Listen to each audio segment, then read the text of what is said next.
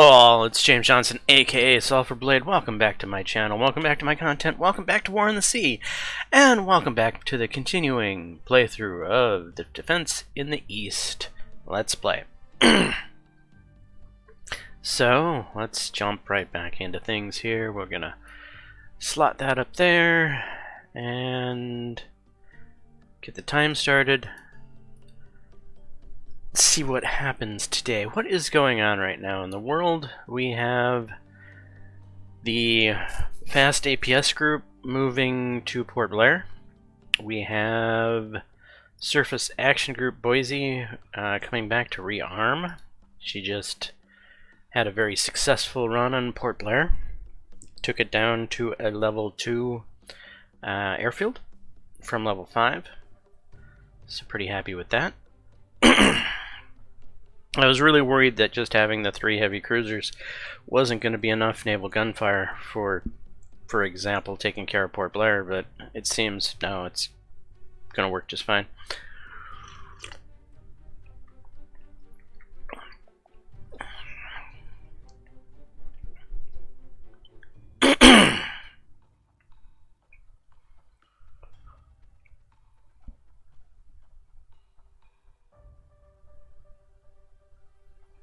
Otherwise, we have the Colombo Merchant Group heading up here to work on building a level 1 airfield at Coconada. Not sure why we're doing that, honestly.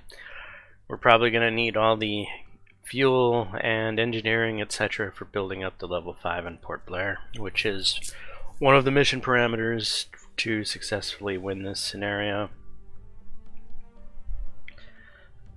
So once we get the level 1 up here in Coconada, I might decide that's a wrap and then prioritize all further fuel and engineering to Port Blair, with the exception of whatever we need to rearm the ships. Keep the albatrosses in the air. The Albatross is the true MVP of this Defense in the Sea playthrough. There's no single unit that has done as much for the success of the Allied war efforts here in the Indian Ocean than that plane. That plane has far and away been the MVP.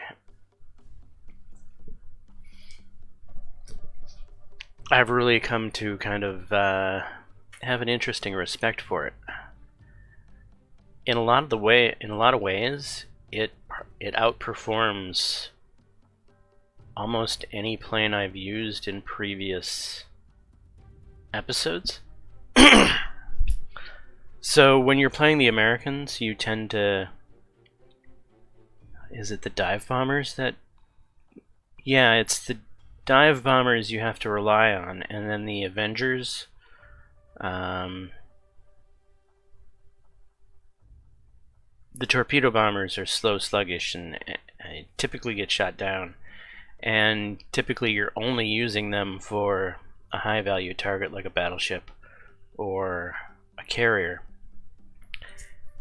And then it's kind of like a suicide mission. They don't come back home. But you've dealt with the high-value unit. The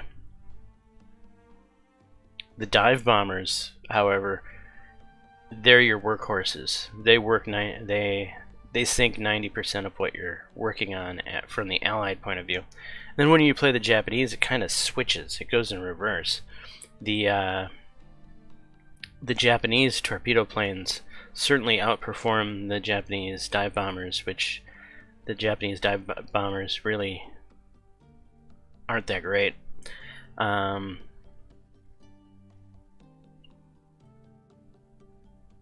But here in this particular campaign, I've never felt like there was one ship that performs so well against all targets.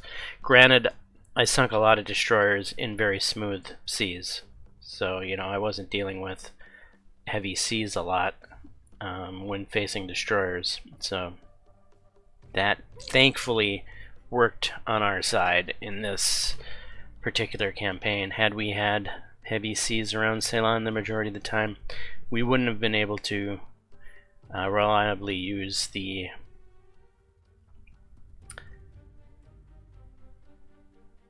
torpedoes against the destroyers, because they would have been running under their keels.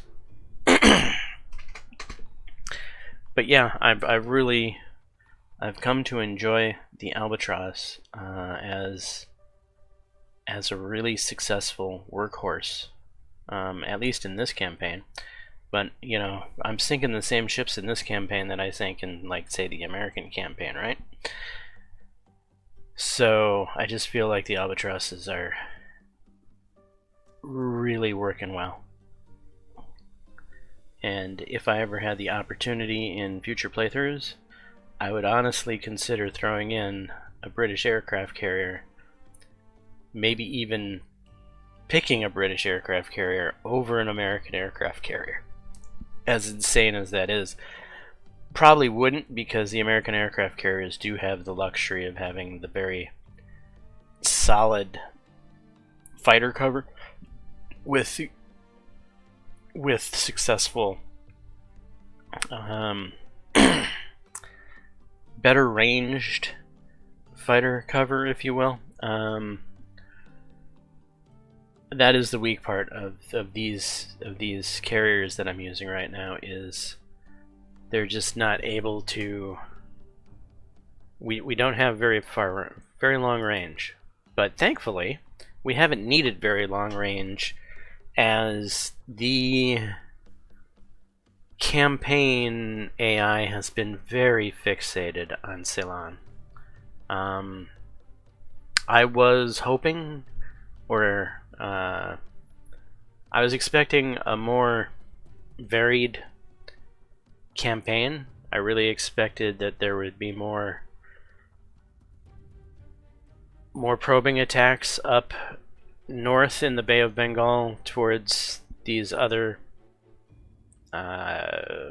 ports up here. But we've seen very little of that. And the reason I was expecting that is from watching other YouTubers, but I think other YouTubers, how do I want to put it?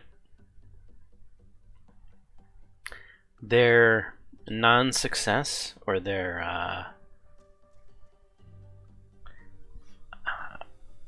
let's say my initial success here in destroying the early game missions that some of these other episodes I've watched failed to accomplish,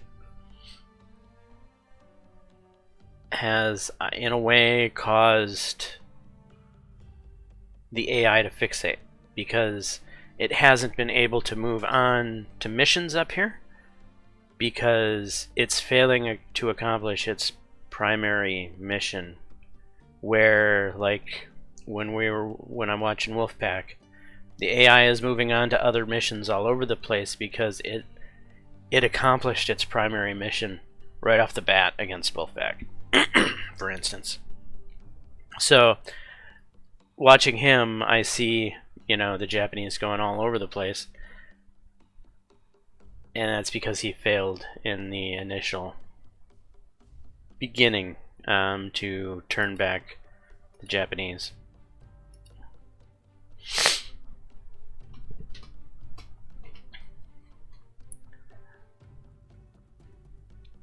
Maybe if the campaign, the guy who made this campaign is still watching at this point. If you look at your success with Wolfpack's video, where he had very little success in the opening because he's not as skilled of a player, or maybe he's doing that on purpose because it's a more interesting watch when you see the player struggle, I suppose. And I could see him doing that because he's all about the entertainment factor over the gameplay meta. Anyway,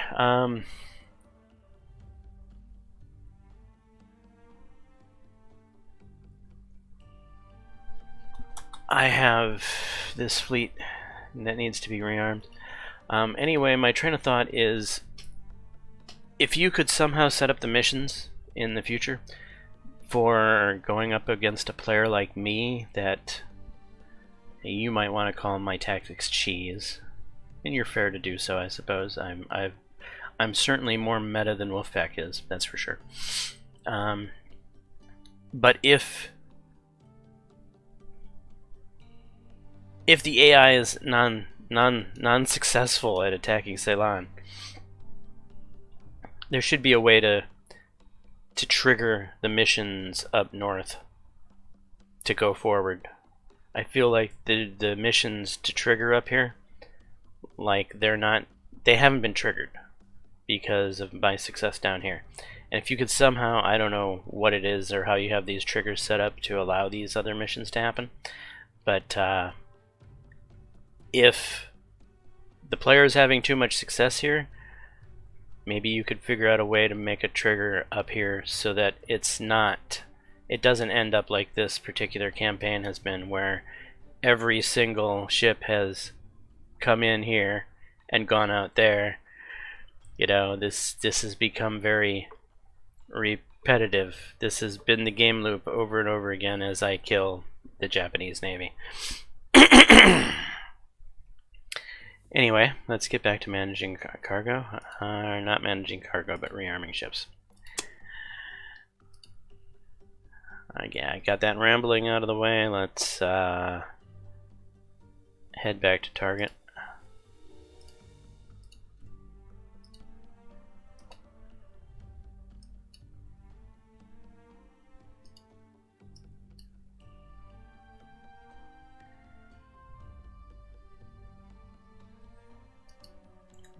Make a beeline to about there.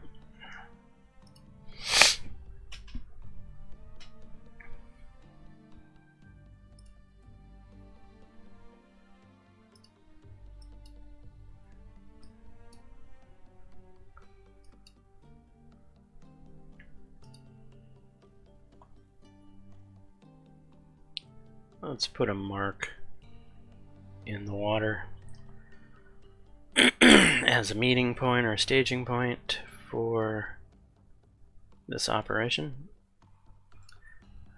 And we go with triangles for that. Okay, how long is it going to take you to reach the triangle? You're gonna get there ahead of time. That's fine. About 7 hours ahead of time.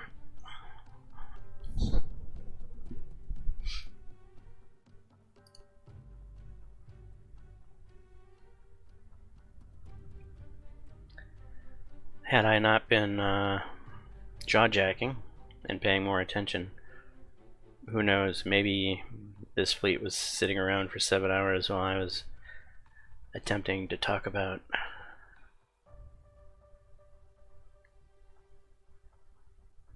the campaign from a player's point of view. I think it's a really well done campaign, don't get me wrong. One of the better ones. But yeah, I would like to see more missions triggering other places.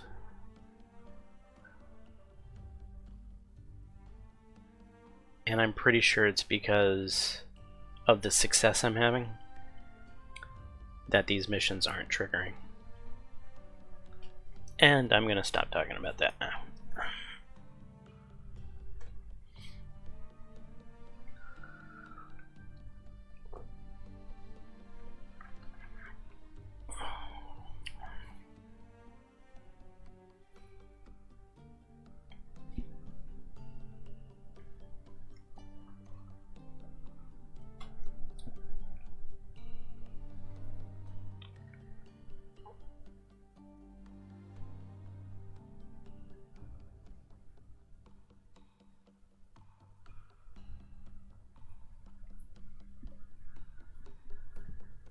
Am I gonna really stop talking about it?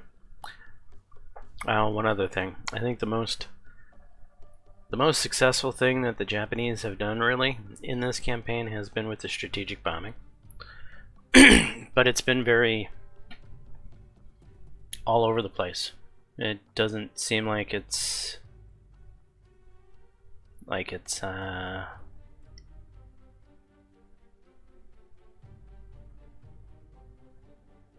what's the word I'm looking for? Focused enough to do damage to the player. However, I fear that if it were focused, it would be overpowered. So I don't know how to strike a balance in keeping it unfocused, but focused enough to where it could be dangerous. If that makes any sense.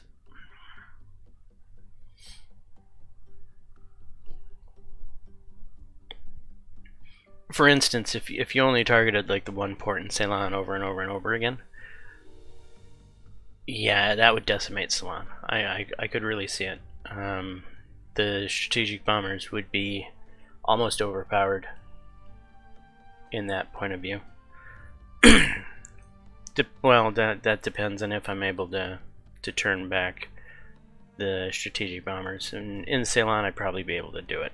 But someplace like Viz, where there's no actual fighters in the air to be able to do anything, and I have to cheese it out by using hurricanes.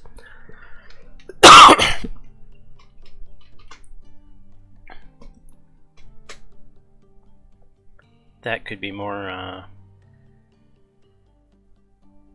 successful against the player. At the same time, too much success against the player is not fun.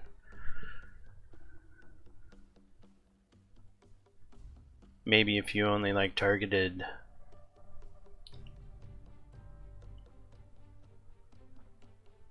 five ports or 4 ports. Yeah, if you like made the strategic bombing missions just target 4 ports, that would still divide it up 4 ways, but it would probably be more focused because the AI would have to pick amongst those 4, and therefore they'd show up at those 4 more often. Just an idea, brainstorming here.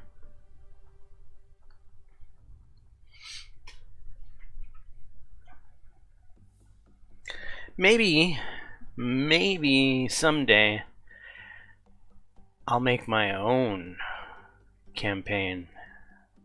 Though, you know what, guys? I'm good at some of the minor modding in this game, like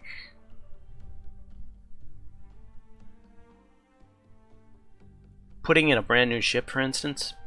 It's probably beyond me. Creating a brand new map, that's probably beyond me.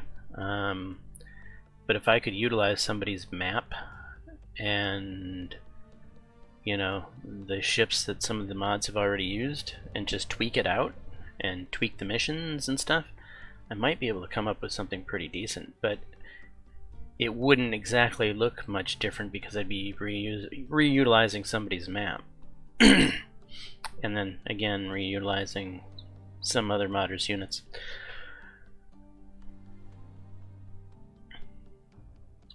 And then, yeah, interesting thought, but I think I'd ruffle some feathers if I did that.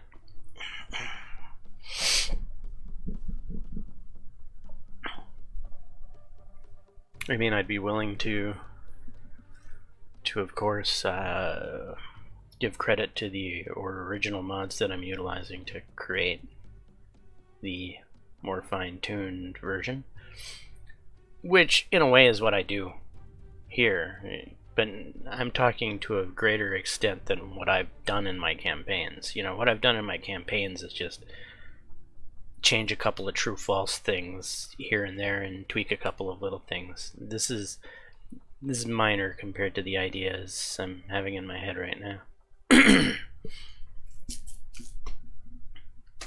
Minor tweaks compared to a major tweak overhaul, if you will. But then I would have to figure out how the missions work. That's something I really haven't dived into or gotten any experience with, but I don't think it's beyond my capacity to figure out. I think it's something I could figure out. might be worth diving into at some point. Okay, why does everything feel very slow today? I don't know. Because nothing's happening? Come on, Japan! Come punch me in the face or something.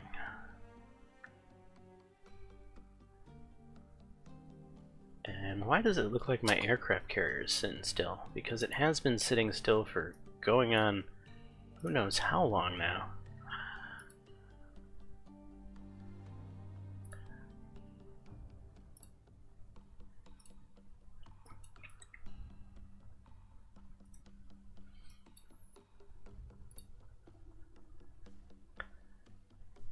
Alright.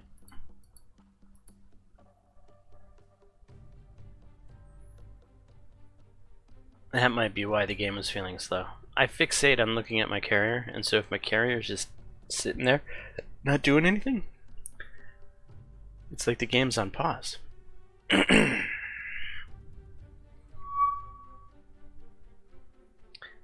air operations are now available.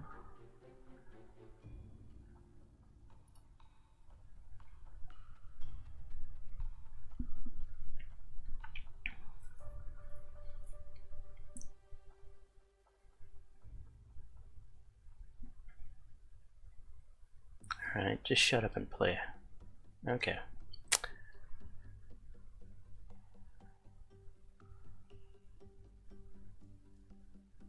I don't know. If you've watched me long enough, you know that sometimes I get into these theory crafting monologues that get me a little distracted every now and then.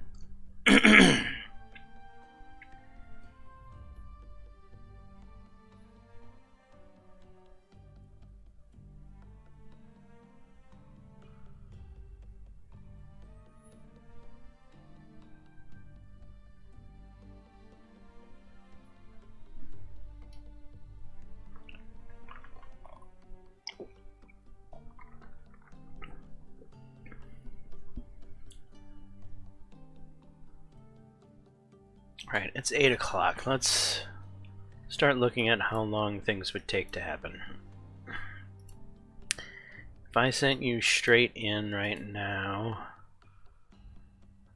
we're looking at 16.5 hours.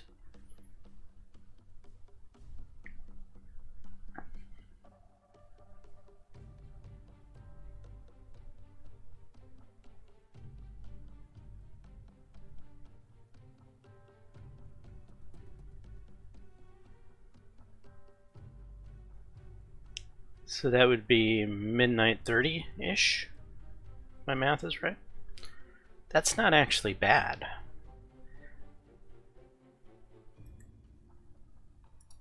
How long would it take you? You'd be getting there a little sooner. About an hour sooner, which is about right, but I want the bombardment to happen first, so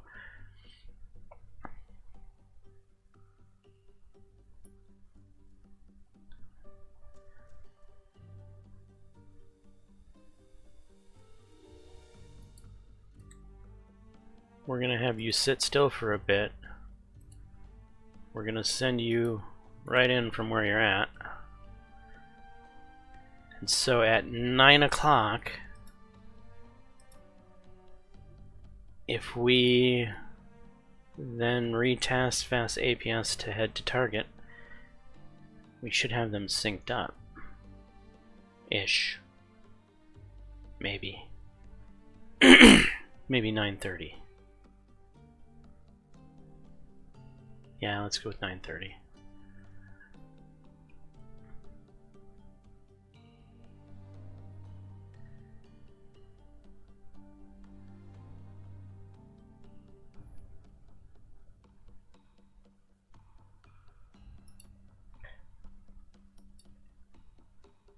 Alright. Surface Action Group Boise. You're gonna be arriving basically in 15 hours.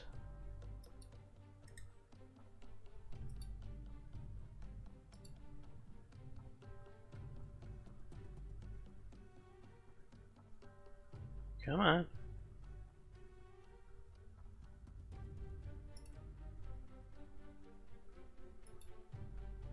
What the heck is going on there? I don't like that.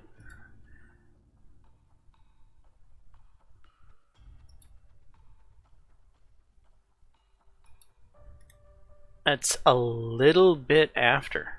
Perfect. Absolutely perfect.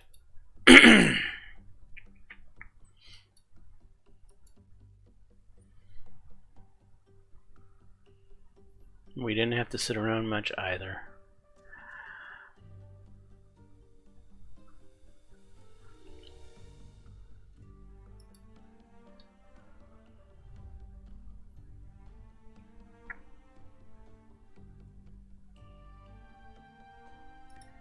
Alright, that should be close enough to drop off.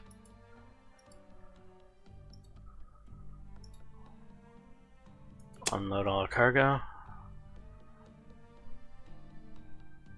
Odd.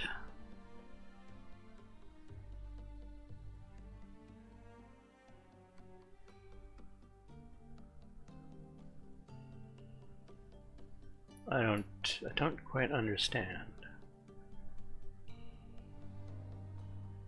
The Petra carries 21 fuel, so this should be it's 41 instead of 42.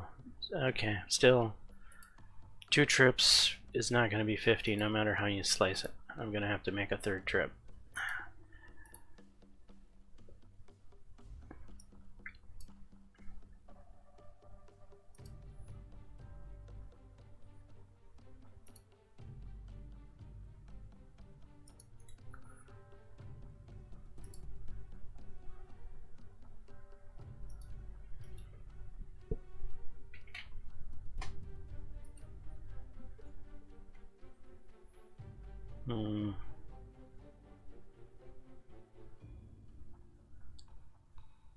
Hold the phone. This might be cheesy. Would it be?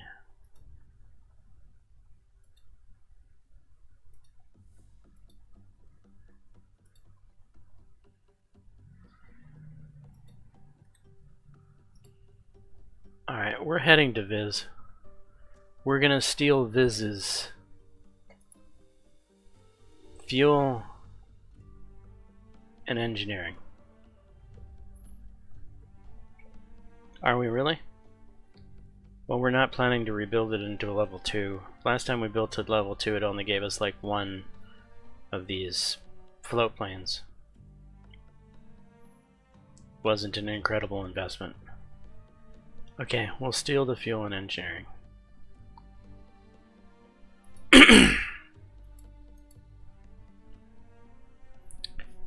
And because we had to go back to the vanilla style of resupplying planes, the fuel and engineering is not needed at the ports to recreate the planes, sadly.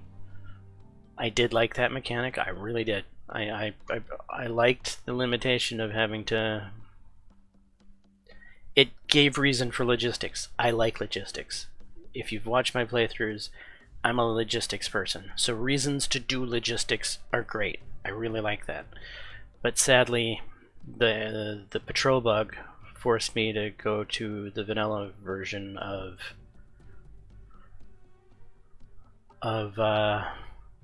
planes, of how vanilla resupplies the planes at the ports, which doesn't utilize the wonderful supply features, sadly.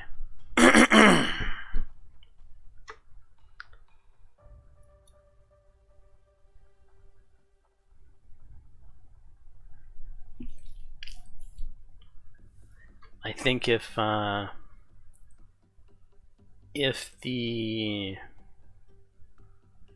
modder, and I'm not, so I don't want to put it on the modder's shoulders. I think the mod is doing the best that it can with, my assumption is the mod is doing the best it can with what Killerfish has given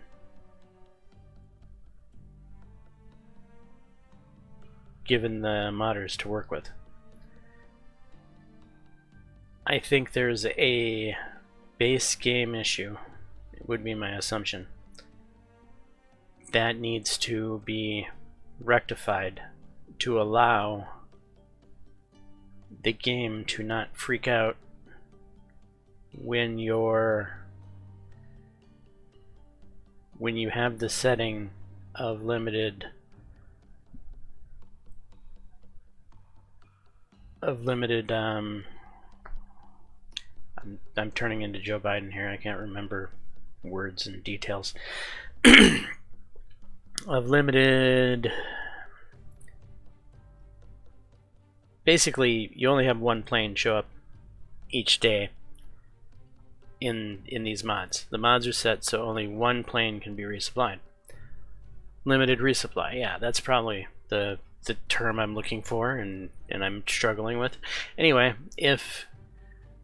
I think my assumption, I might be wrong, but Killer Fish may have to do something base game wise to allow these mods to be able to do the limited resupply. So there's already the setting for limited resupply. You can set it to true and false. So one would assume that the meat and potatoes, the bones, the skeleton is in place to make it work. But currently, when you attempt to make it work, it causes the flight patrol bug. So there's a problem there somewhere, and I don't necessarily put it on the developer's shoulders, though it could be. You know, it's not 100% that it's the modder's fault. I'm leaning towards it's a base game issue. But it's not 100% that it's a base game issue either. It could indeed be the modder's fault. So I'm not 100% on that either way, but there is a patrol bug, and I think it's a base game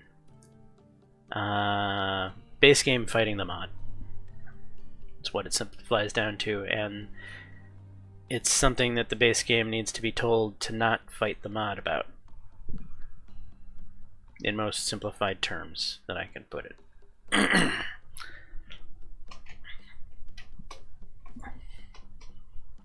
It would indeed make this scenario far more interesting if you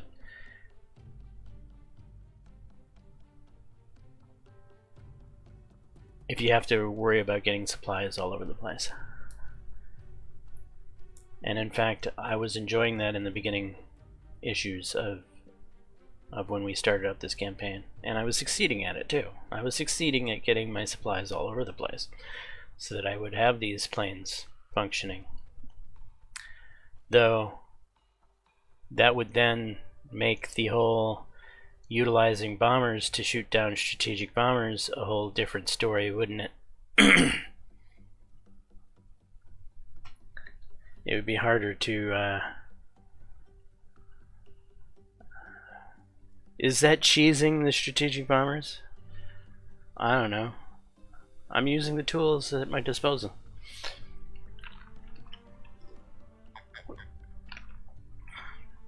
You know, some might say that setting my level bombers at line ahead formation and pausing continually to drop every bomb perfectly is cheesing too. In fact, I probably agree with him. But this game started off in a difficult place, and I felt like some cheesy tactics were in order to make sure I didn't end up where Wolfpack is. He is currently suffering in that playthrough. I don't think he can recover from it.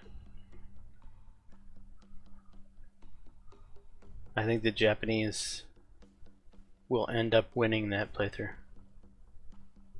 if he ever gets to that point. I don't think I've ever seen a Wolfpack playthrough get to that point anyway.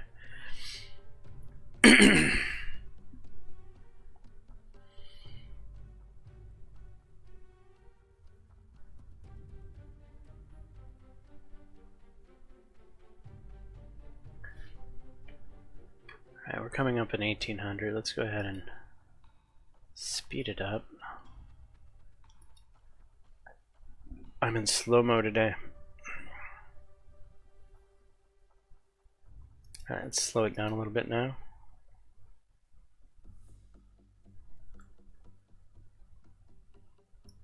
Okay, bombard time.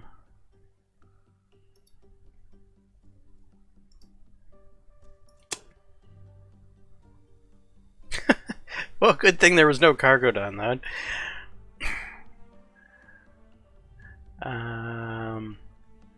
Shore bombardment, please. 1, 2, 3.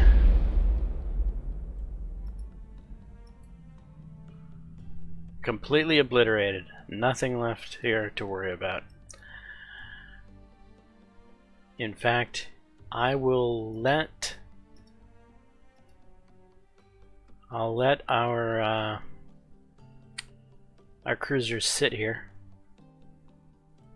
They will provide naval gunfire support in an RPG sense to the troops going ashore. Unload all cargo, please.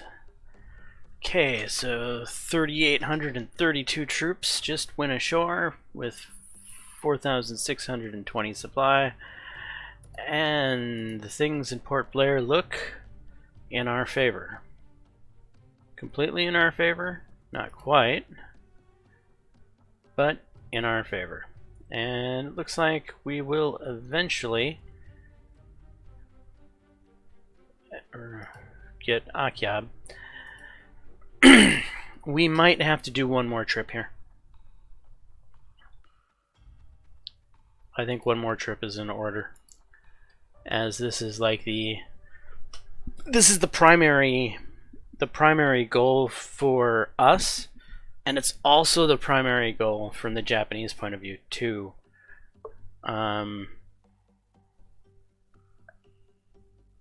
Well, that's not quite true. The primary goal from the Japanese point of view is Ceylon, but they are tasked with setting up a level 5 airfield in Port Blair and maintaining control of Port Blair from the Japanese playthrough point of view. So both playthrough point of views are concerned with Port Blair. So Port Blair is kind of like a focal point of contention, and so therefore having a huge amount of troops here would serve us well. It's not going to be something that's going to be going to waste. Now then, let's head back to Ceylon the fastest way possible, which you're not going to make this easy to figure out, are you? Okay, if we go up and above, it's going to take us 77 hours, and if we go below, it'll be 72 hours. Okay, we'll go below then. Though that is taking us through some dangerously traveled water. That's... No, I want to go up and above. 5 more hours, less dangerous path, in my opinion.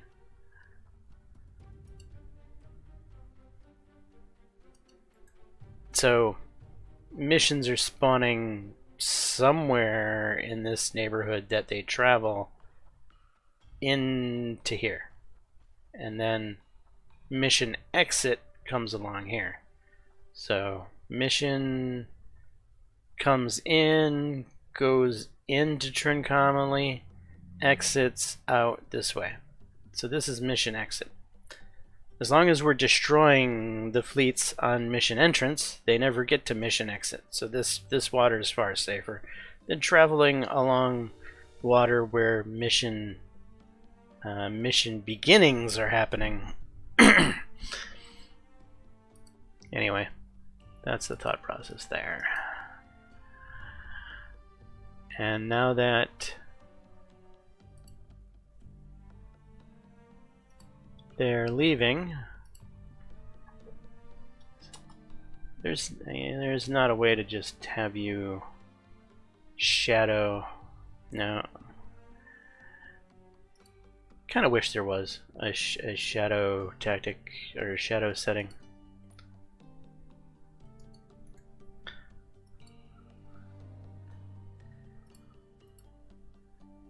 Alright, out we go.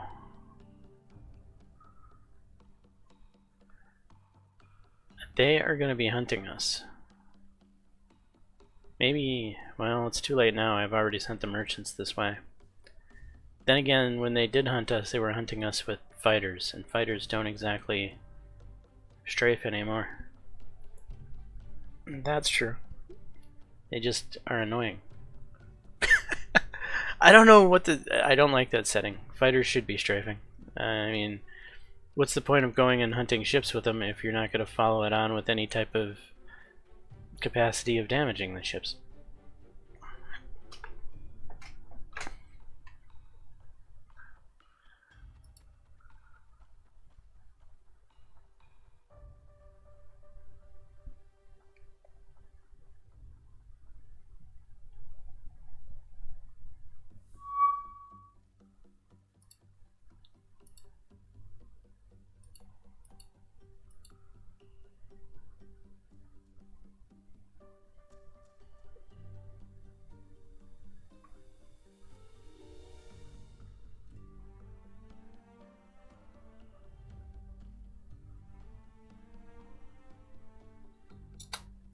Alright, only because I don't want you to... I'm gonna travel back this way. Travel back this way.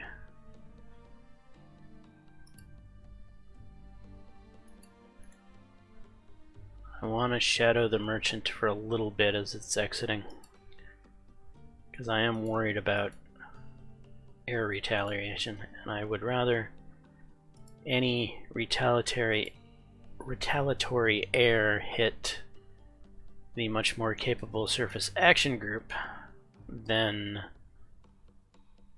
the merchants.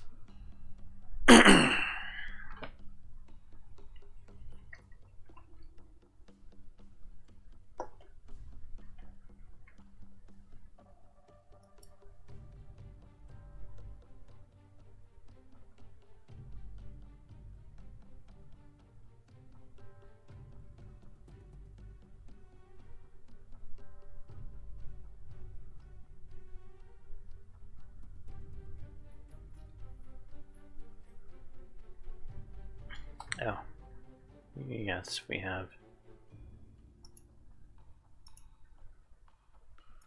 Manage. Not worrying about you, not worrying about you. We're stealing the gas here. What just happened?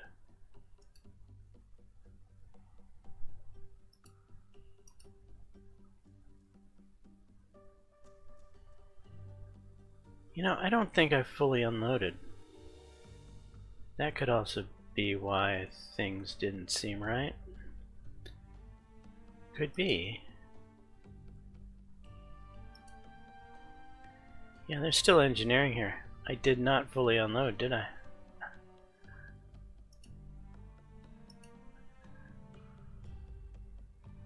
Oh well, this is fine.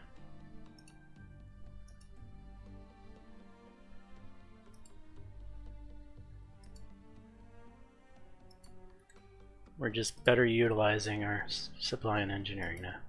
Or our gas and engineering.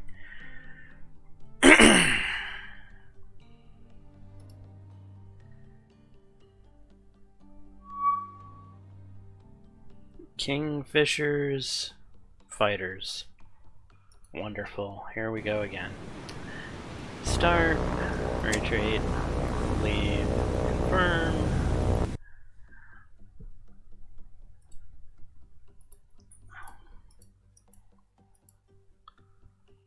We'll only have to do that about 20 more times.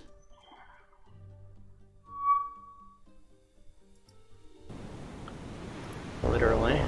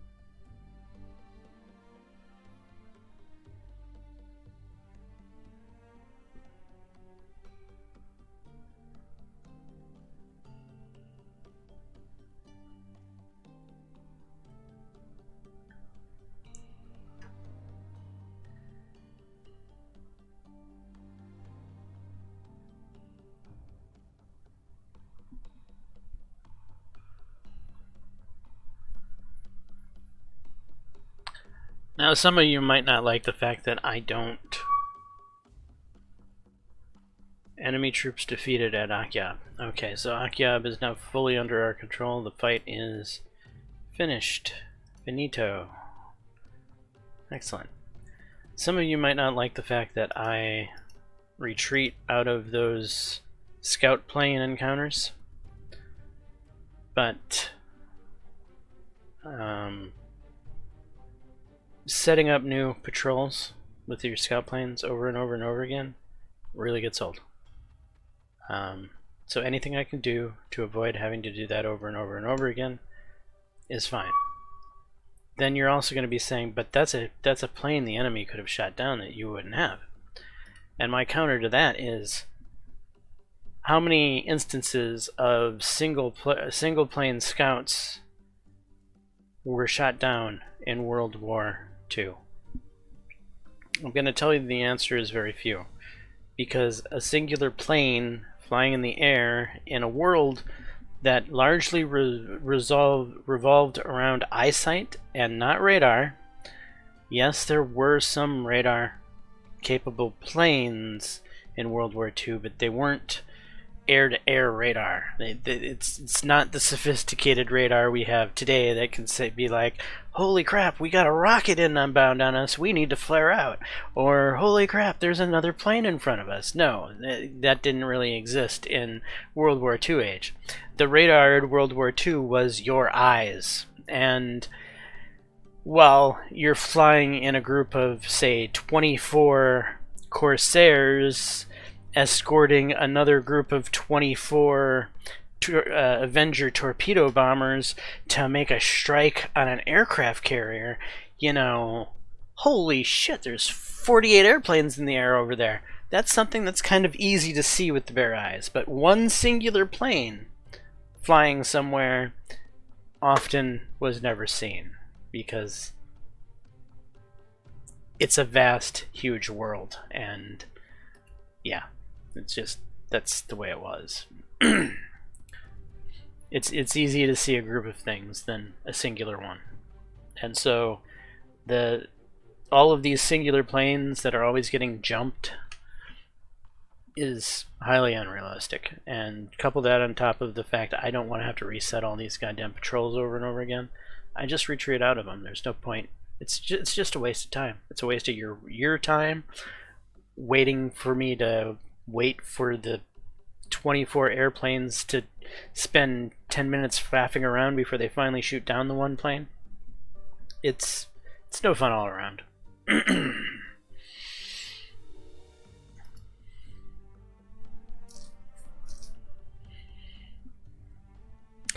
We just got paid, which means we have new stuff to haul. So let's get them hauling it. Alright, manage cargo. So, supply.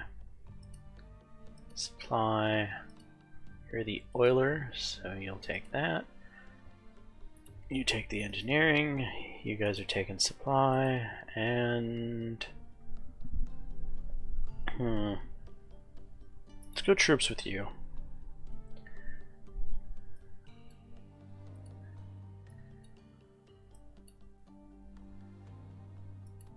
And straight on down to Colombo we go. Now Adu Atoll. If I can click on you here. There we go.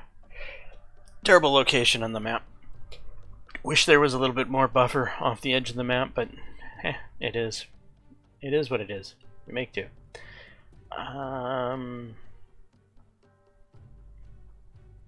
What am I doing again? I'm managing cargo. Right. Okay, troops. No. Supplies. These guys are for troops.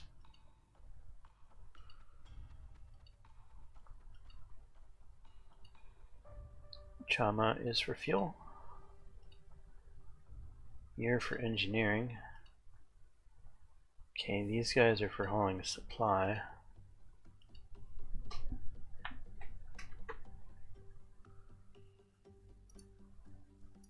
You guys can a little more supply. Okay.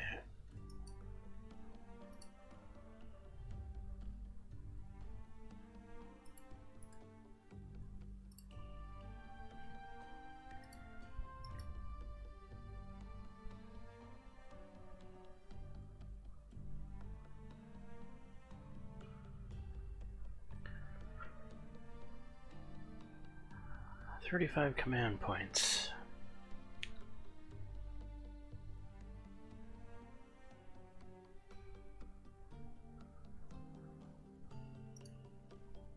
Yeah, not really sure what to do with that.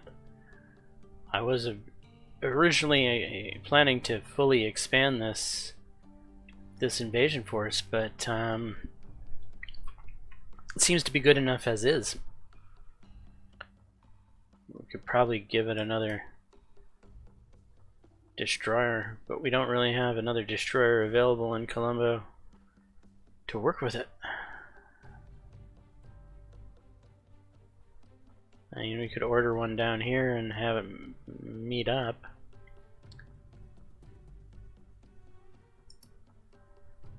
You know, let's do that. New sea.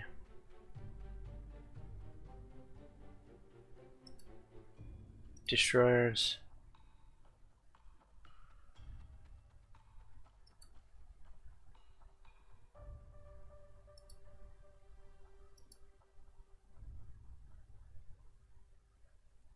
Admiral S. No, I want Admiral ASW.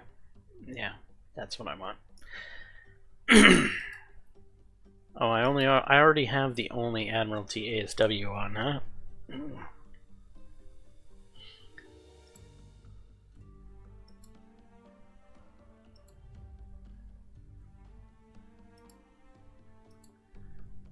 Well, that's about. Let's look at this by way of ASW purposes.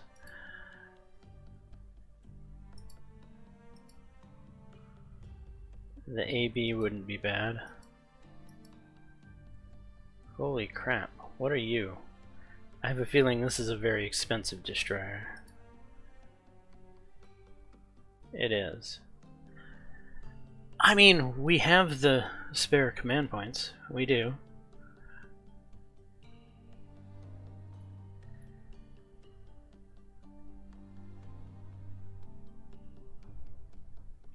Sure, let's go with it.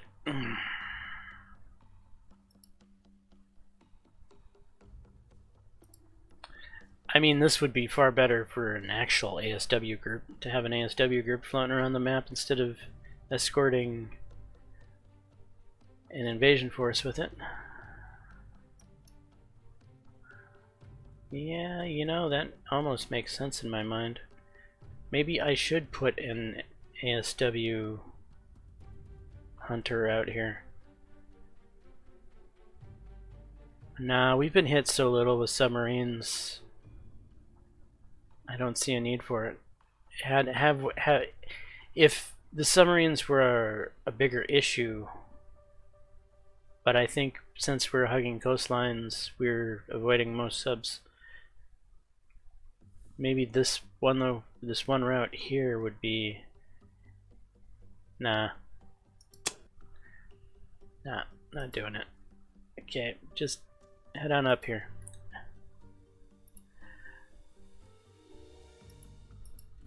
That'll be our purchase for this purchase period, and we'll save up the remaining 26 for next purchase period. Maybe we can get something cool later on, like some new carriers that come available in July.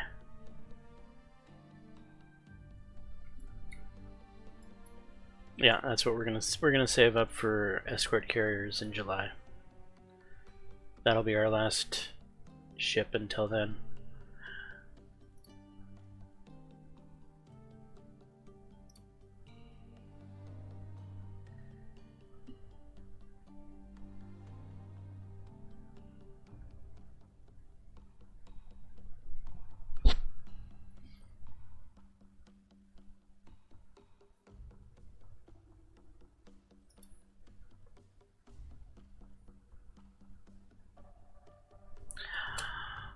Right. Pay attention. Unload fully this time. Okay. Head back down.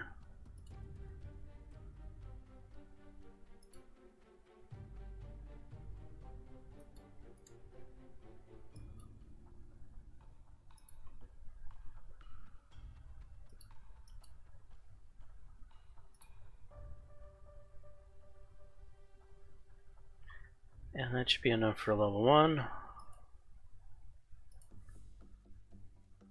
It is.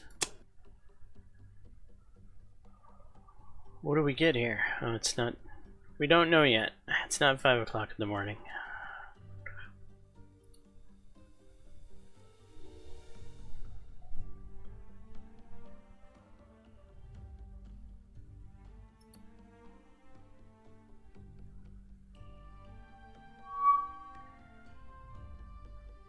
Okay, now it's 5 in the morning. Yay! It's even worse than the walruses. Are you kidding me?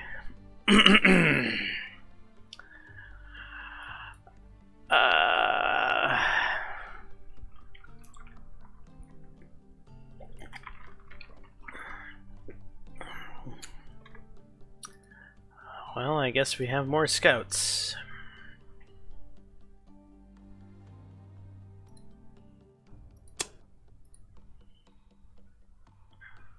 More short-ranged scouts.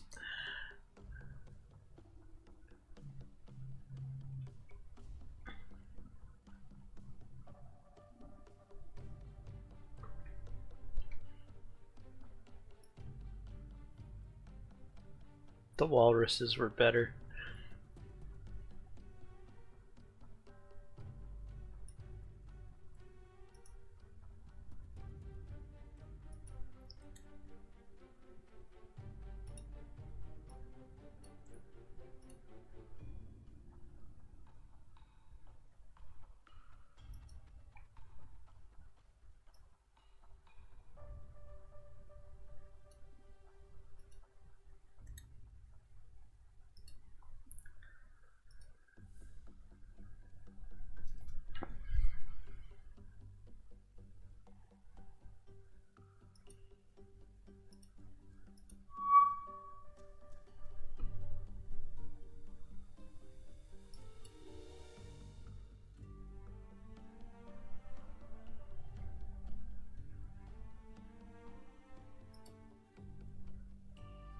Did I not send something out over here?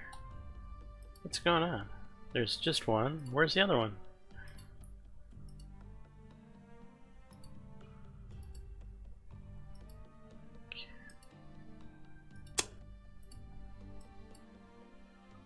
I screwed something up.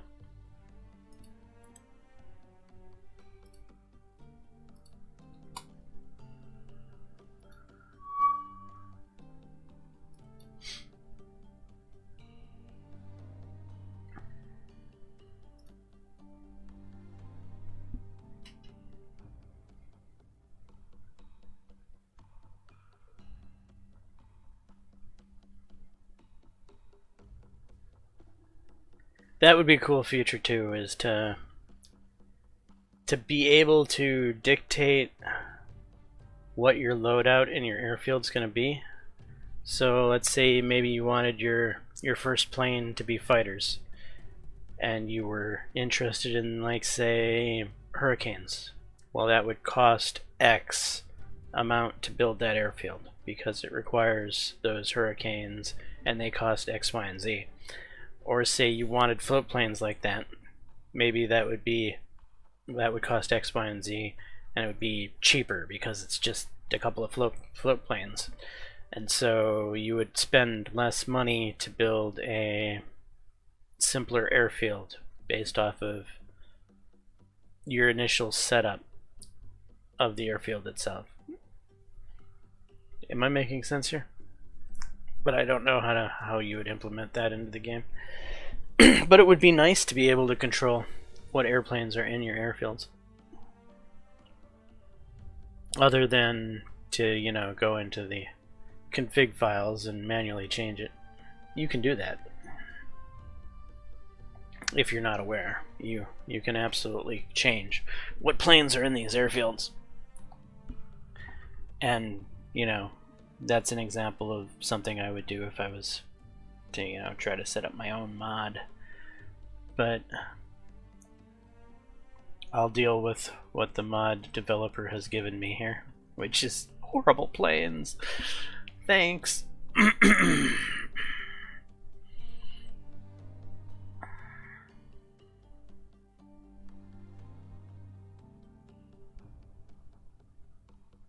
It does give it some spice and some color, like having the long range Wellingtons up here in Calcutta.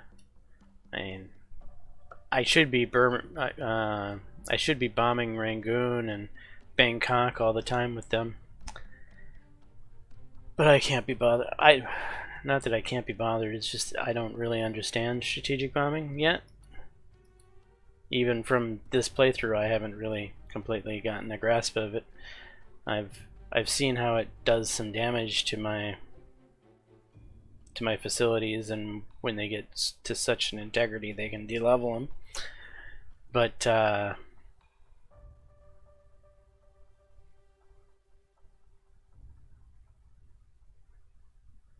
yeah, how many bombers does it take? How many bombs does it take? Etc. etc. The more finer mechanics of it, I haven't meted it yet. I haven't gotten it figured out yet. I guess what I'm trying to say.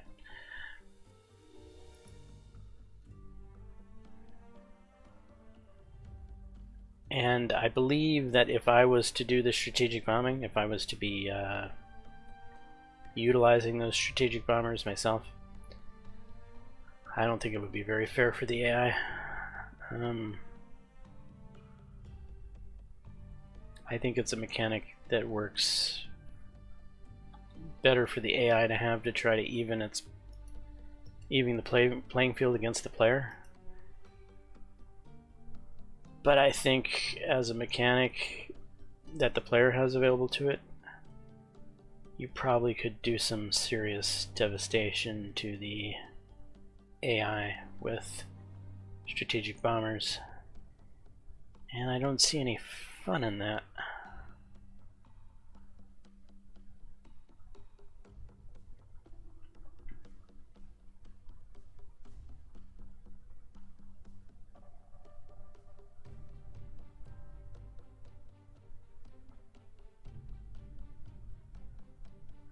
But then you can say the same thing about a lot of things, like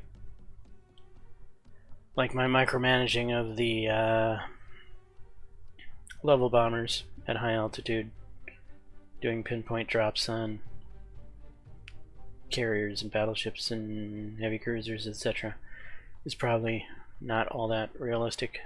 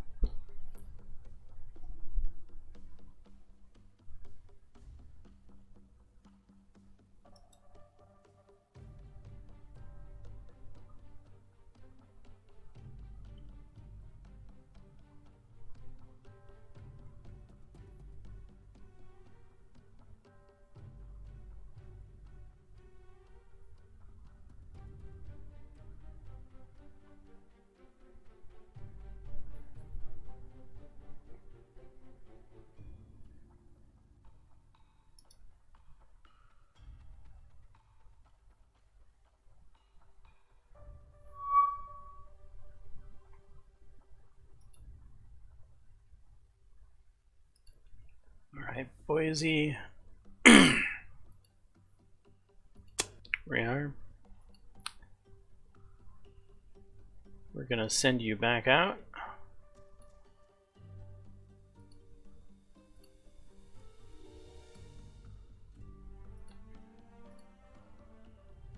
Damn it. Why'd I do that? Because you don't like having this box in the way.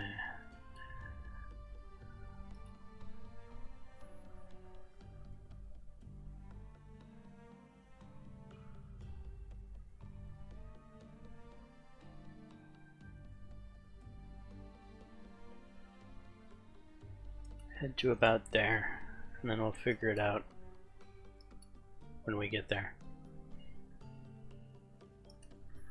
Next target, Rangoon.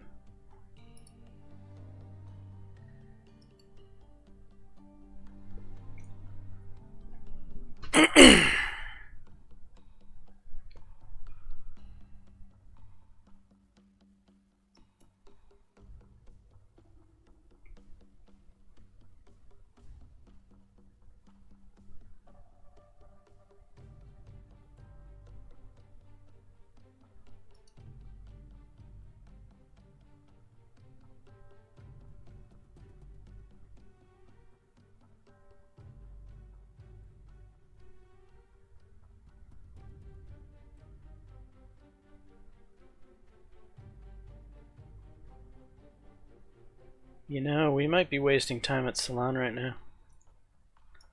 Now that we've dropped troops at Port Blair, the AI might shift its attention. Wait a second. Hold the phone. We have a target out here.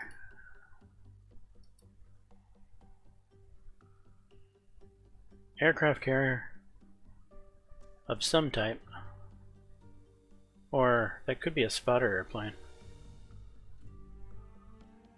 Something's in the neighborhood.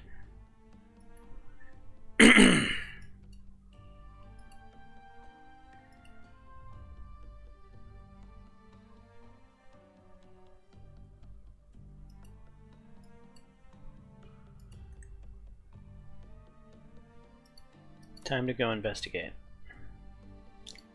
And we're getting reckless with our carrier.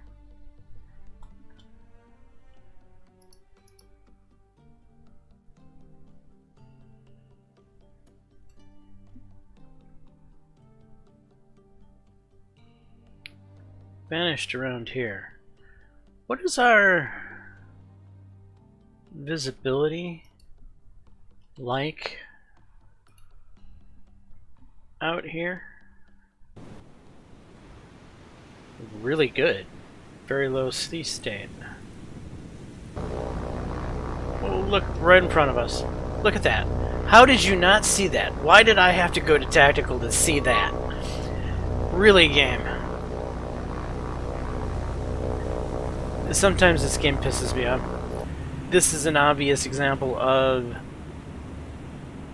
it made no sense. Okay, so another escort carrier.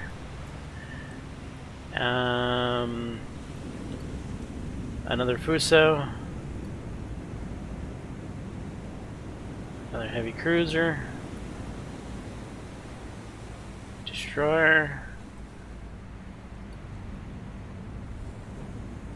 Ah, light cruiser. A modern light cruiser. I think. Yeah, I'm pretty sure that's... Yep.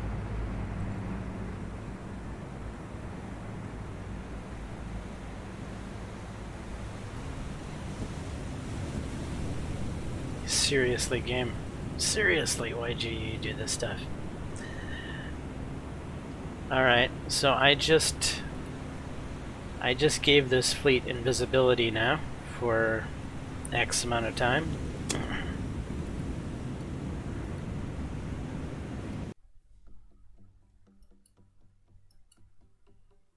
So somewhere in this neighborhood is the carrier group.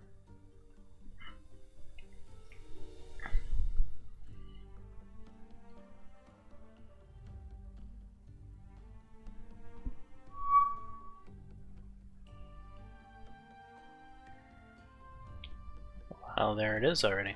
Okay. Ignore, please. Coming in on its usual approach vector.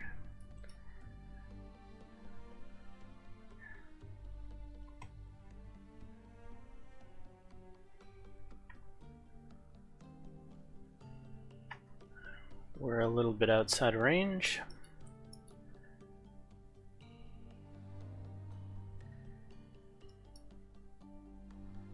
So this is Fuso number 2, the last of the Fusos. And number 2 of 3 of those escort carriers.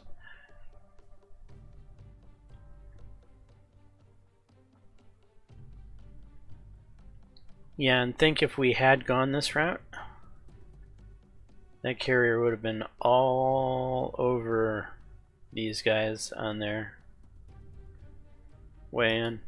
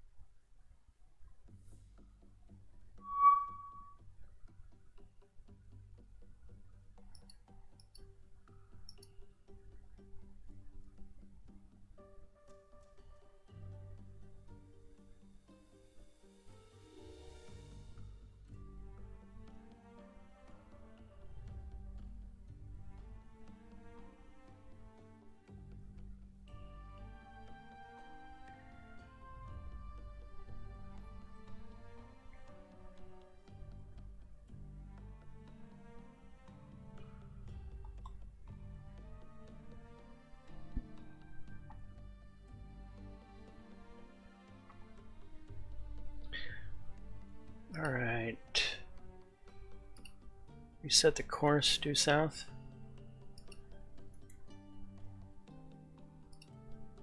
We're gonna think about launching here shortly. In fact, yeah, we're gonna launch here shortly.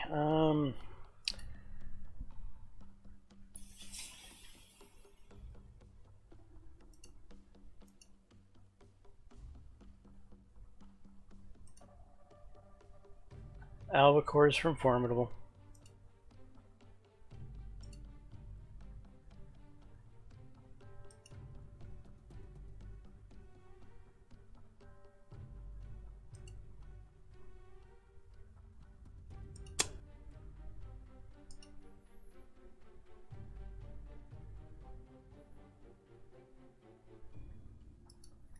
Down there. Trincomalee. Hurricanes.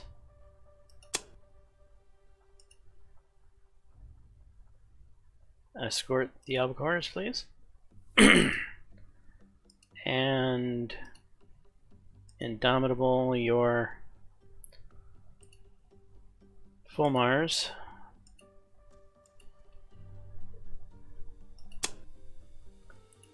Are going to escort the Albacores.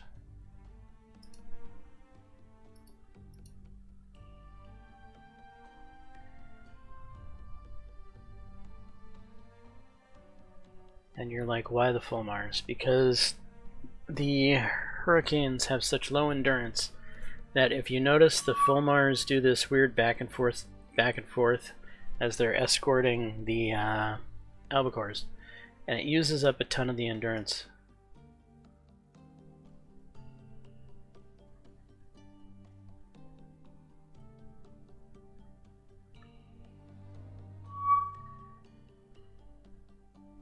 Like the Hurricanes would have been out of endurance already. It's absolutely ridiculous.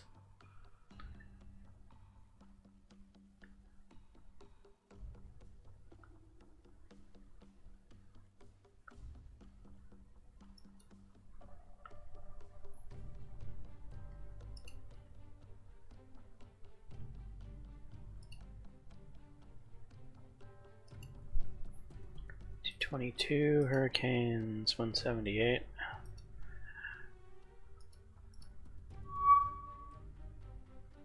Counter with Colombo. Don't care.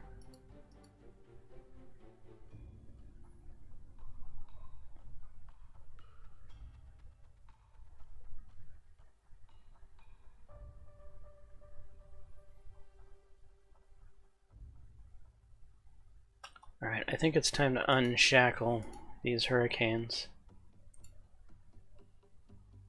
Let them go forth and find the enemy. Full Mars, we're going to unshackle you. Let you go forth, find the enemy.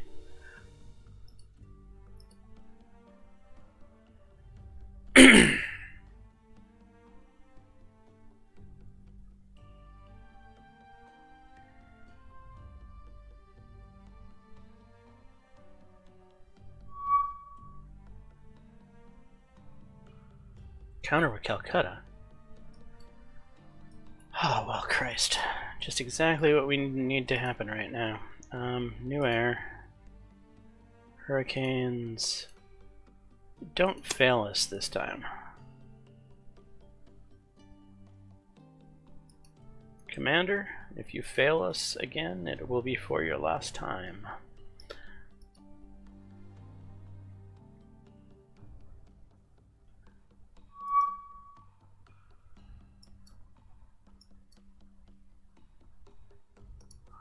This is like a minor little nuisance thing going on up here.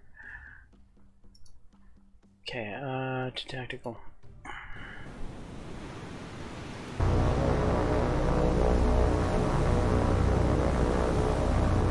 They're over there. Go get them.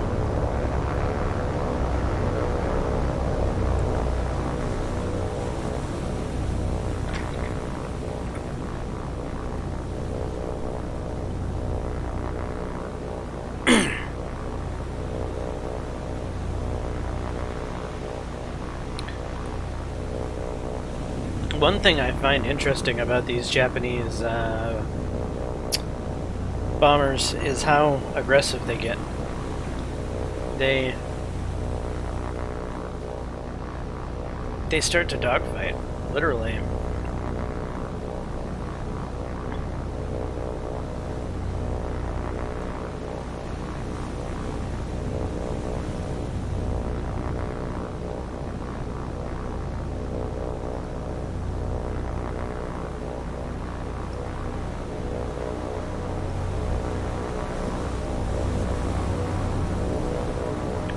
Targeting that one, and you're that close. Start shooting.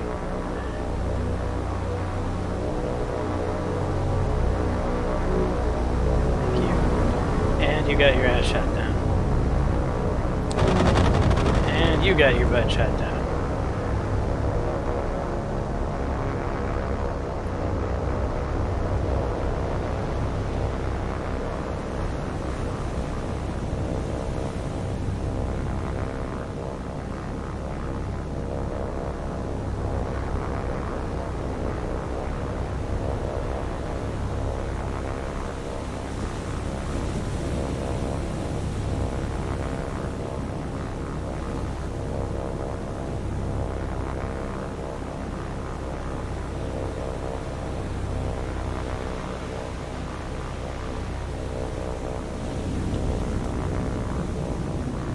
Seven, 6.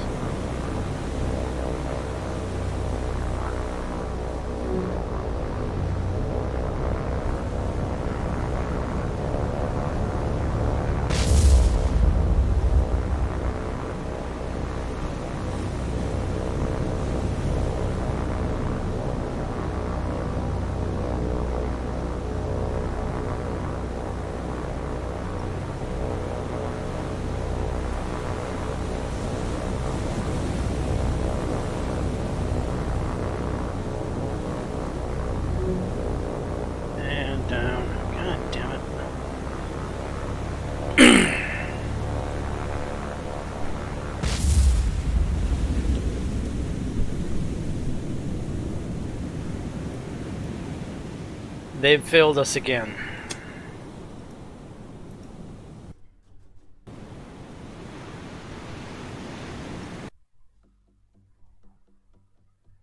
Okay, where and...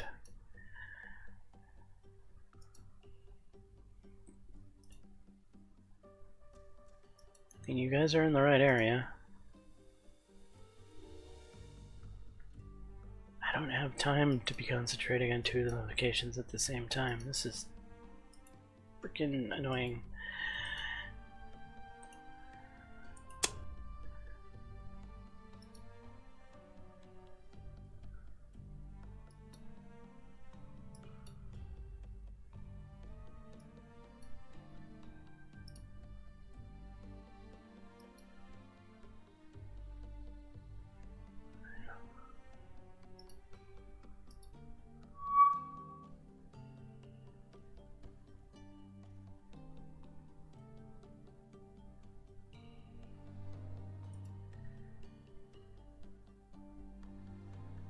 These hurricanes are running out of steam.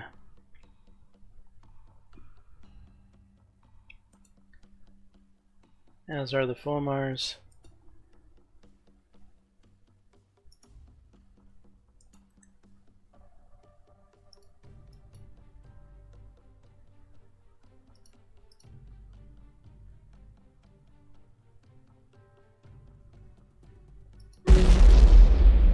The hell? You didn't trigger?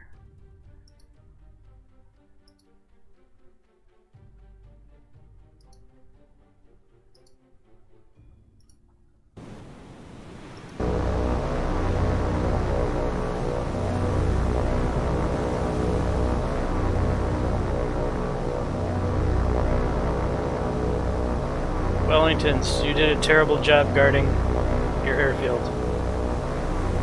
And where's the enemy?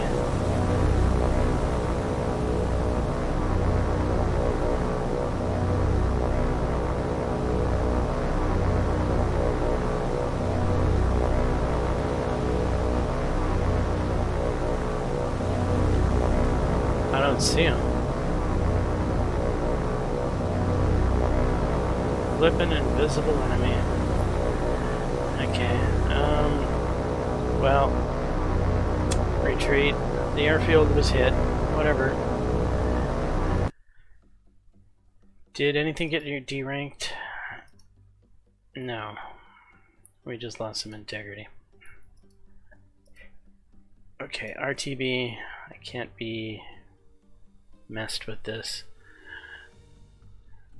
We are like right on top of where we need to be. We have 11 endurance left.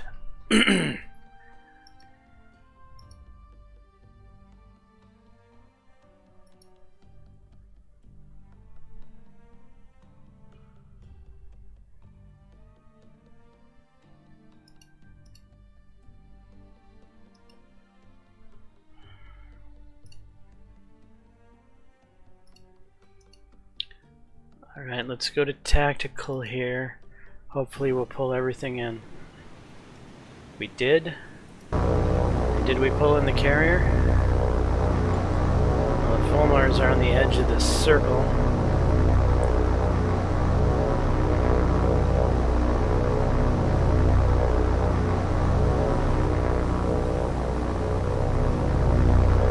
Are there ships down here?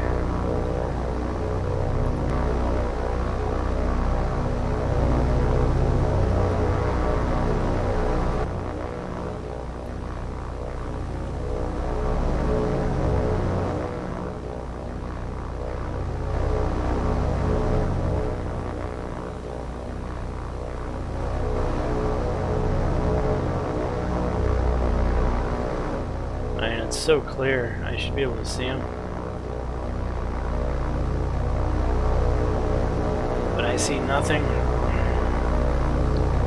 I see nothing, I hear nothing, I know nothing other than we have a problem.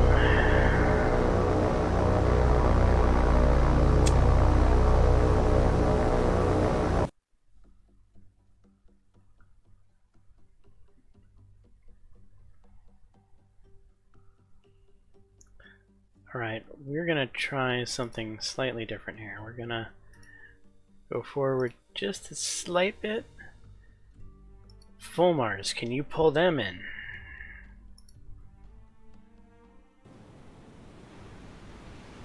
You did.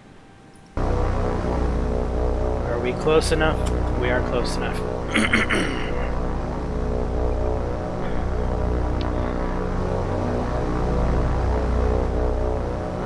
Though the fleet is on the edge of the circle, like literally. Albacores.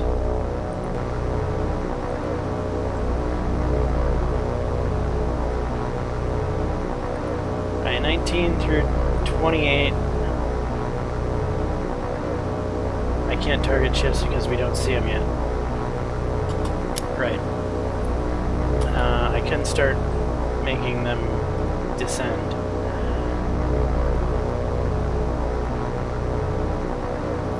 Form up. 130.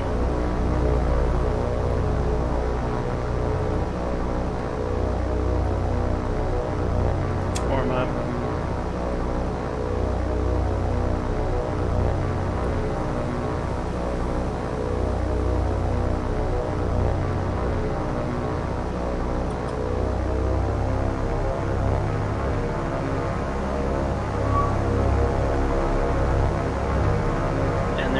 Out of the damn neighborhood.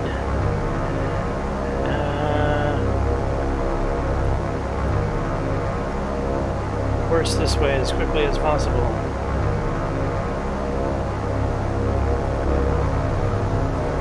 Other albacores form up again with a different color. This way as quickly as possible.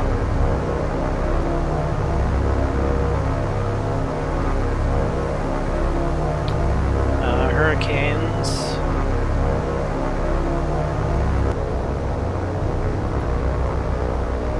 Form up.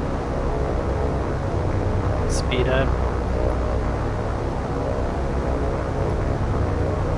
Please head this way.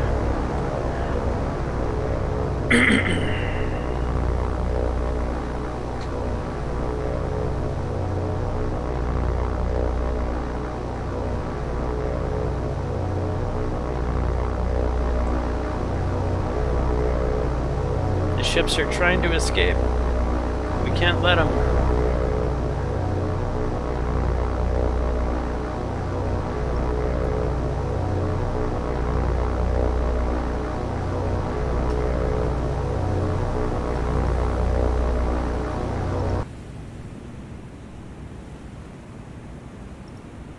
Oh, and the targets are on the other side of the formation.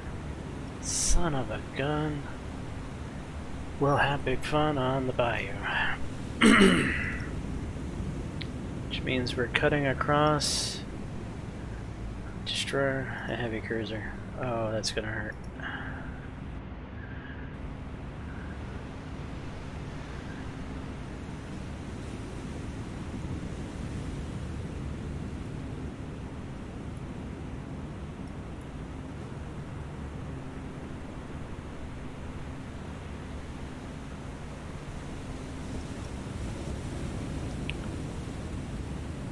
Hurry up, planes.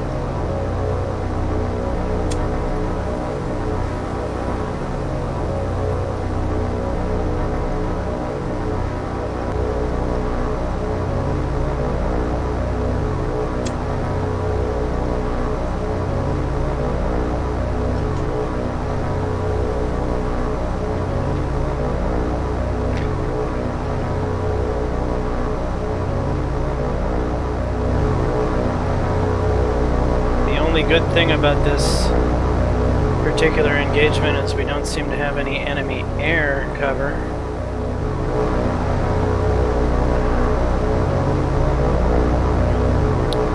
But are we going to be able to make it to the target in time?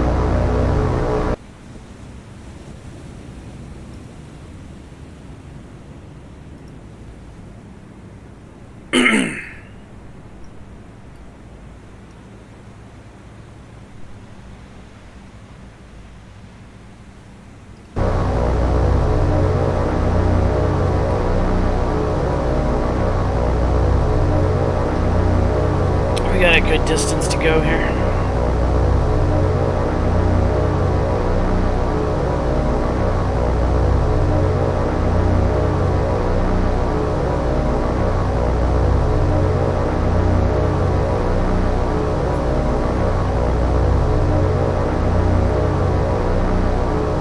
Speed up the entire group for travel.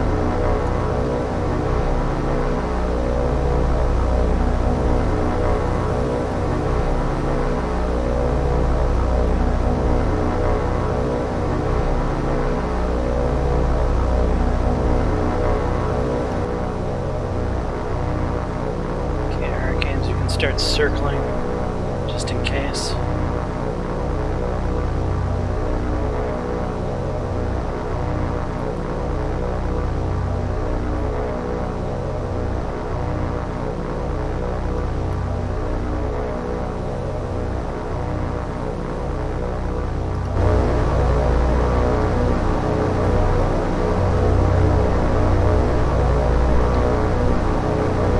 Carrier might get away.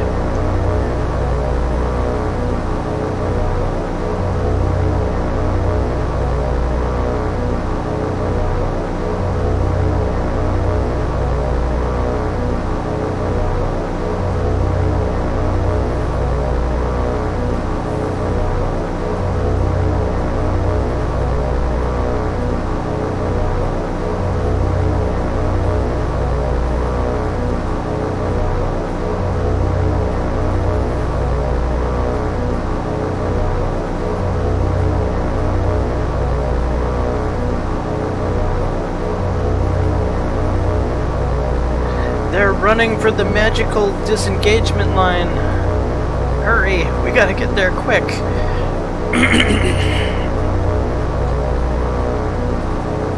Or the ships will suddenly vanish from our eyesight. They'll be in a different realm.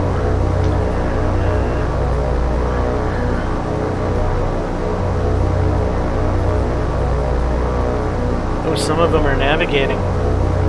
Some of them are changing course.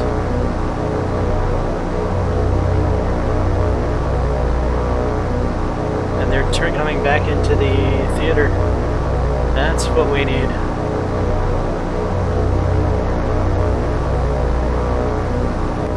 Alright, 31 through 39. Your target. If it's still there when you get there. No, we're still traveling at 140 knots. We'll wait to give you your order.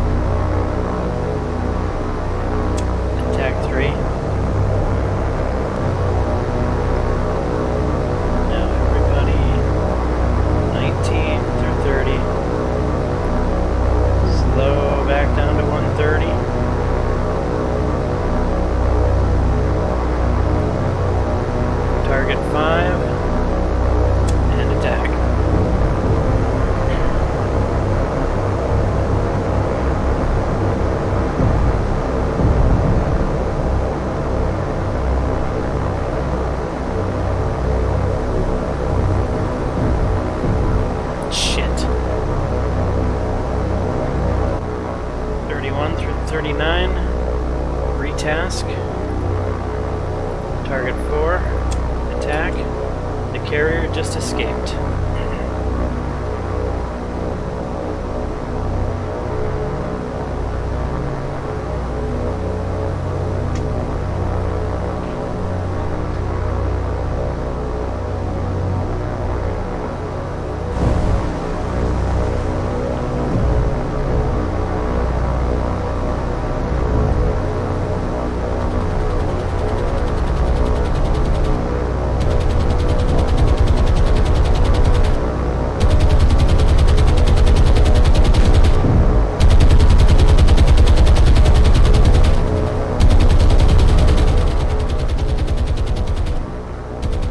Fish in the water.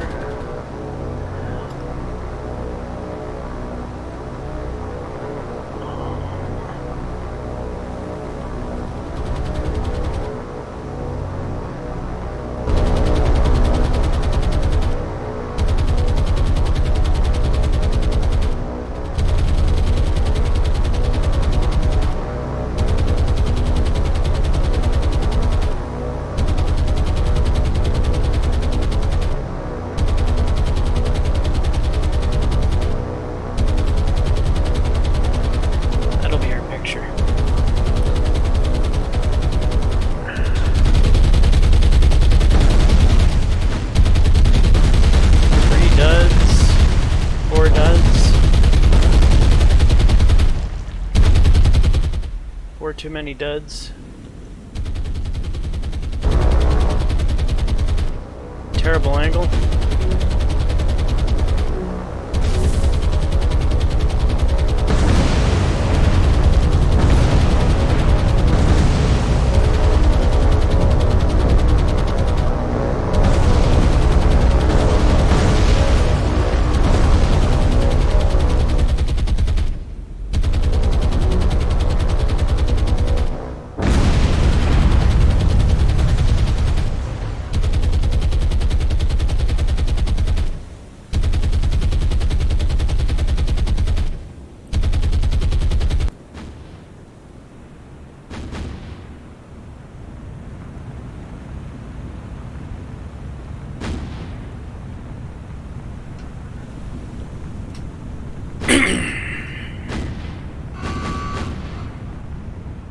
Alright, we sunk the heavy cruiser.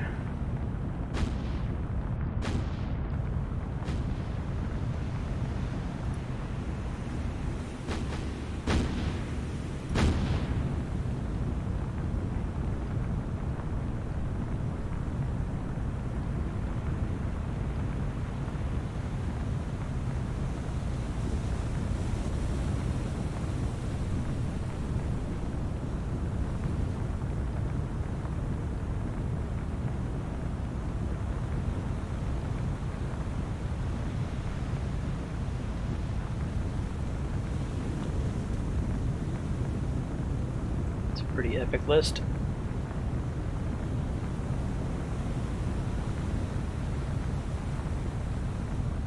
As top heavy as a Fuso would be, I would think that would tip her over.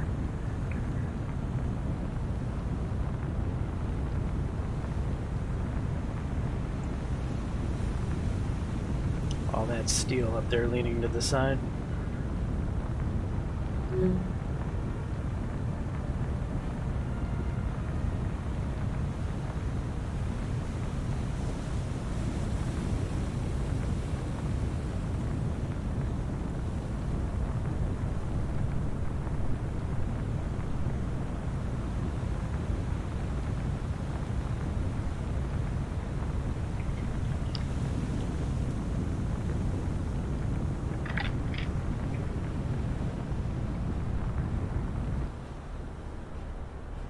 Fires are going out.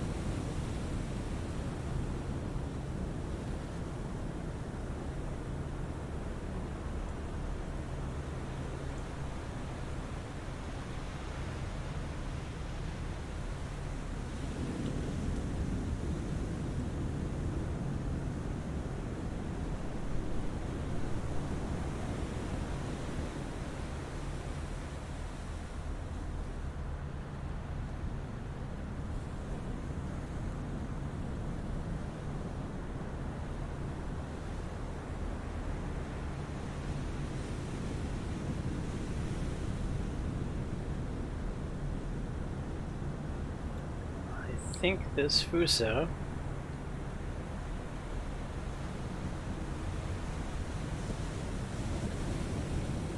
is gonna somehow manage to limp away.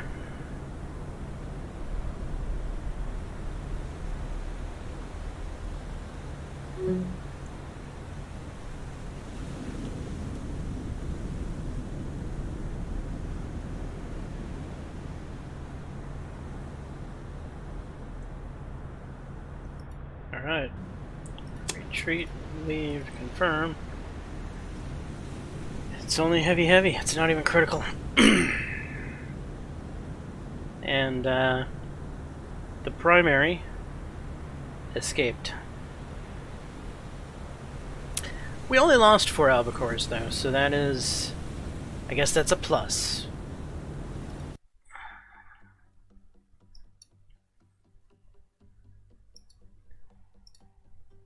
Okay, RTB... RTB... Everyone, RTB, please.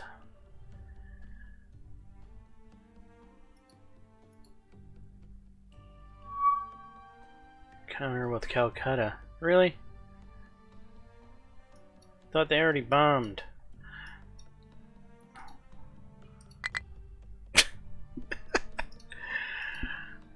They did already bomb, didn't they? Yeah, they're flying away.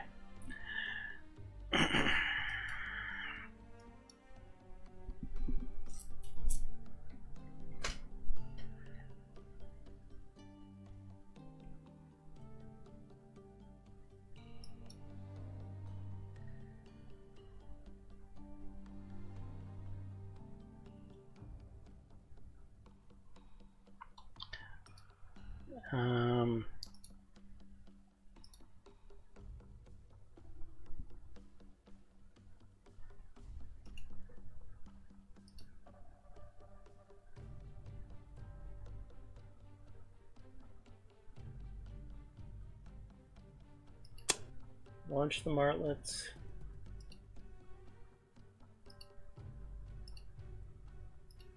Launch Indomitables.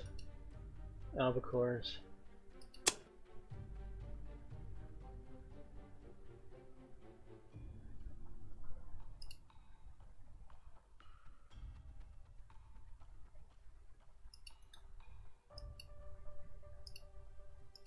Martlets.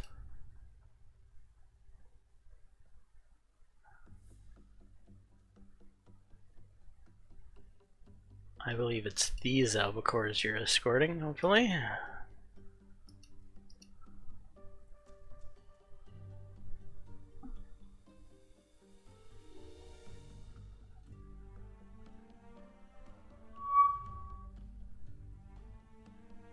Formidable's ready to launch aircraft. Okay, we'll do it. Throw up the full Mars. Go catch up with those albacores.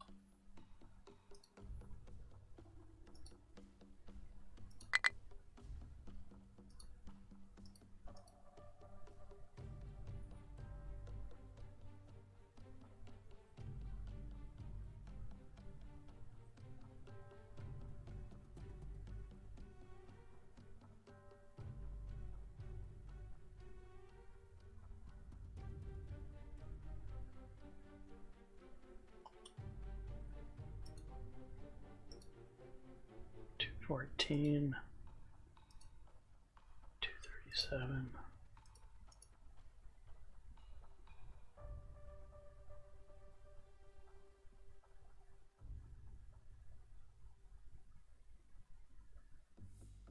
Those are bombers.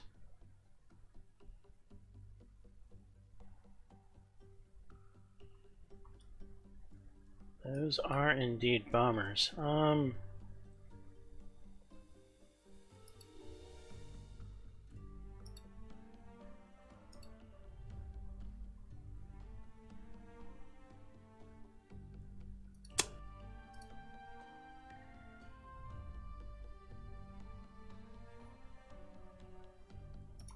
For fast APS, please.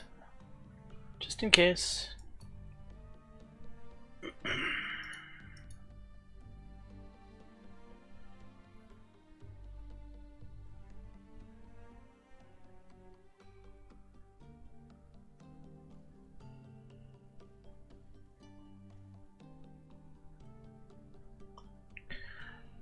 And we haven't actually seen this group, physically seen it.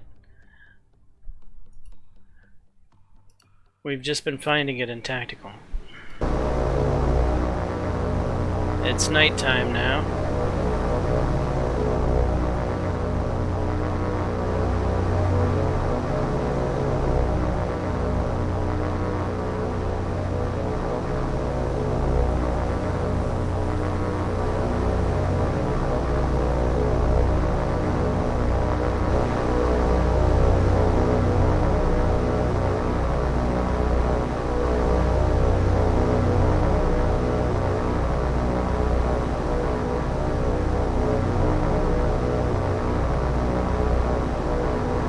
Nothing.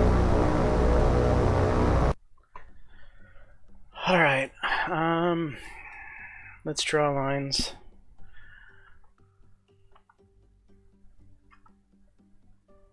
Okay, you guys are flying something like this.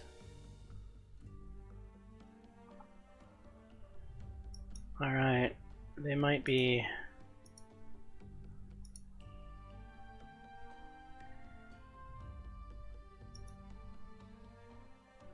this way.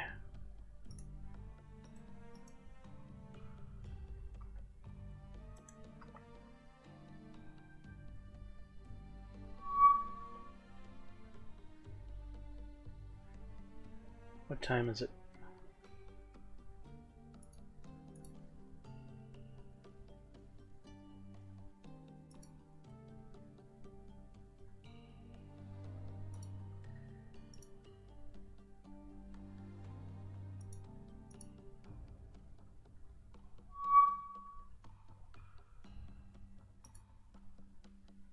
It's tactical.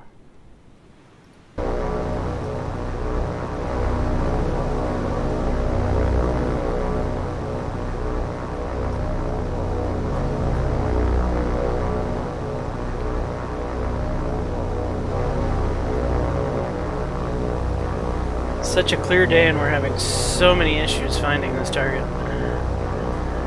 Very annoying.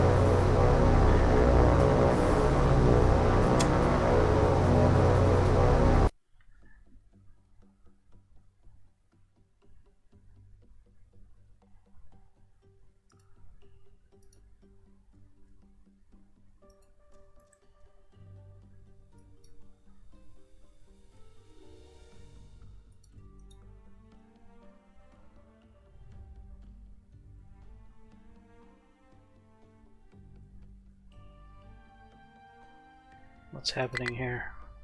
Martlets are out of gas.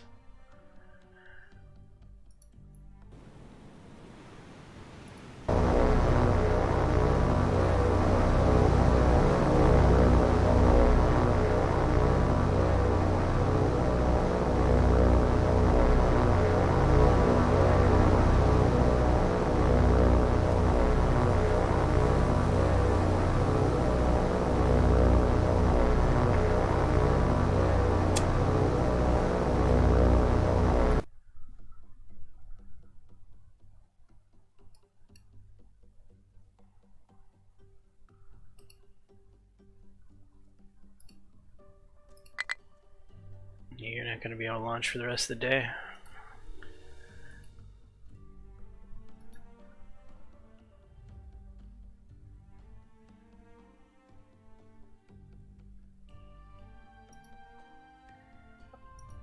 There's no way they made it this far.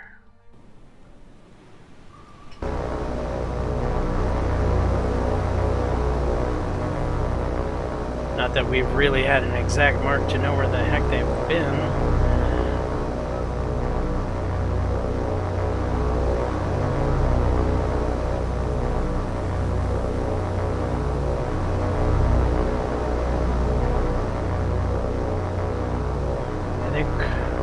Get away on us.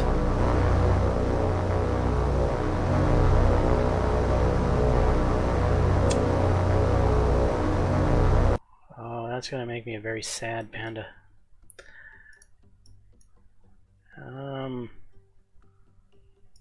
Head back this way. There's no way they got this far.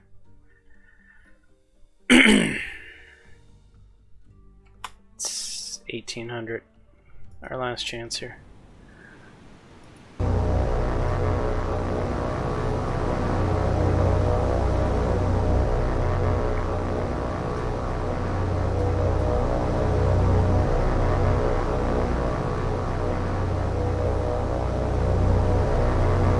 Nothing.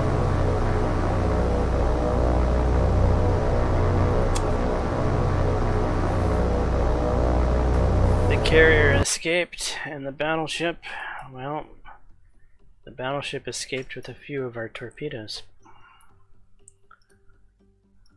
lodged in her side.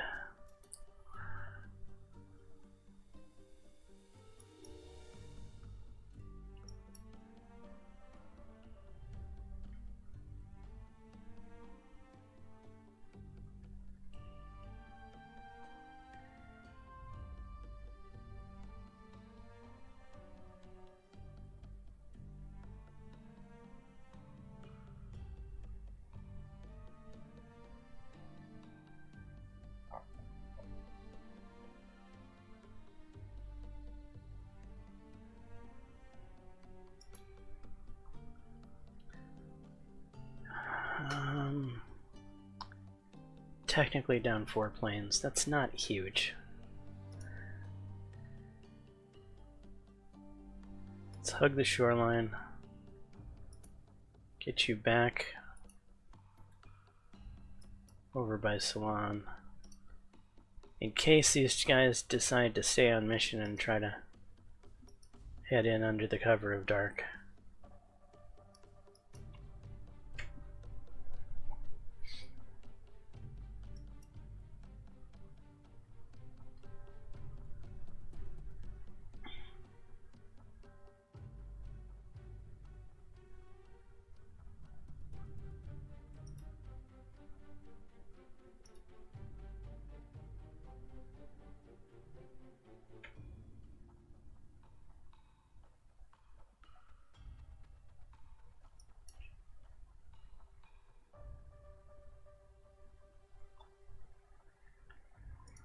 Okay, you guys unload our cargo.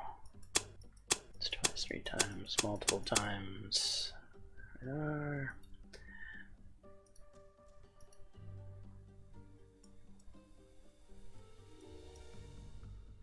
Course back down to the star.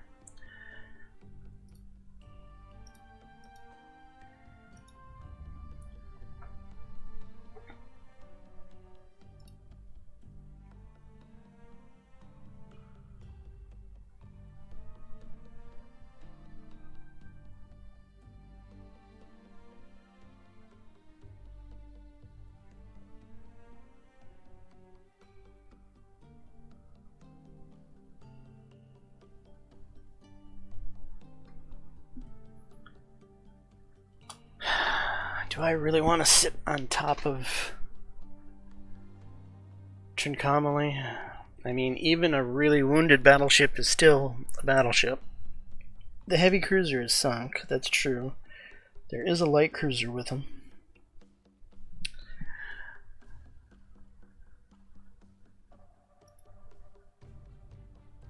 Maxman is not exactly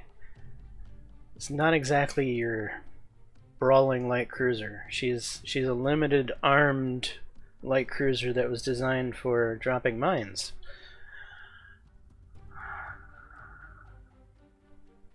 And then we basically have destroyers.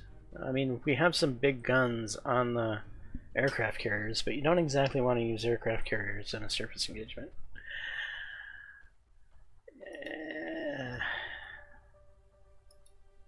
Maybe we should station ourselves off a little bit further away here.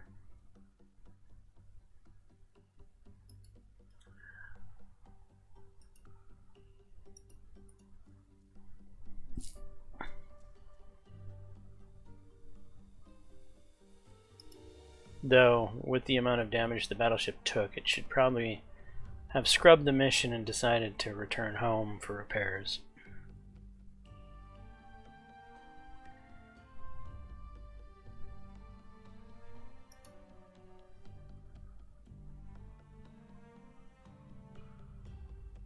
And it'll be a lot of repairs, so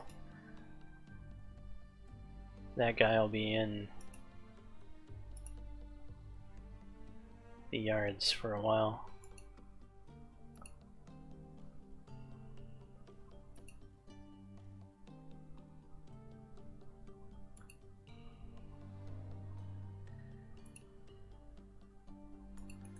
We'll do something like that for now.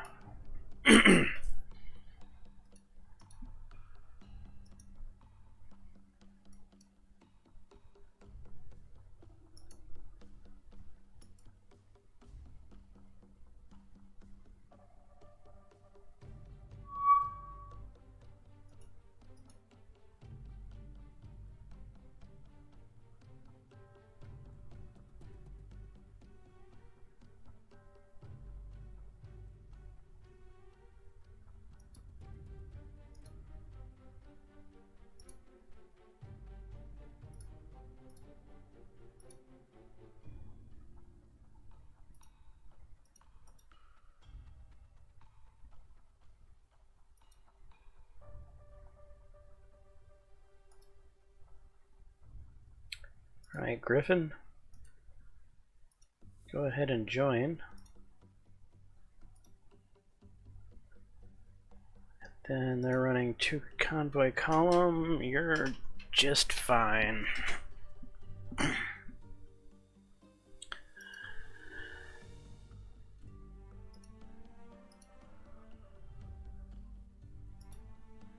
Manage cargo.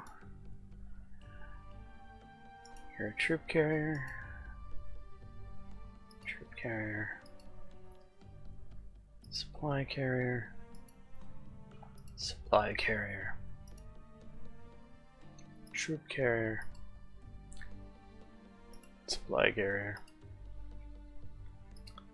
We'll throw some extra supplies on here. Maybe I shouldn't. Honestly, let's not. We actually have more than enough. What did I do? Okay.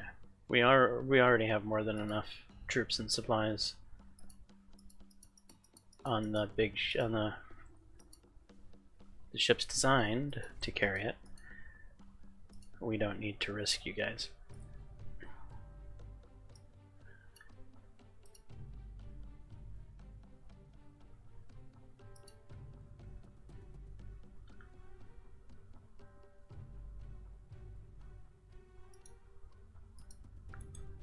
We're gonna go straight in. We're gonna go straight in. There's no airfield. There's no naval base. There's no reason to not go straight in.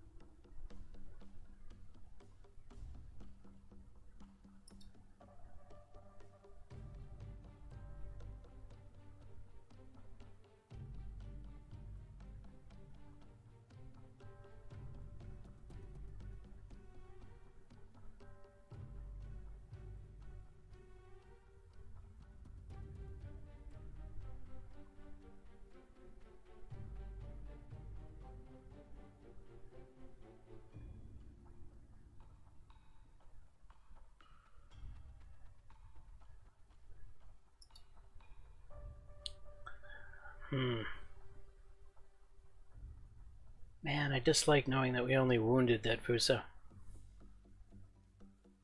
We haven't seen nor gotten a sniff of her at all to even attempt to track him down.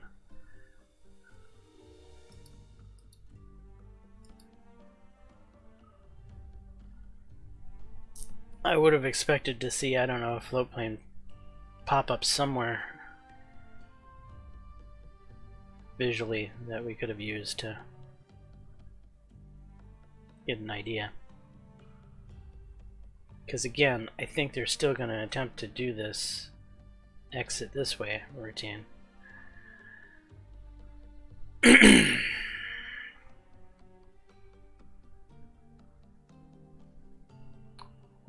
Who is this? Why are you sitting here? Is this Columbo's group? Bombay Merchant Group. Are you unloading? Yeah.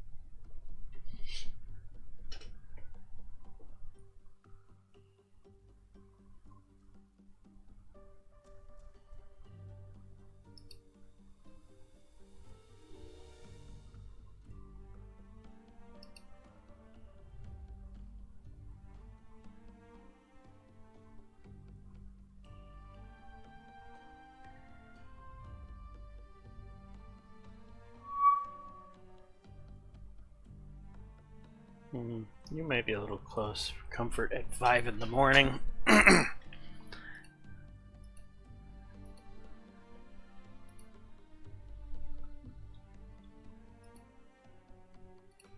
Let's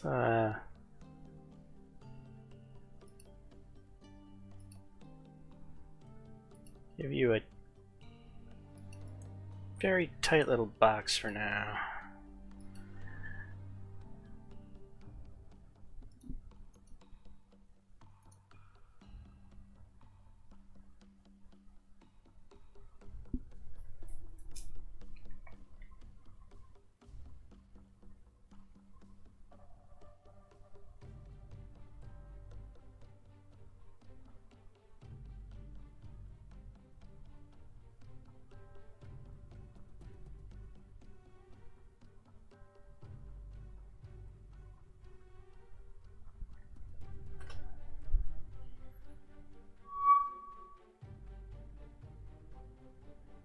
Submarine in Sea State 6 of all, really.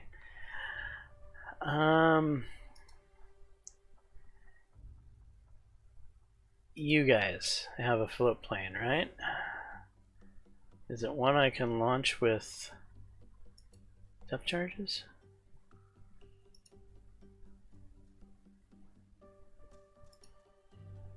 Walrus, depth charges.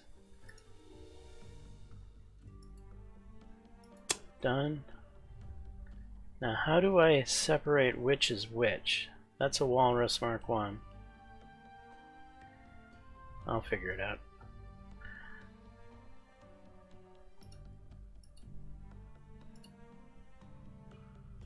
You launch air. Oh.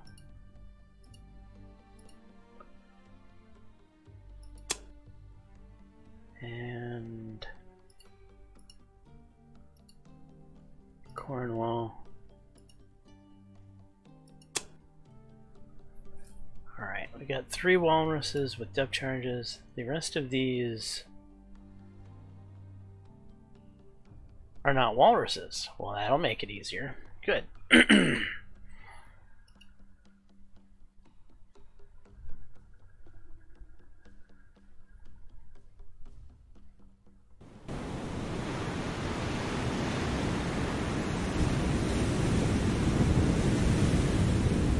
Oh, and you got this really good ASW ship with you. No, no, no. No, this is the cruiser group. Well, and we're relying on the Java's sonar to do the sonar.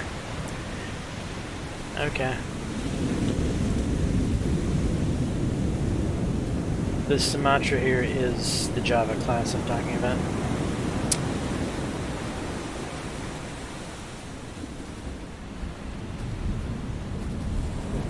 Alright, standard torpedo evasion tactics. Brake, speed up, hard over. Boise. Brake, speed up, hard over. Cornwall, brake, speed up, hard over.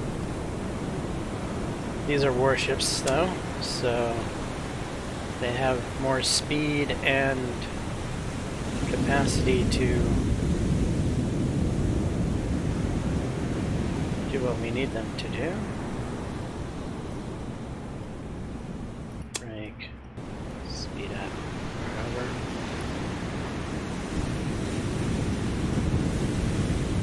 Brake, speed up. No, you're this way.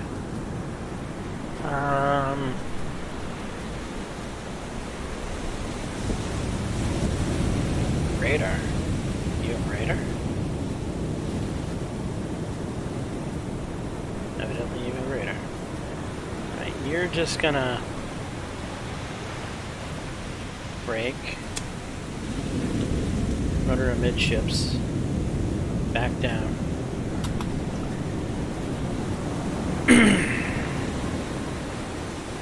Isaac Swears, you can go active. Sumatra has passive sonar, but no active.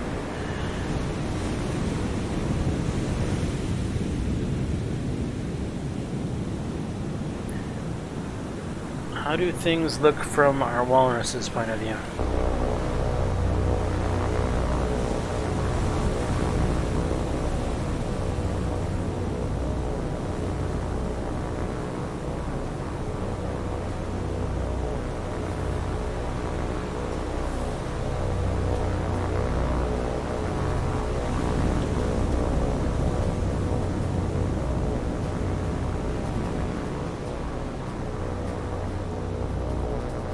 Nothing really obvious.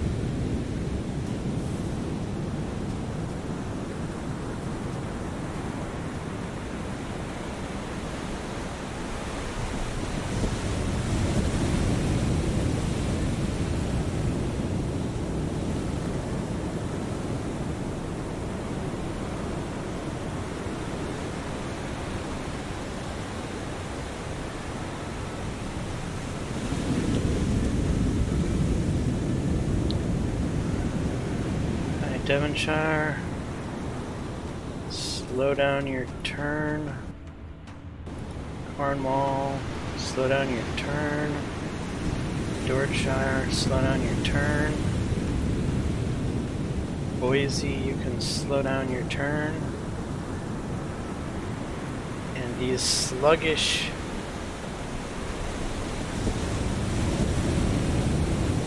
cruisers here need to get with the rudder.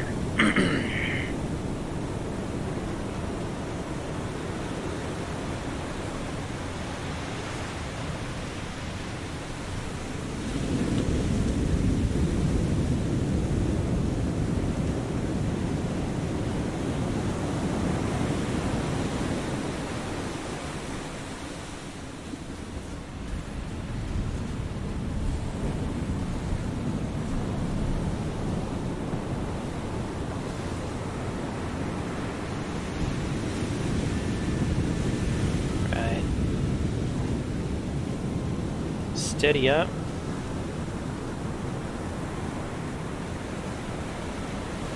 Steady up. Steady up on said course.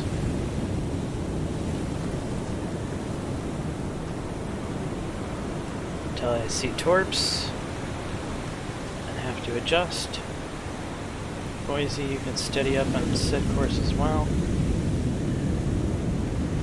Boise is steadying at a heading of 168. Caledon, 168, good. 169.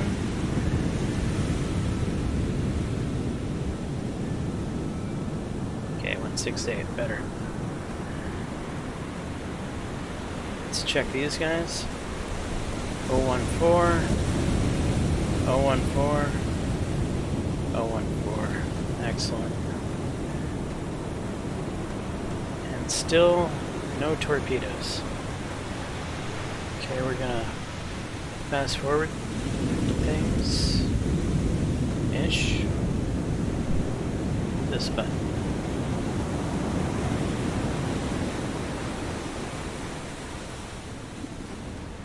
Nothing yet?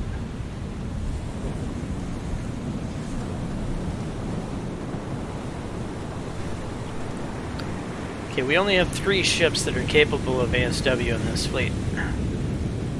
That's this Java, which has passive sonar. This Jacob back here, who has passive sonar. And the Isaac Swears, which is active and passive.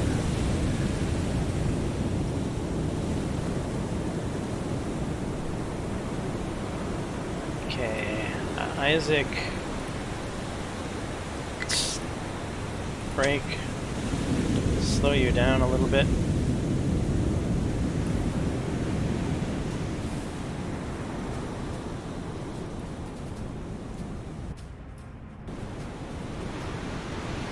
Just slow you down as well.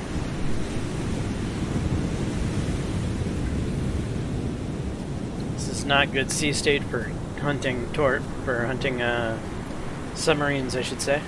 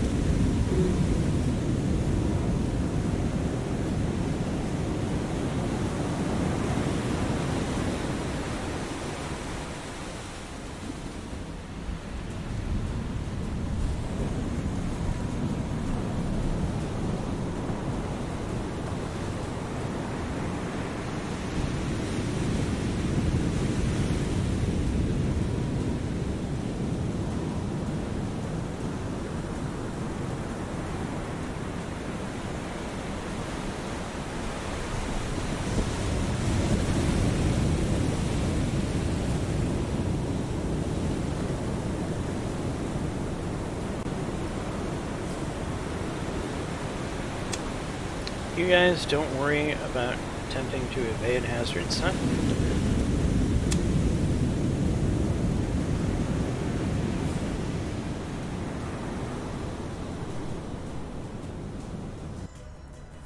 let's go to lucky number 13 knots, and we'll turn you a little bit to the port, and we'll speed you up to 13 knots and send you a little starboard.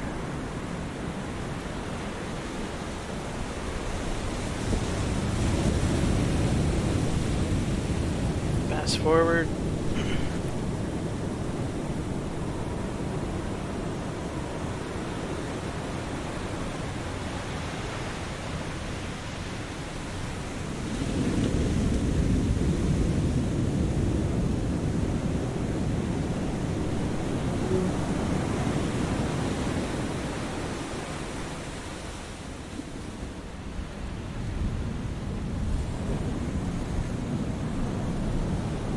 We never saw any torpedoes.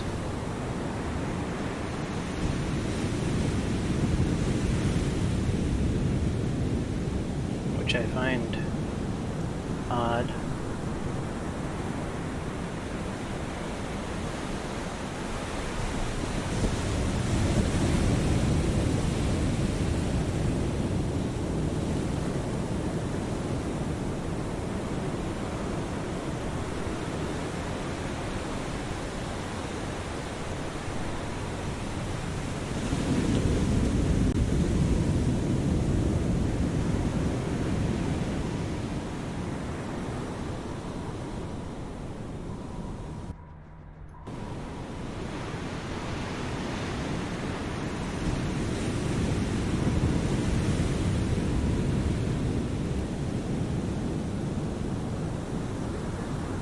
Go ahead, head back forward.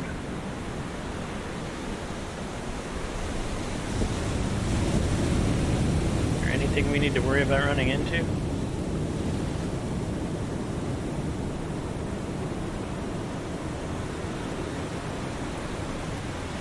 The light cruisers are heading off in that direction. The heavy cruisers are heading off in this direction.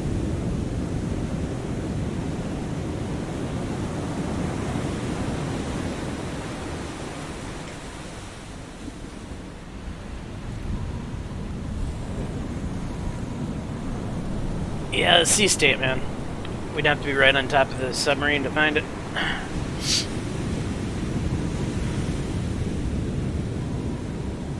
What was it? It was 6, right? Yeah, that's not very good for sub hunting.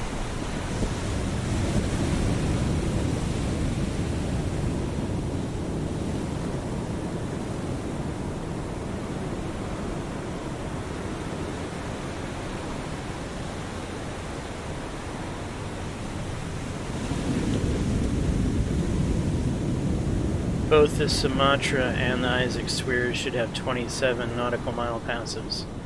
Yeah, I think this guy back here is only 20. Yep.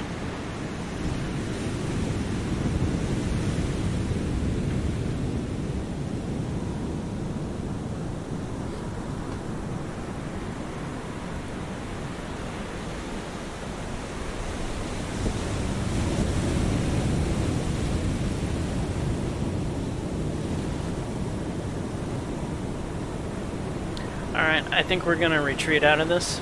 Evidently this this particular submarine is gun shy and didn't want to launch its torpedoes, which I find strange. Usually they almost always launch.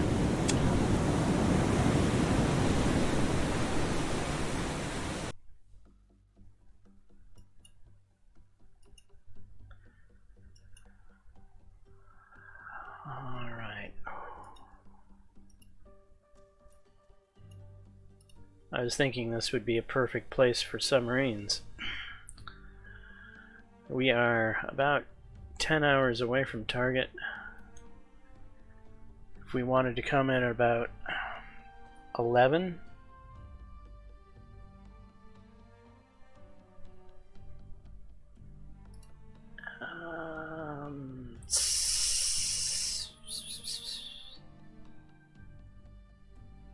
six and a half hours. Okay, so 3.5 from the circle.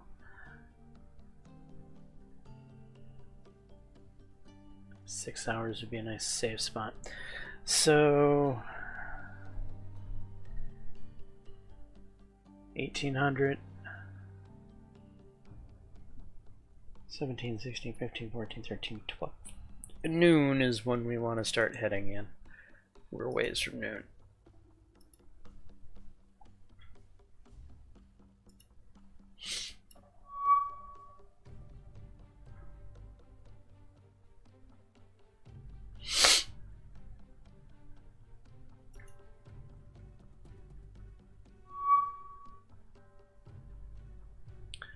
Ah, the submarine again.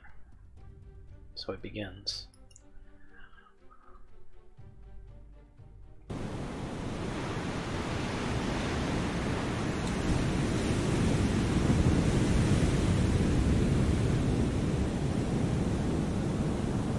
Anything to look at with the walruses?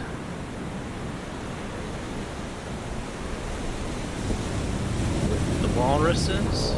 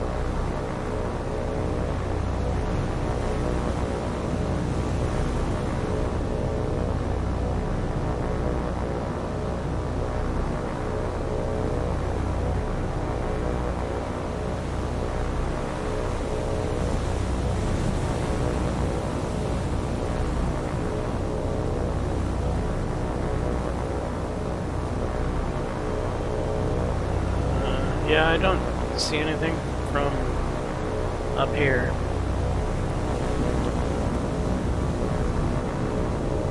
Well, back to this game.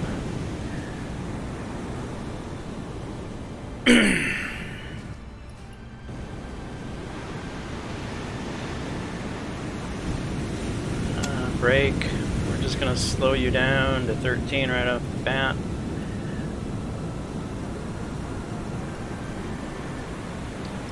Devonshire, brake, speed up, hard over.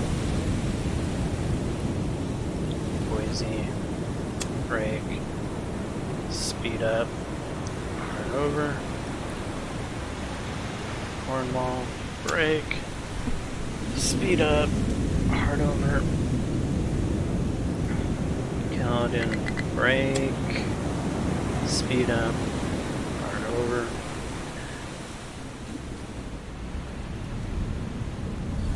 Brake, speed up, hard over.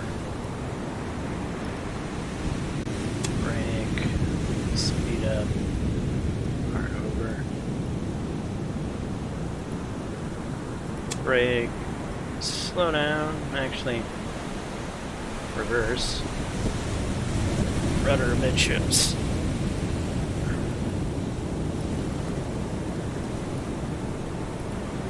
Sumatra. Slow down. A little bit of starboard rudder. Here we go again. Go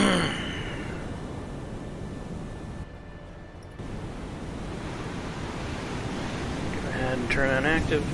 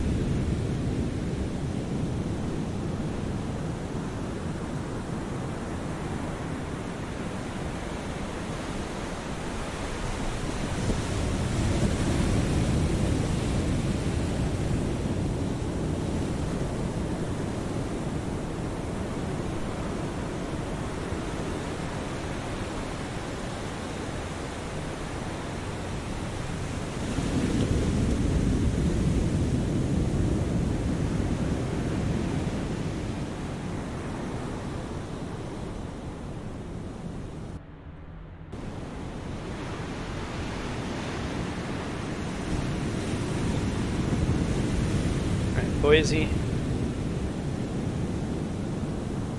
Steady up on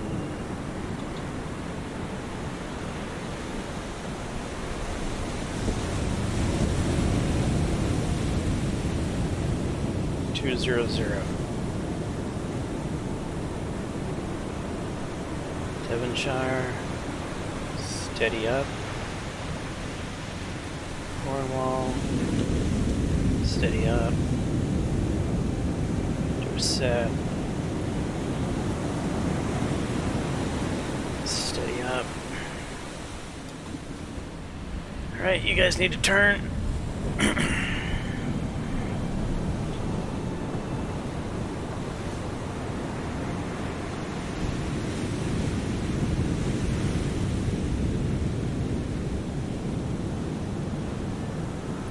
Steady up.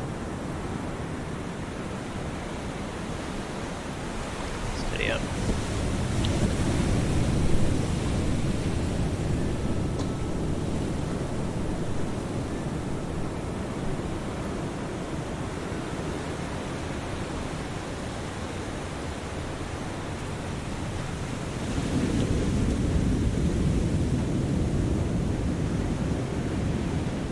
.200, please.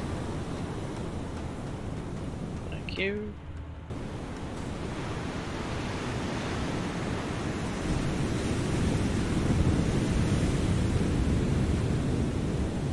Thank you.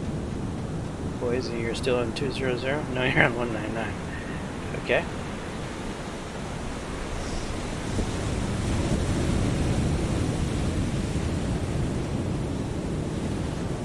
Okay, steady up.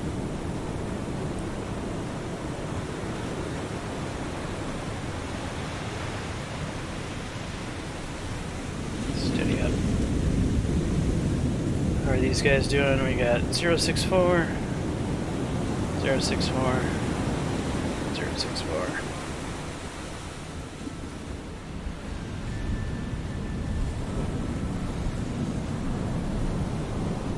Slightly over a little more. Slightly over a little more. And let's fast forward things, shall we?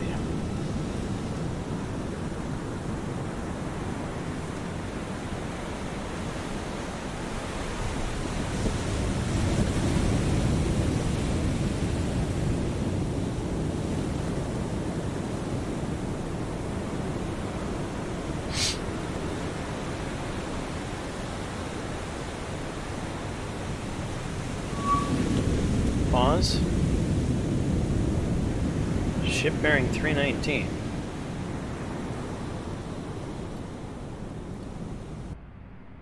What the hell? It's a surface engagement.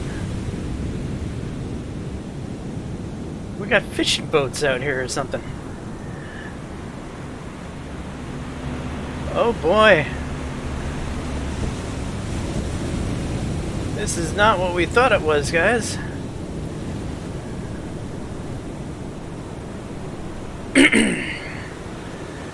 Okay.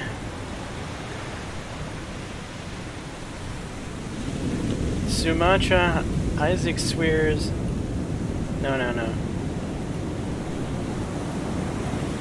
Sumatra, Isaac Swears, and Jacob Van form up into a line ahead, please. Okay, Devonshire, Cornwall, and Dorsetshire form up into a line ahead of a different color. Boise, Caledon, and Cardock form up a line ahead and a different color. Alright.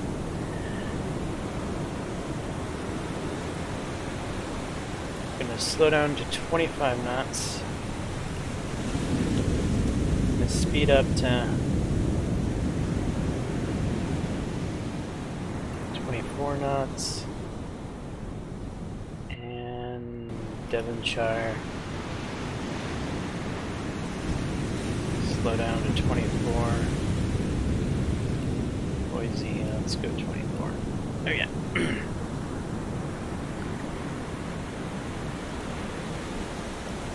Had something like that. Boise. Devonshire had something like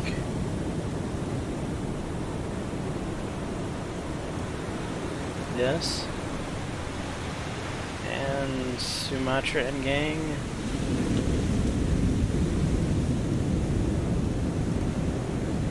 Straight down the pipe. Alright, here we go.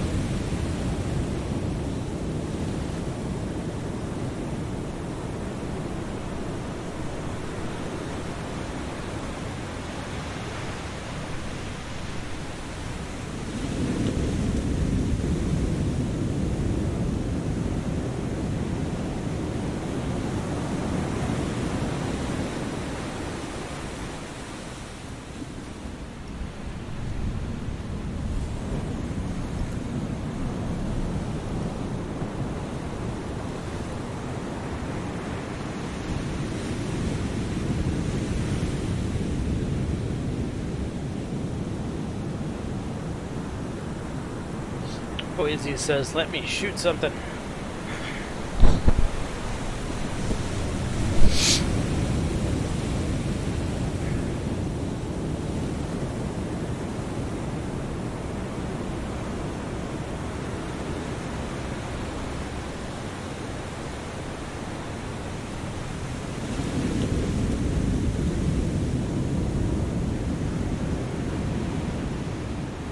We can probably stop going active.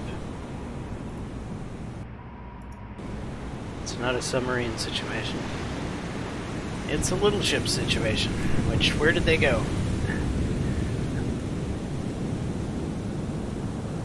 Granted, they are little ships. They're gonna be hard to see.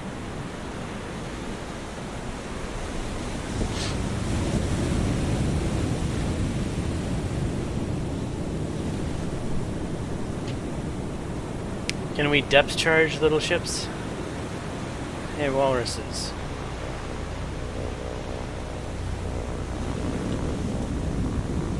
Form up in a Vic.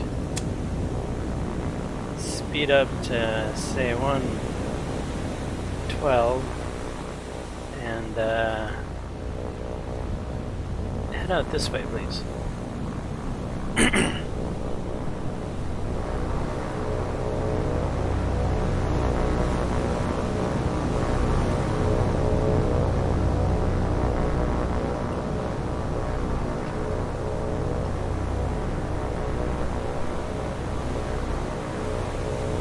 Let's go depth charge some fishing boats, because it'll be fun.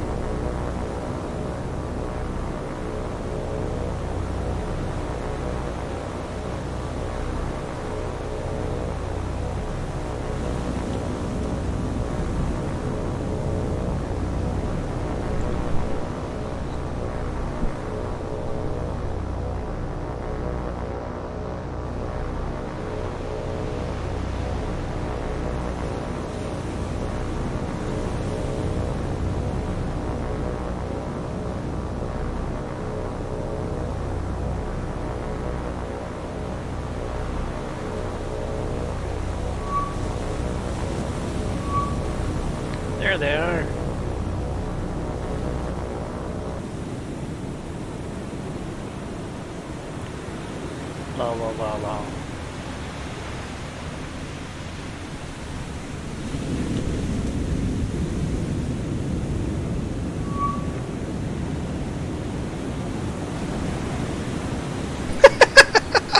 This is hilarious.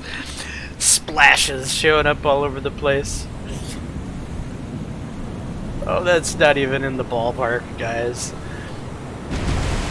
What is the range to target right now? Honestly, we're wasting... You know what?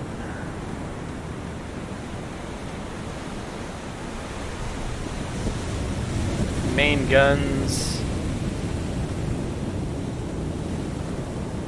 Yeah, stop firing at will. Stop. Stop.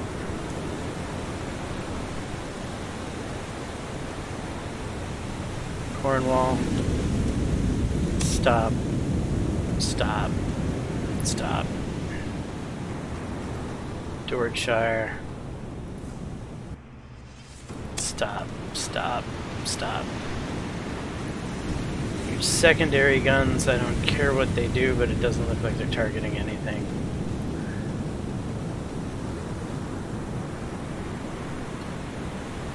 We don't want to waste our big ship's ammo. Jesus, didn't I tell you to stop shooting?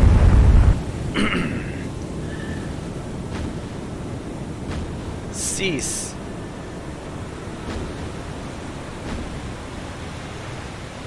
Cease. Cease.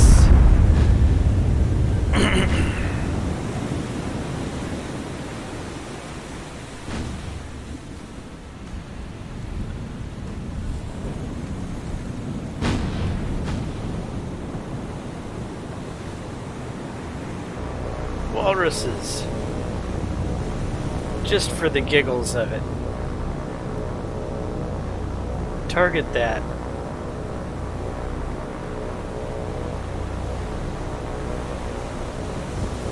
I want to see what happens. Attack.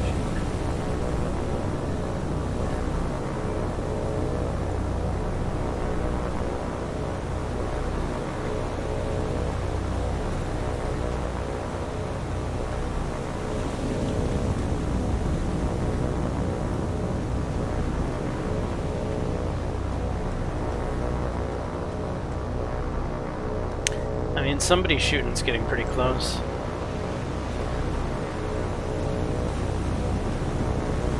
As long as the big guns on the cruisers aren't wasting ammo on it, I don't care.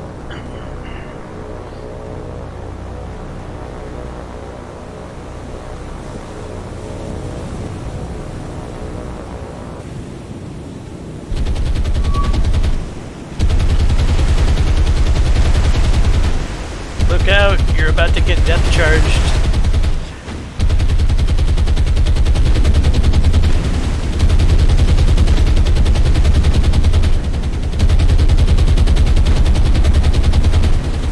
Okay, when they fly over target, they should be landing. So right about now-ish.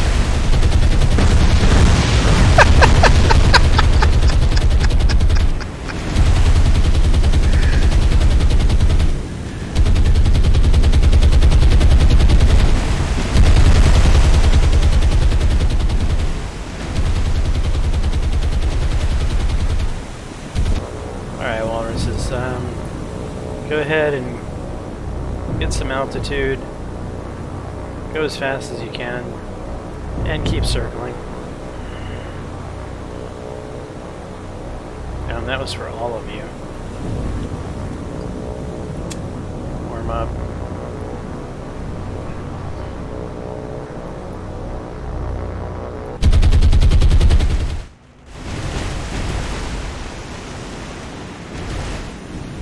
Shells keep falling on your head.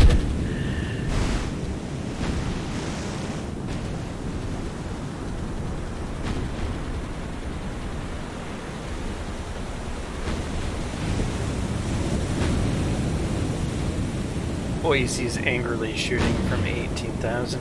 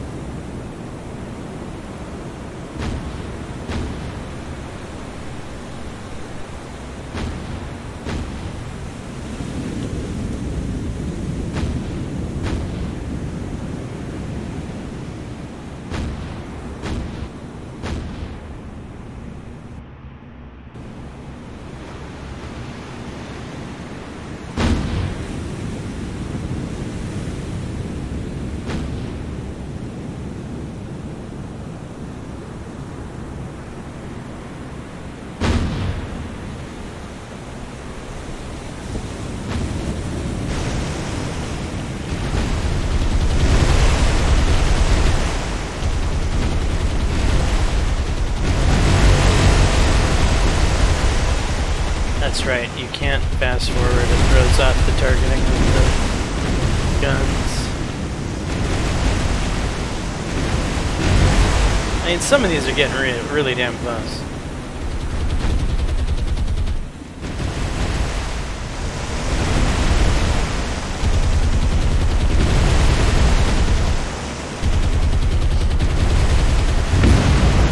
There we go.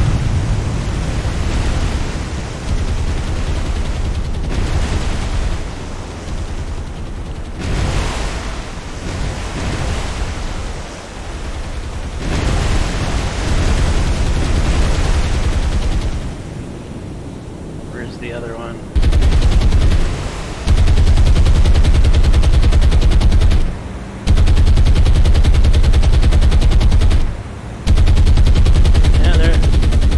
Totally preoccupied with those walruses.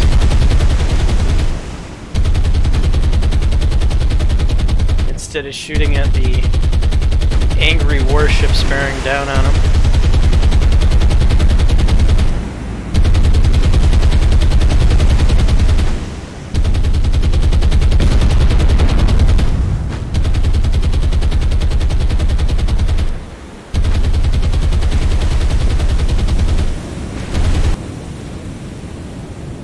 We're 7,000 yards off now.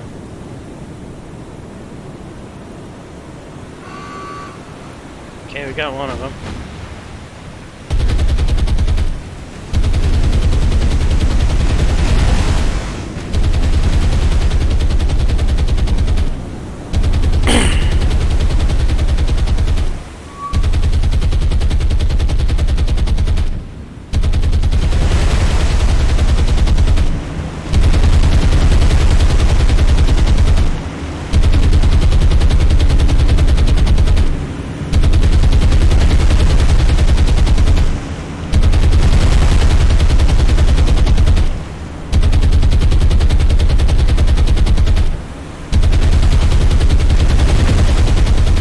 Something hit it.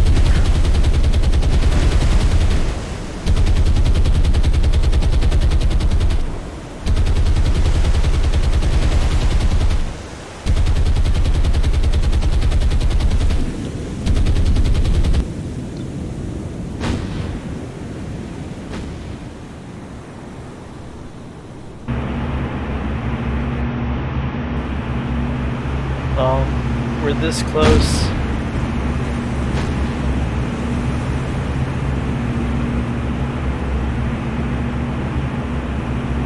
Look at how tiny it looks.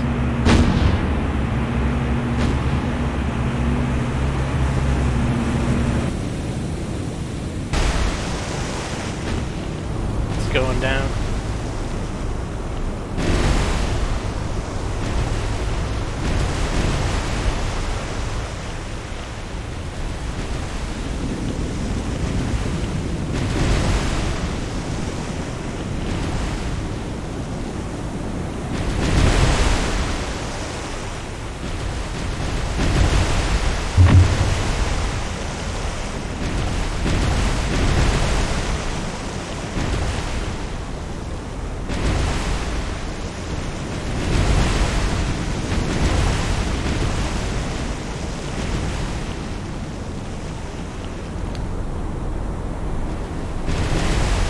I think you can secure from the firing exercise.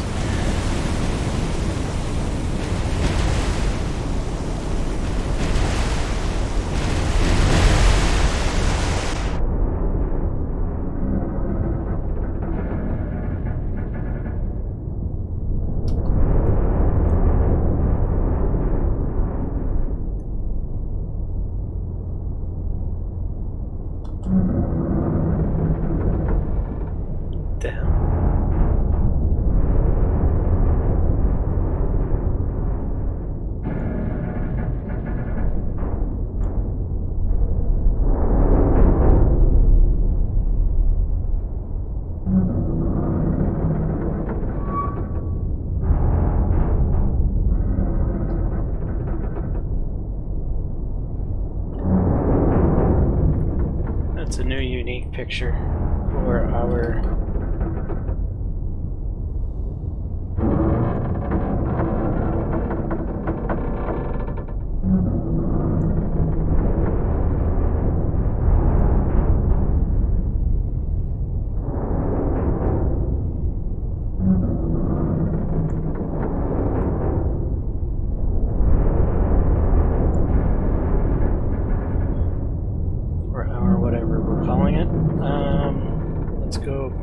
above water. I heard noise, like something had happened.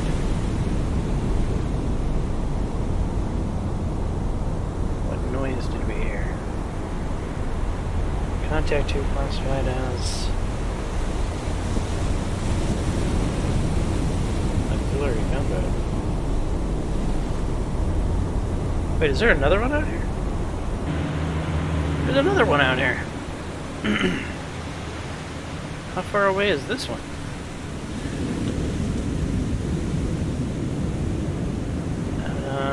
Sumatra.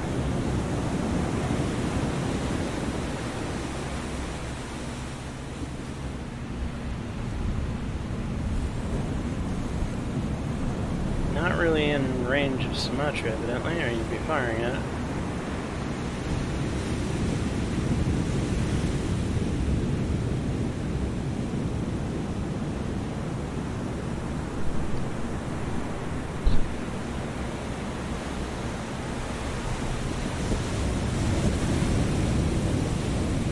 $20,000 yards.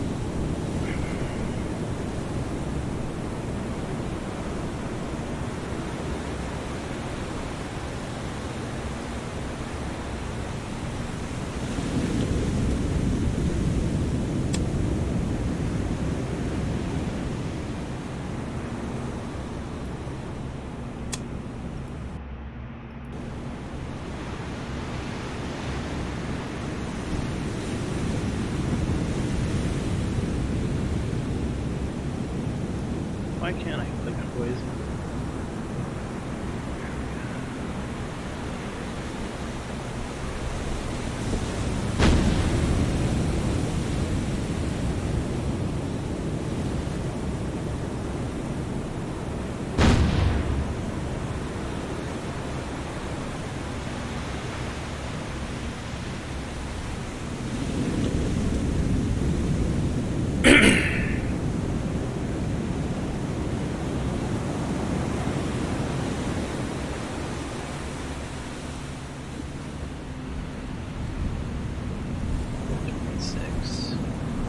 Speed up the task force.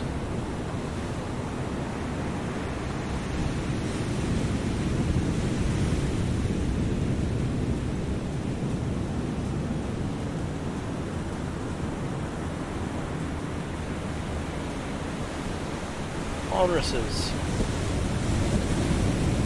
New mission.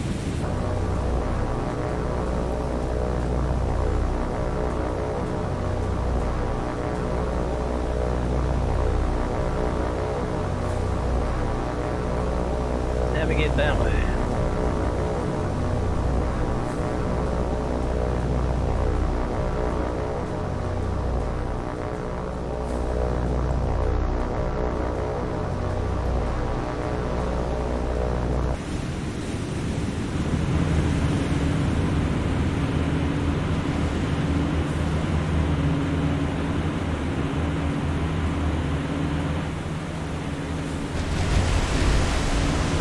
Captain's like, we need to get out of here. Full speed ahead.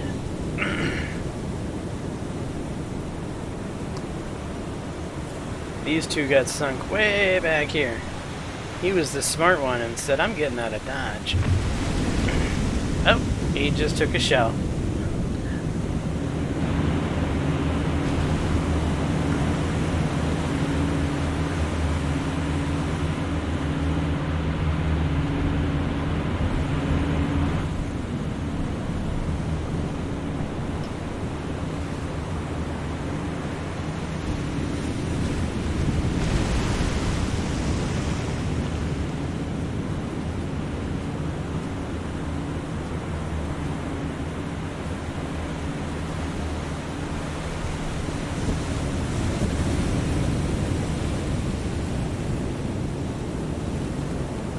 You guys worried about the wreckage?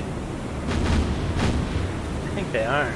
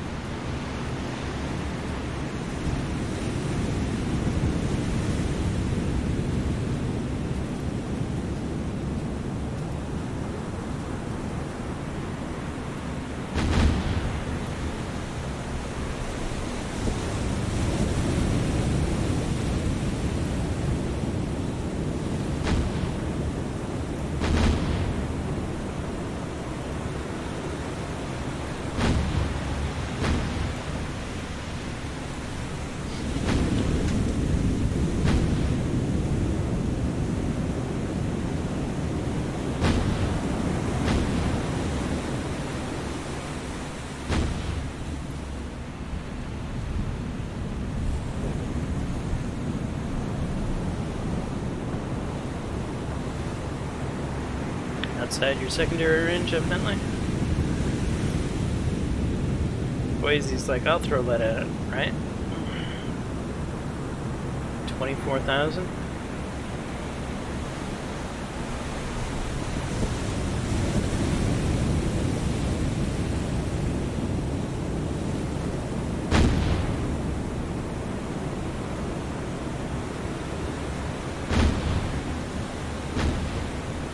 Sumatra's getting most of the targeting exercise in, I think.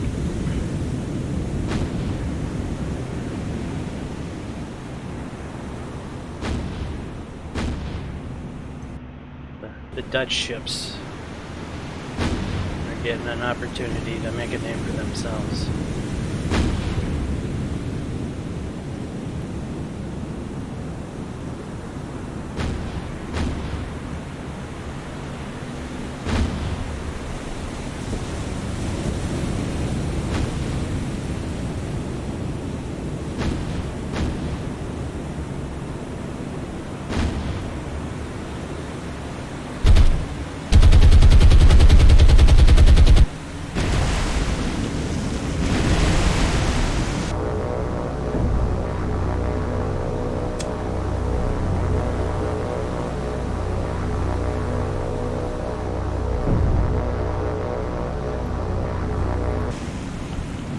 Keep them occupied.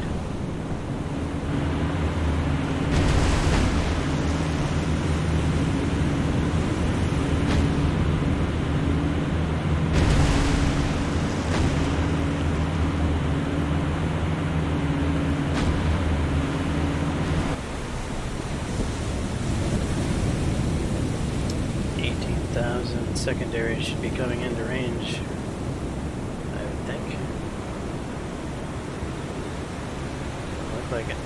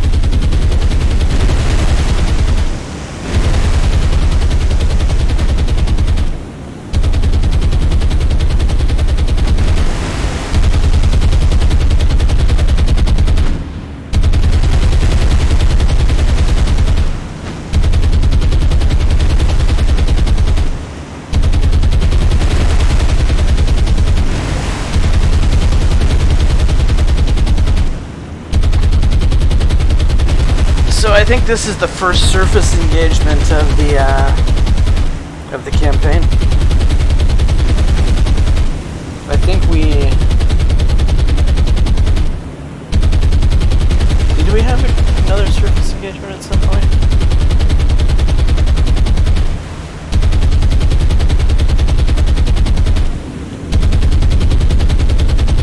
I think we thought we were going to have a surface engagement and we didn't. I think this is the first one. And what an engagement it is.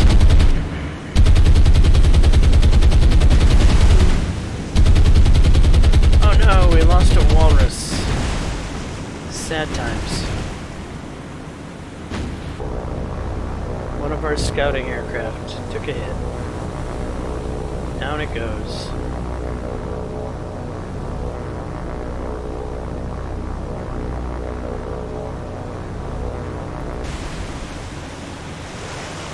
Get revenge for Tony on the walrus. Sink that ship.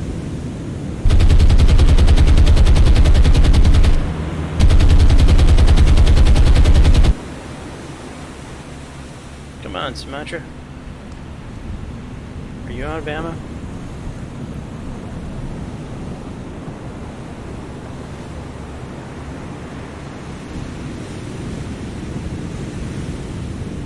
No, you still have some ammo left.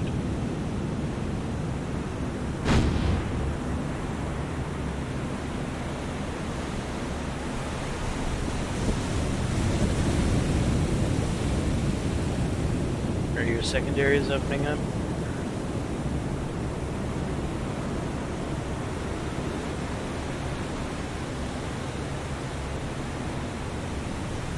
I don't think they are.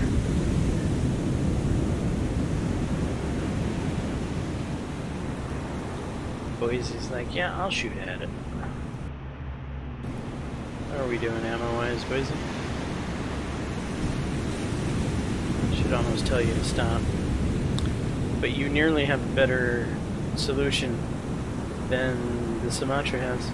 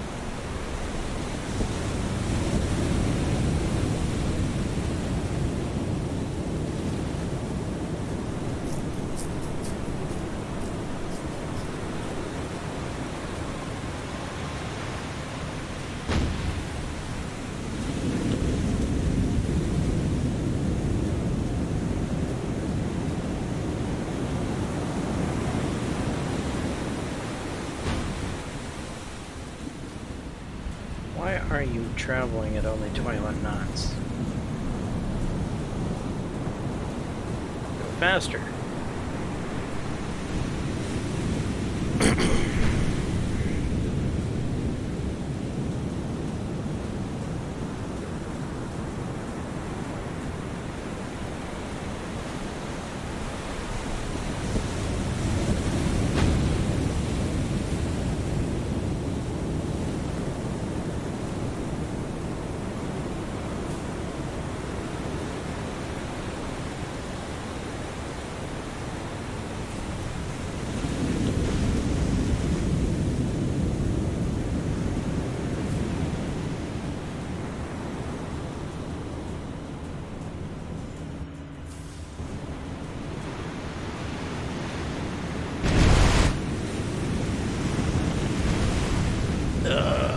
surface engagements.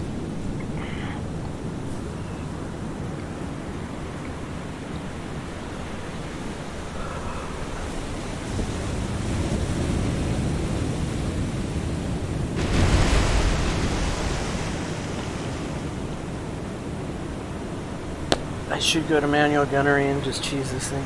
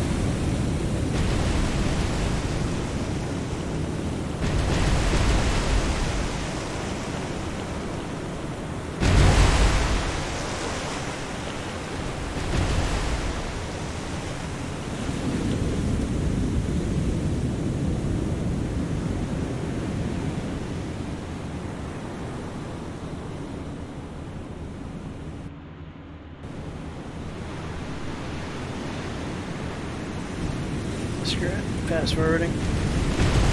Even if it throws off the targeting.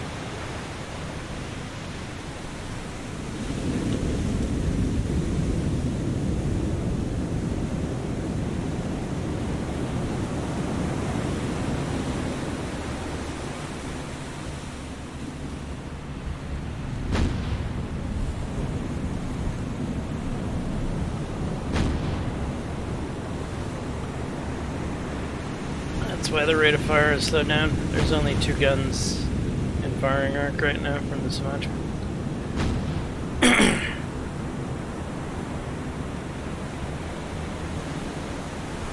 Which is fine with me.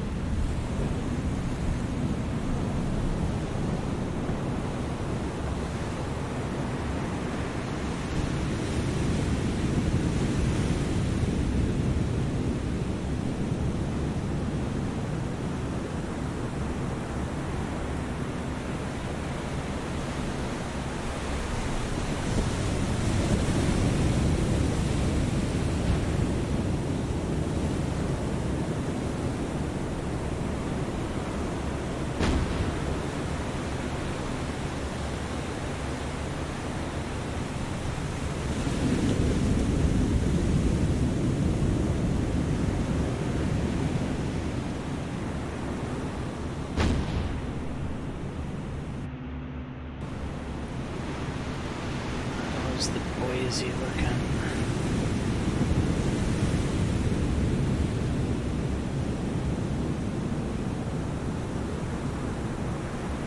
So rear guns tell us what the guns usually have.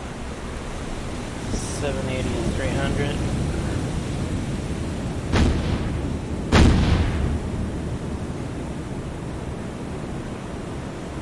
We've used a fair amount of ammo in this engagement.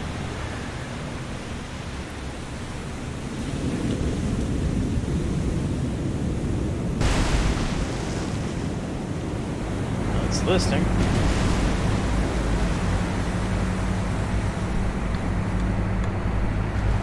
Come on, sink. Tired of wasting ammo on you.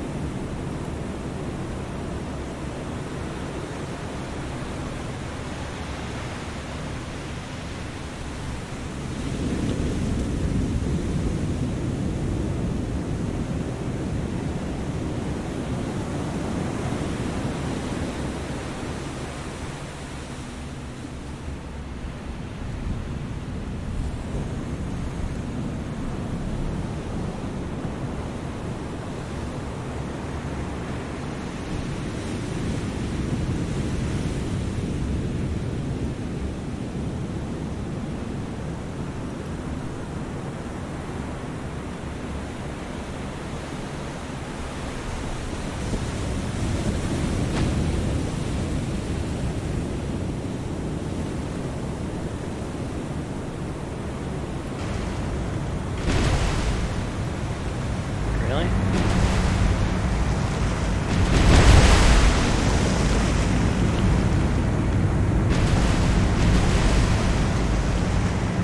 How is this thing not sunk yet?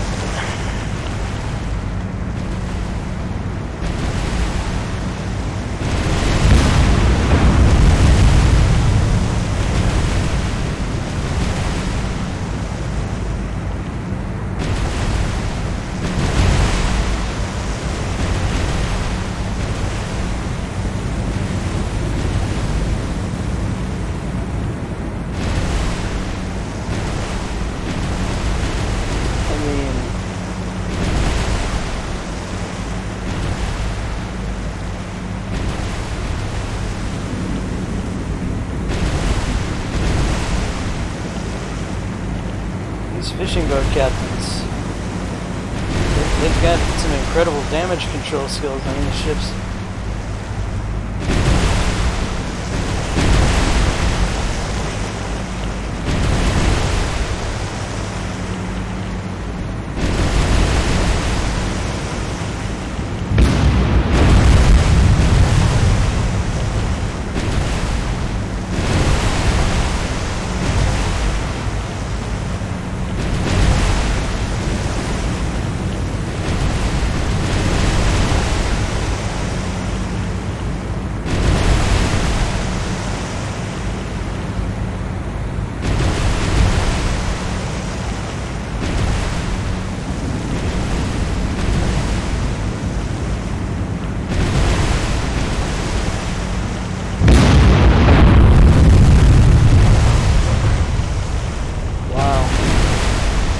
How many times can a fishing boat explode and not sink?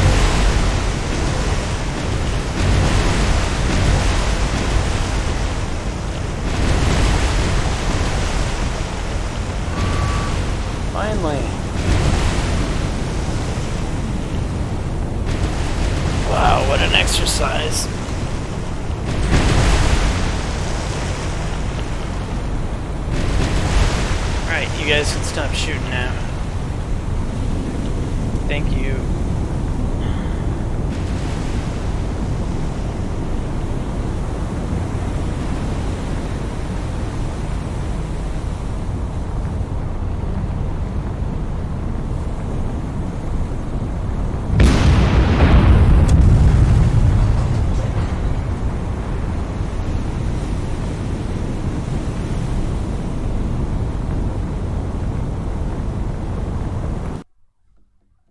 Big tonnage sunk there.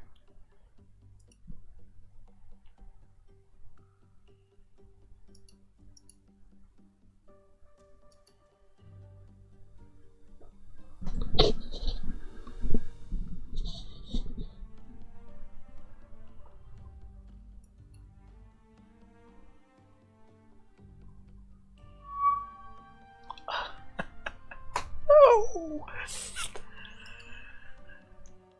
Now we get to get annoyed by the zeros.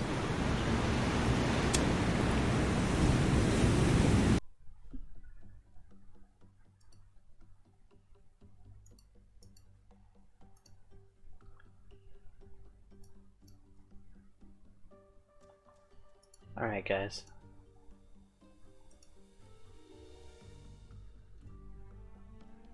We're gonna go like that. And like that. And then like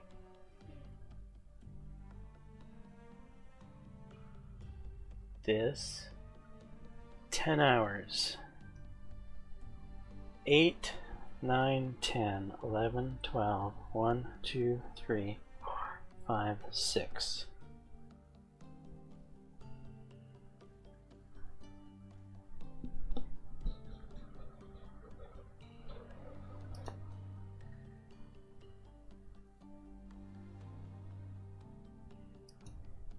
Alright, that's what we're doing. We need to stay on the move, change our location a bit before that happens. These we can't cheese. These we actually have to let attack us, because it's not a fighter.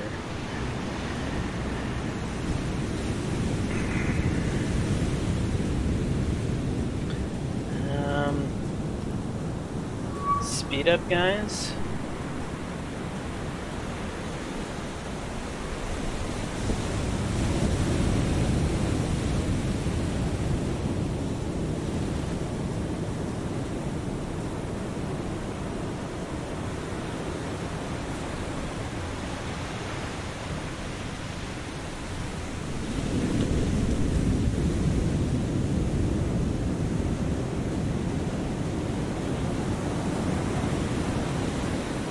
Alright, everybody,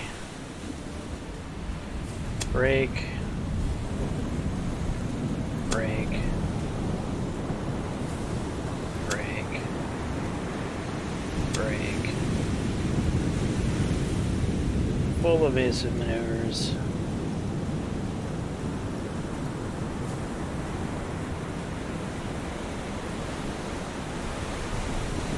Break. Full evasives.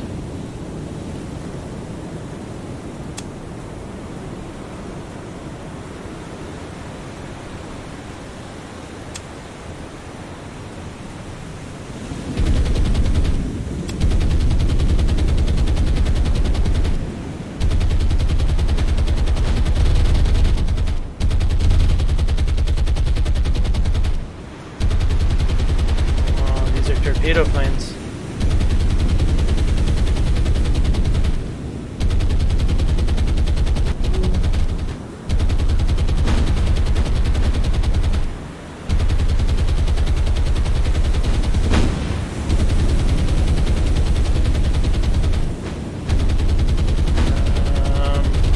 Looking good.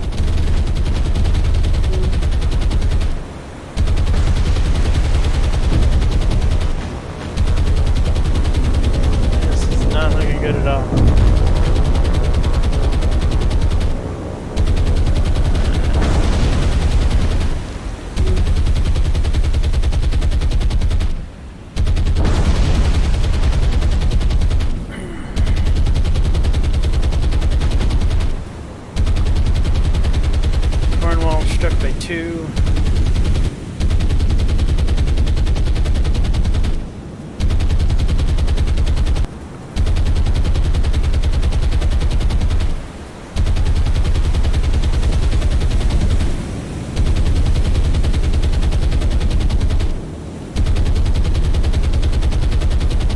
Rudder amidships come to a halt.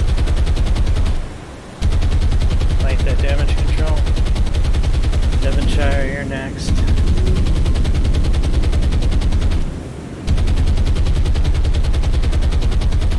All back. Emergency back.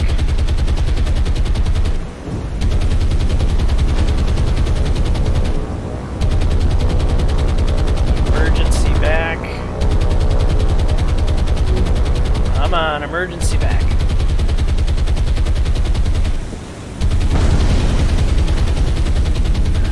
Took one. One's better than the alternative.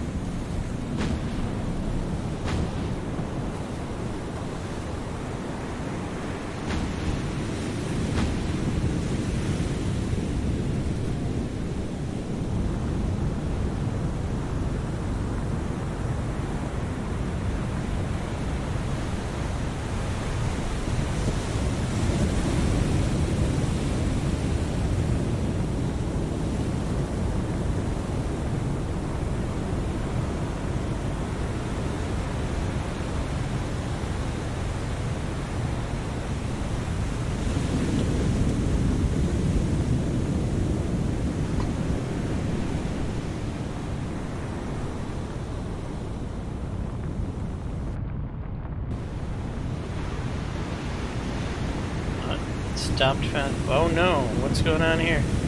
Those look like fighter planes. There.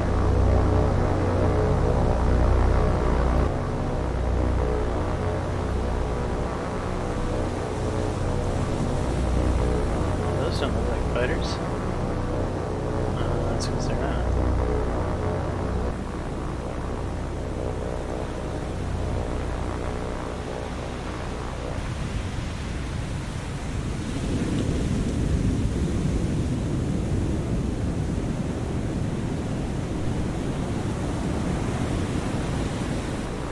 Walrus, you're in trouble.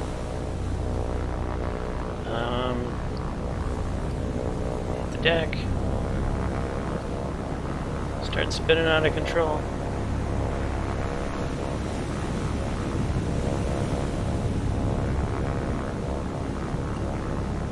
Walrus, you too are in trouble.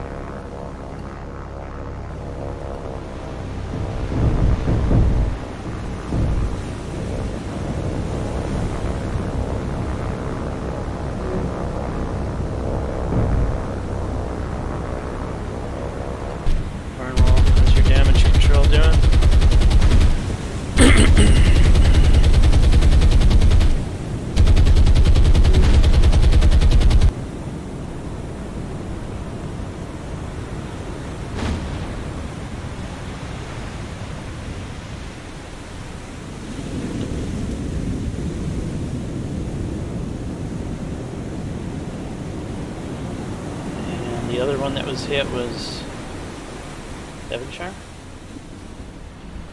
Minor, moderate.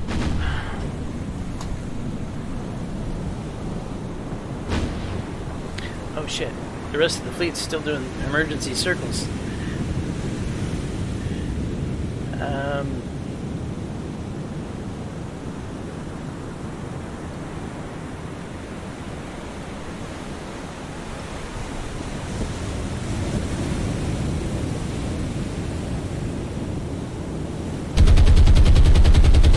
Stop doing emergency circles before somebody runs into each other.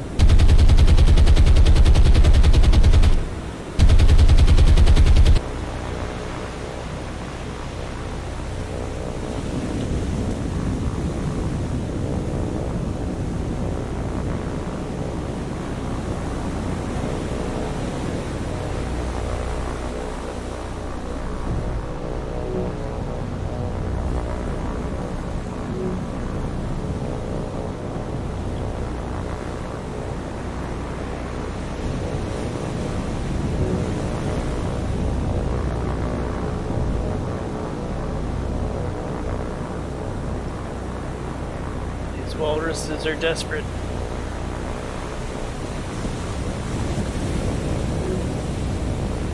They're somehow getting saved by the flak down here.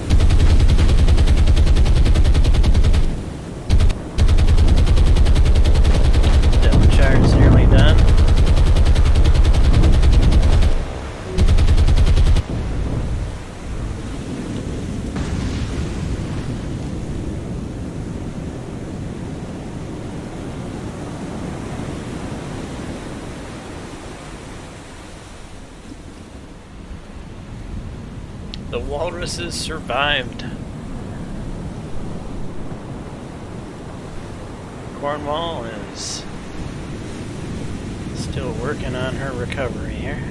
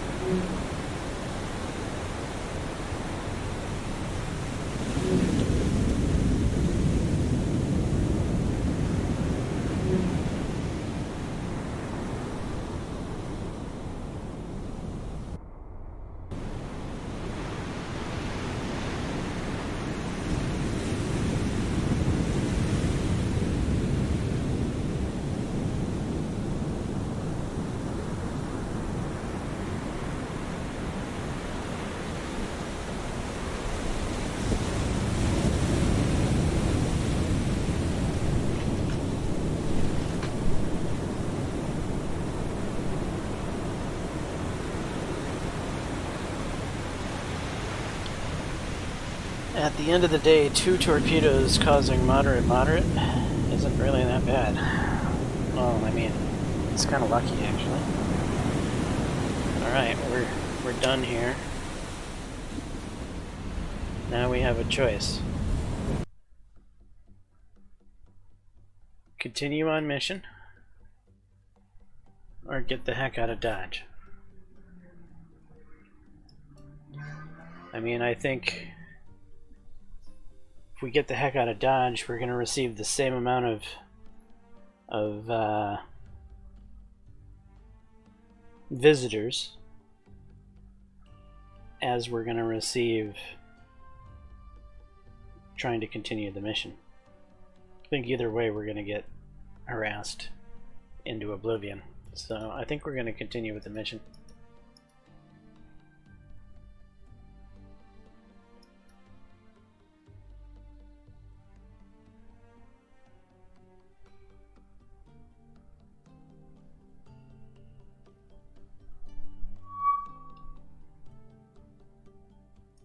And that's fighters, which we're just gonna ignore.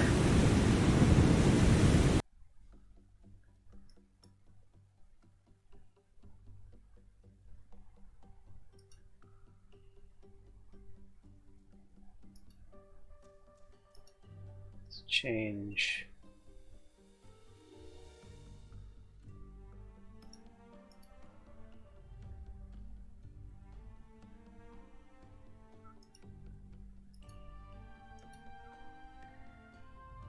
Do some dodging and weaving, changing some courses and stuff like that.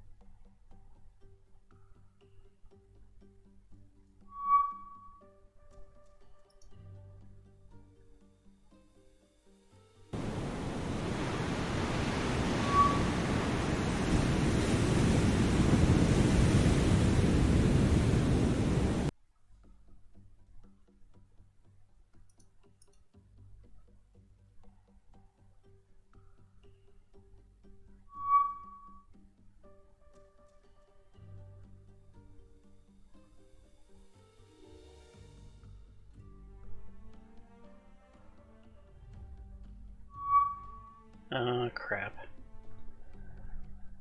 Here we go again.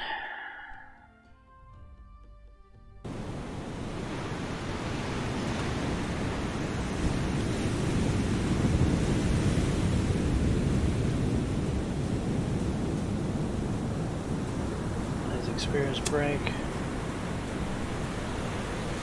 Start over. Devonshire.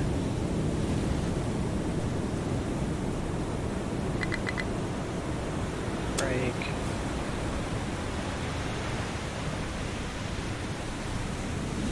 Boise.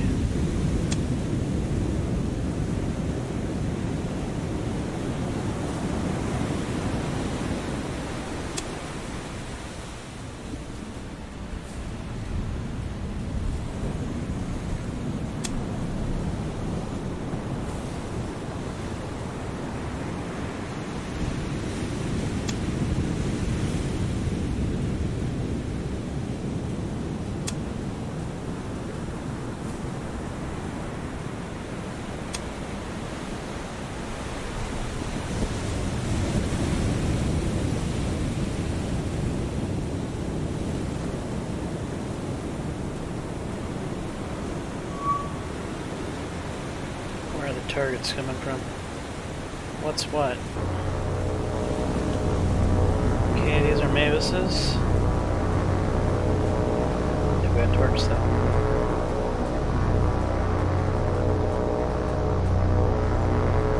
These are torps. It's all torps. All torps all day.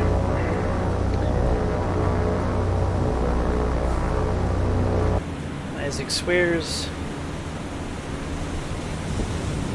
That way. Jacob Munn, whatever you are, Helsing. That way.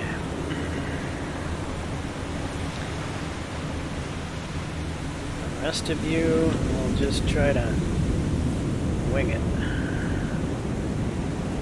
Actually, Sumatra. I want you to go down the pipe as well.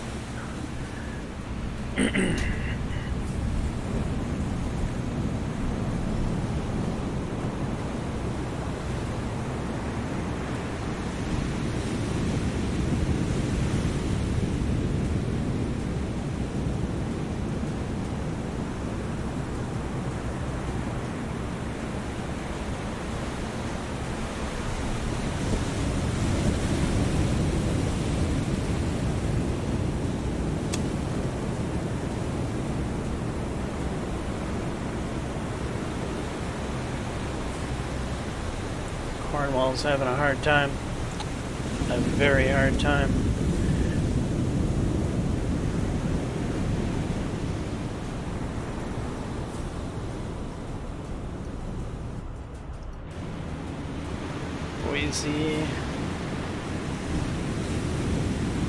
Boise, you have no balls. Straight down the pipe, please. They're lining up on Cornwall.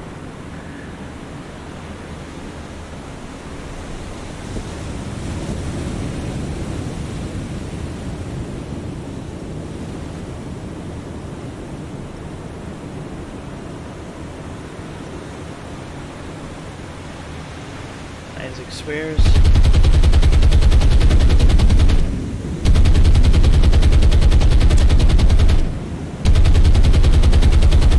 Sumatra.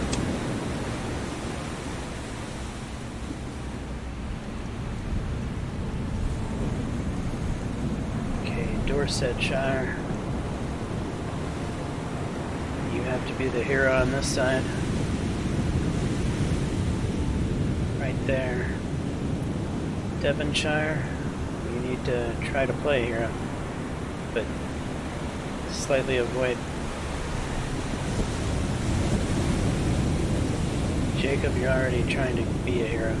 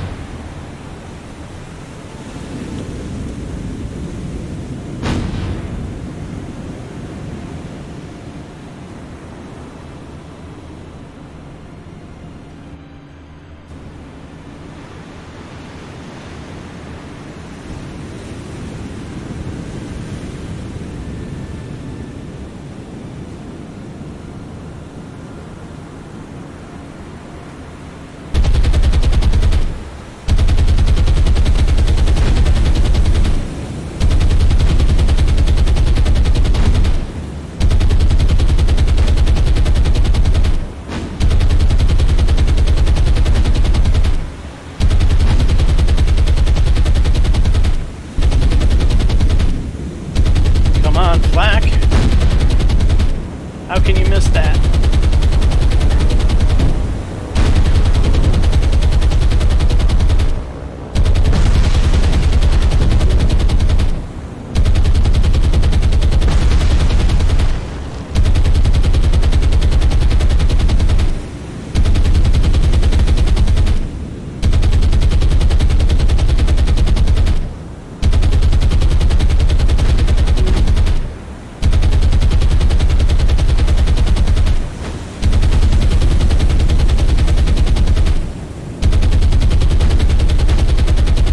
Cornwall, you gotta save yourself with your gunnery.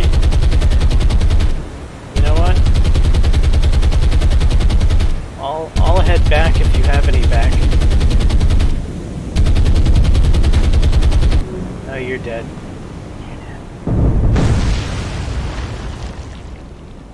You're dead. You're so dead.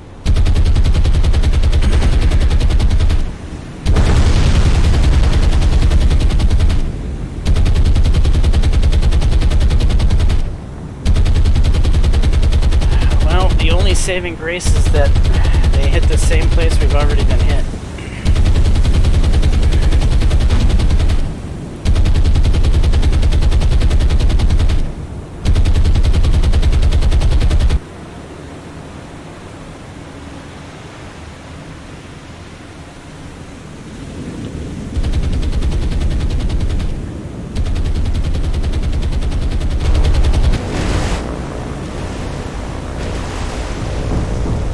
Let those planes fly over like that? Oh, they're dropping torps on your ass.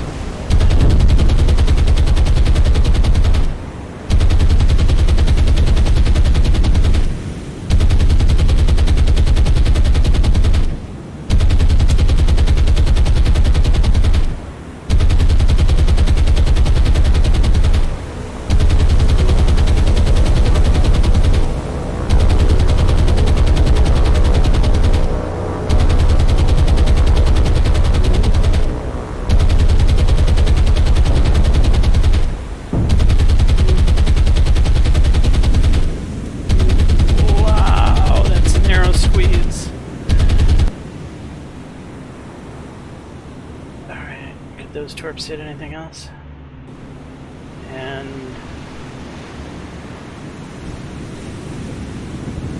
oh, you got hit. Not badly, though.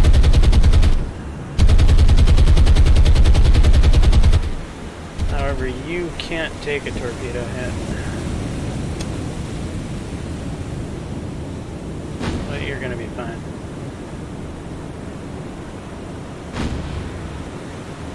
Although, is that aimed for the Cornwall? Hey, Cornwall? Instead of going backwards, can I get you to somehow go forwards?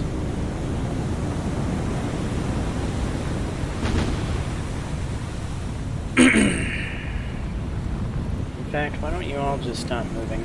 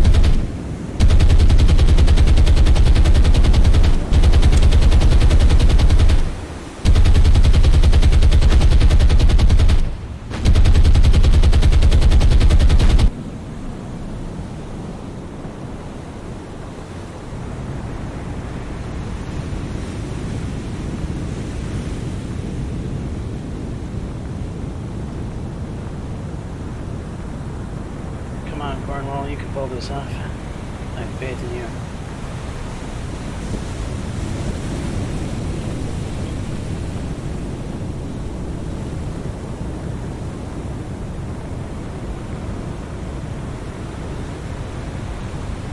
Dorsetshire, what's going on here? Huh? That's Cornwall. Take the Dorsetshire. Magazine's in trouble.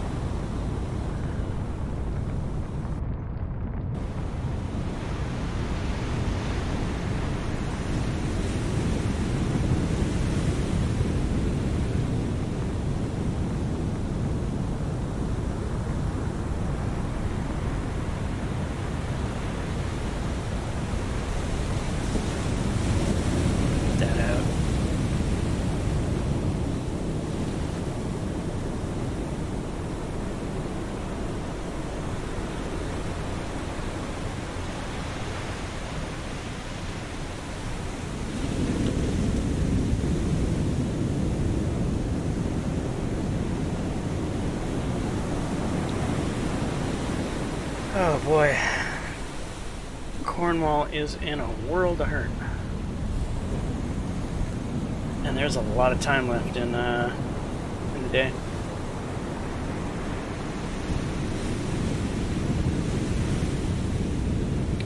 I mean, she's floating pretty well for carrying so much water.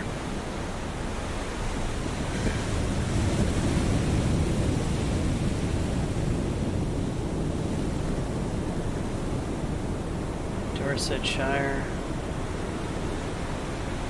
Have all of them have been hit now.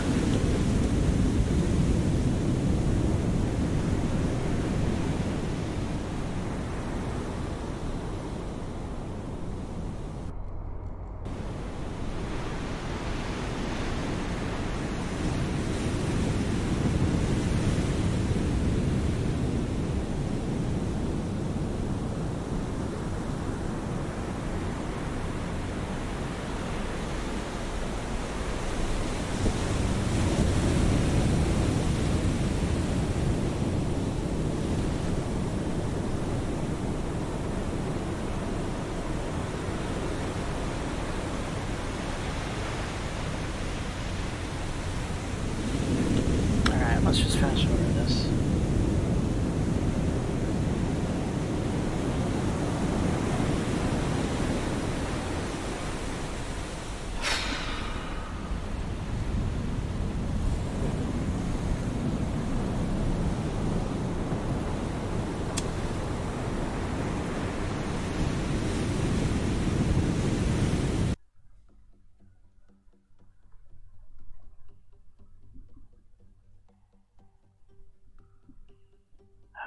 What to do?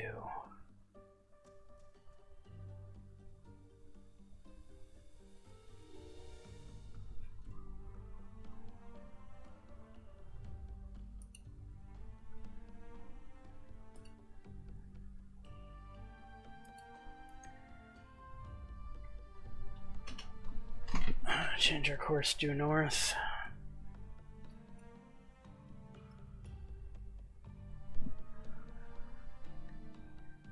And pray. Pray like we've never prayed before.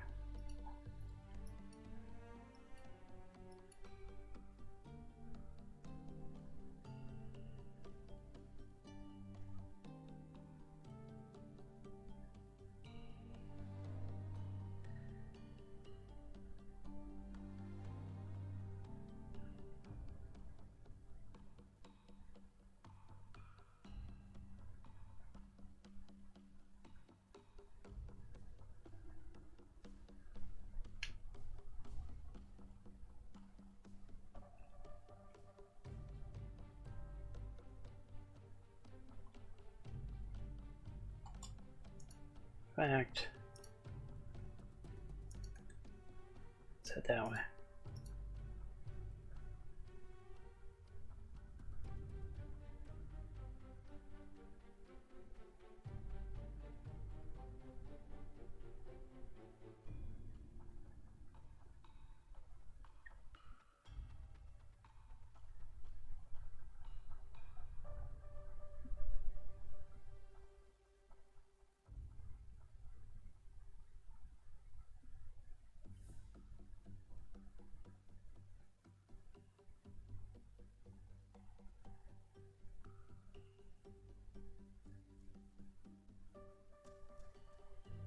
In fact, let's head that way.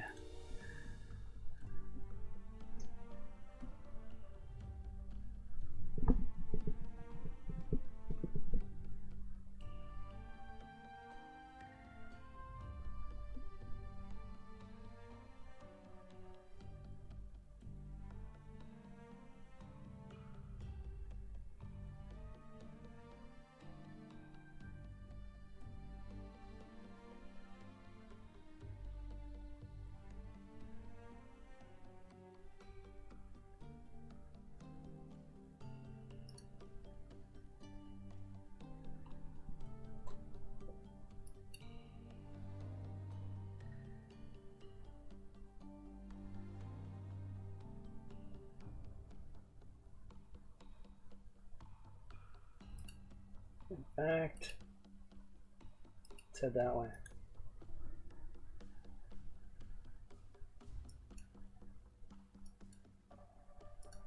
I still have it in my mind I wanted to try to accomplish the mission. As crazy as that is, I'm not ready to give up.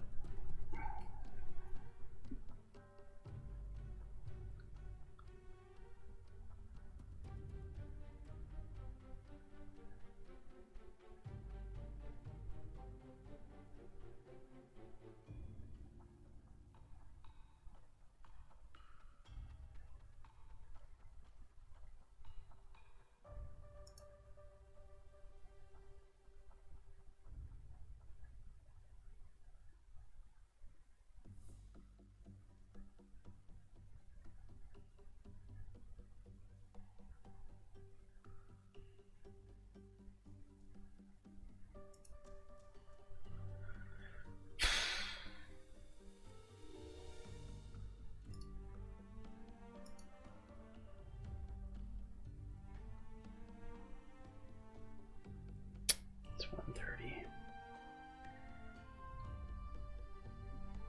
2:30, 3:30, 4:30, 5:30, 6:30, 7:30. 1:30, 2:30, 3:30, 4:30, 5:30. 4.5 hours till planes stop flying.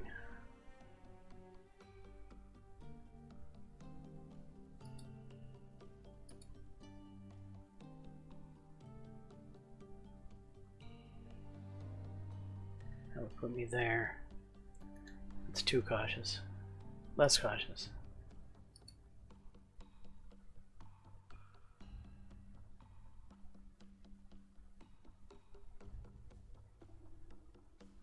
That's the proper amount of less cautious. Here we go.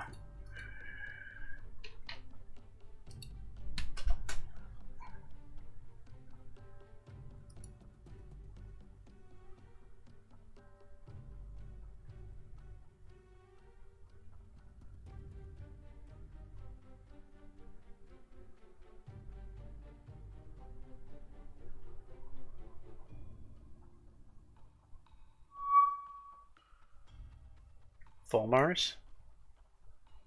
A carrier. At this time. Really? It's well outside of range.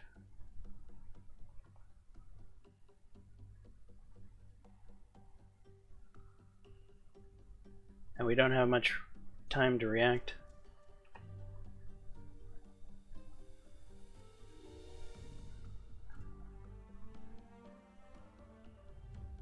Huh.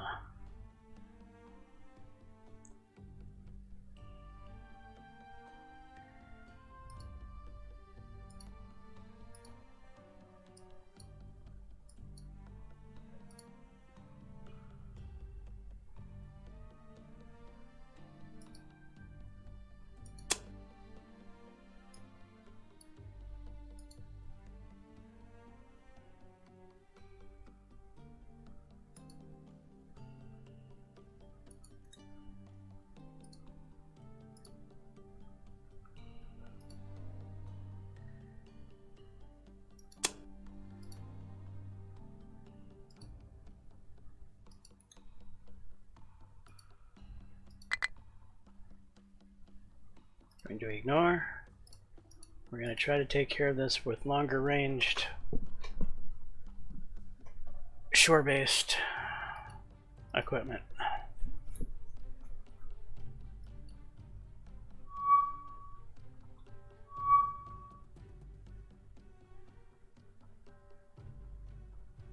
It is kind of a suicide trip.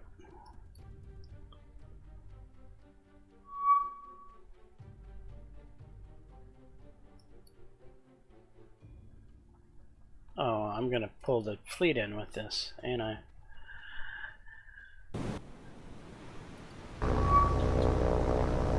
Yep. Well, we can at least see what's down there.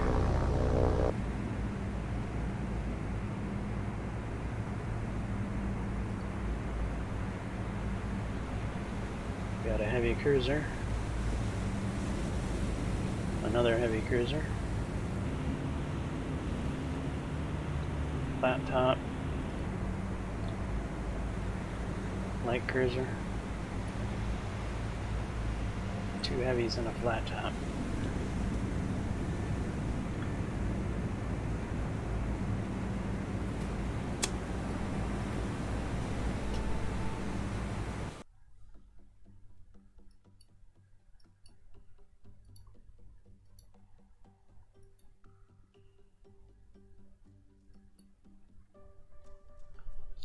It's good timing on their part.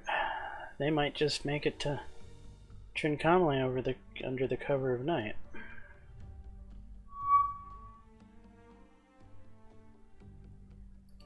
I'll leave the full Mars of now.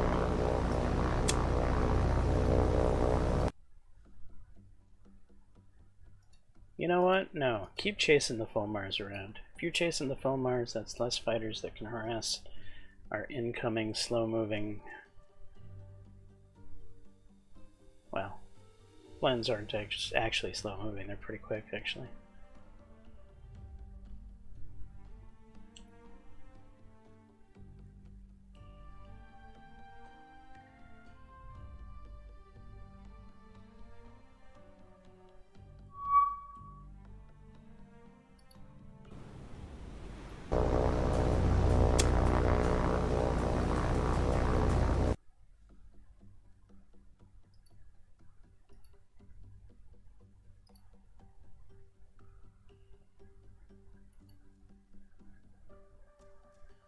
Oh, there's got to be something in the area here.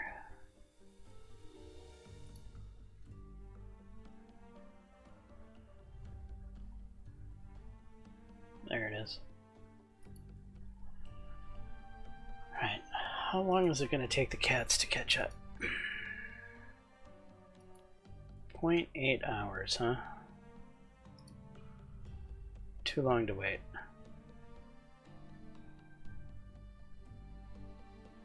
However, we will try to get a little bit closer with the lens.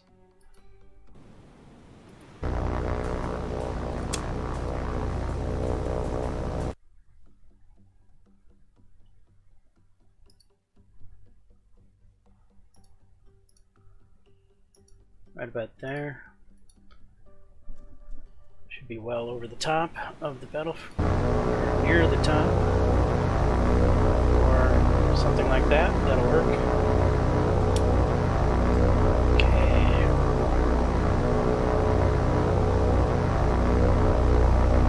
Form up line ahead. Let's get a little bit of altitude.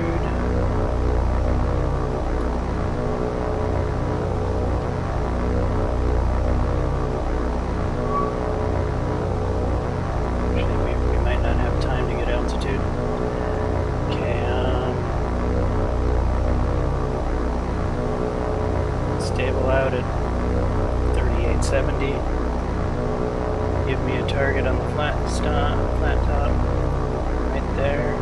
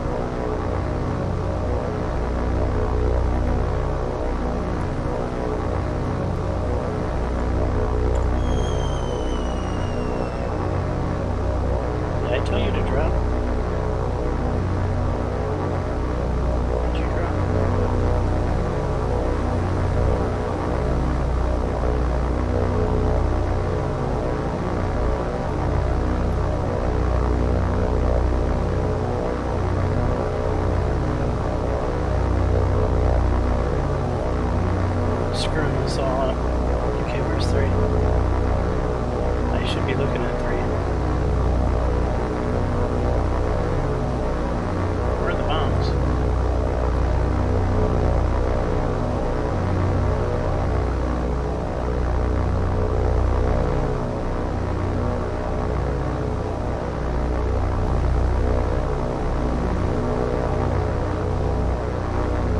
Number 1 dropped, it looks like. I don't think number 2 dropped.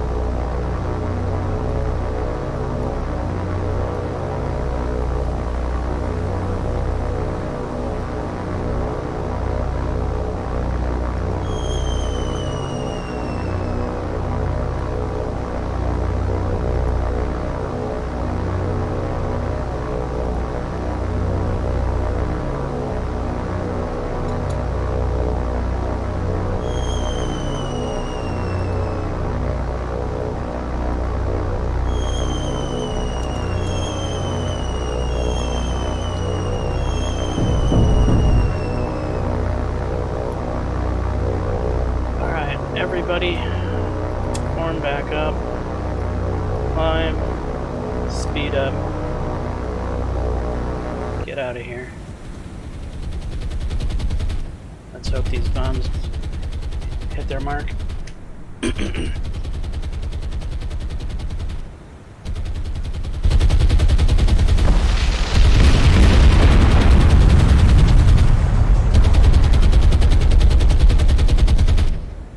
By bomb, direct hit by dud bomb.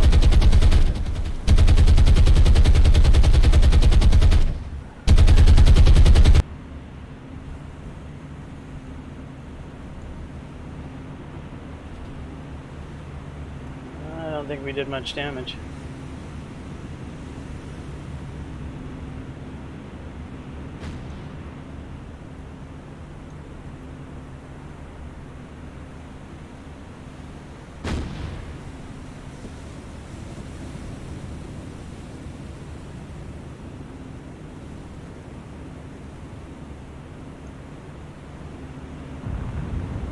Fire's breaking out though.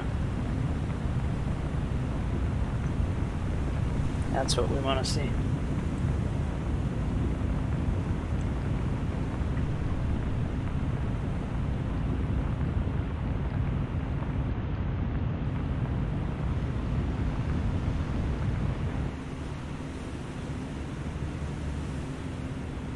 Fire went out. Yeah. Minor.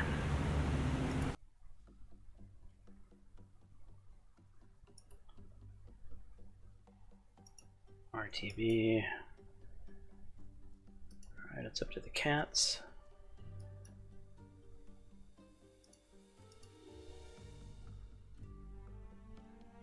$1,600, 2 hours till planes stop flying.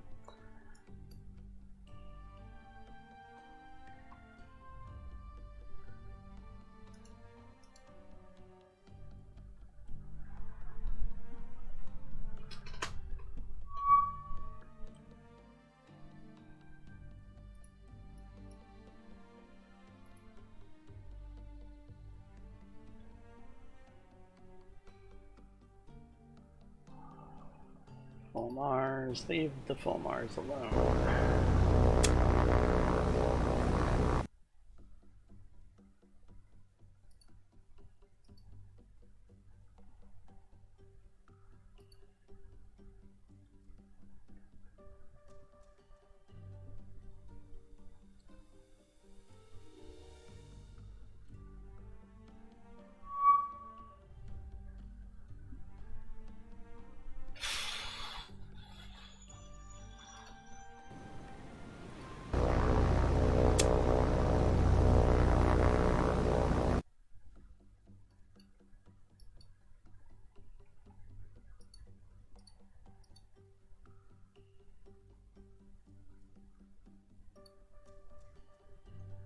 Really? You should be on top of it.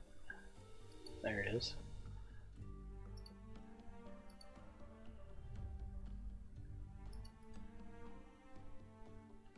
I'm actually gonna mark that.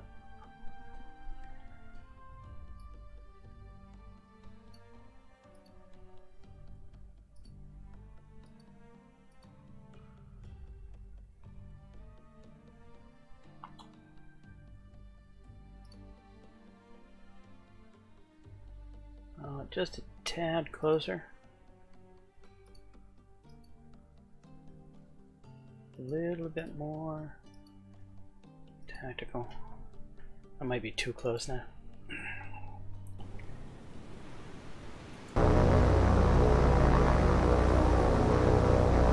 No, this will work. Okay, descend.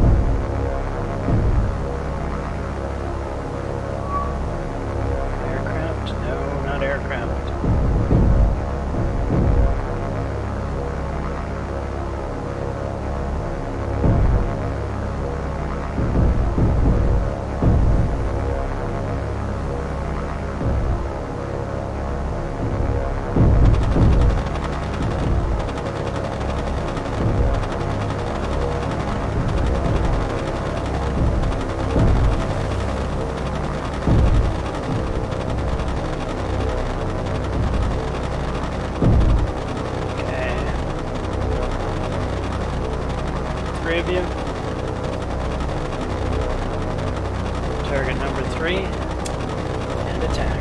Don't mess this up, guys.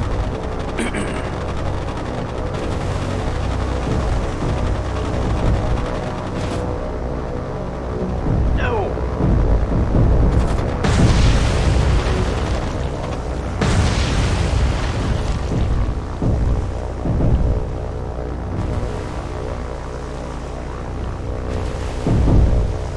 Come on, fish. 2 fish. 4 fish. 4 fish should be enough. You guys could crash that way.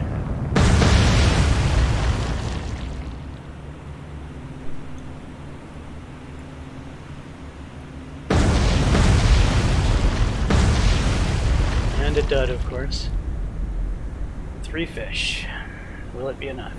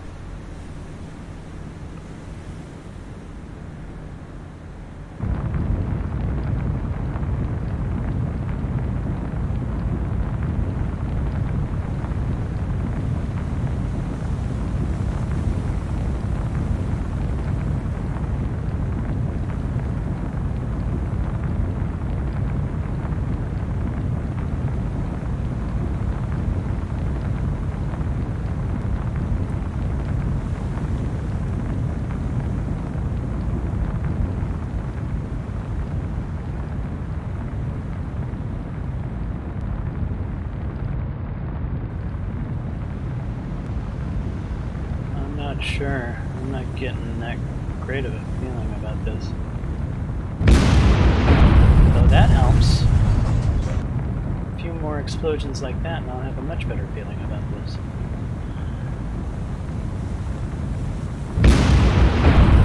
Okay. Okay, I'm feeling it.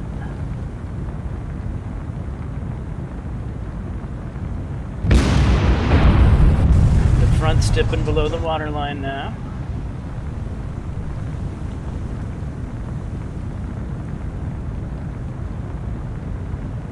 Come on, go down, baby, go down. That's right. Take it deep. All the way down.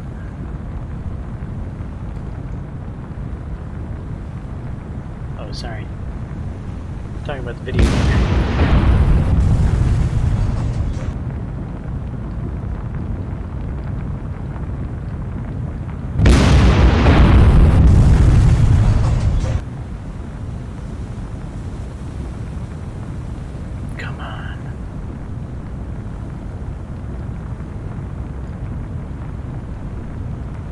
Sink, you bastard, sink.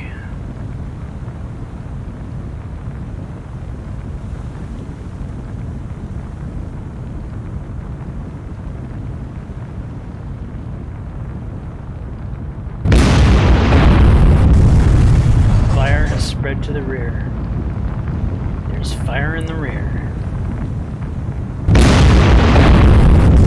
Down she goes. She's a sunk. We have victory. Now, the question is,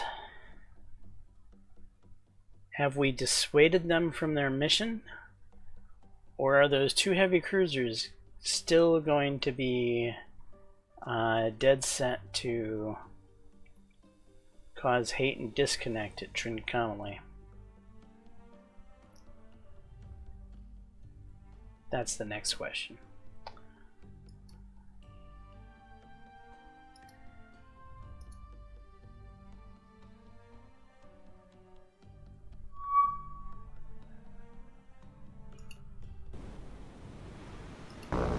Leave the Fulmars alone, silly planes.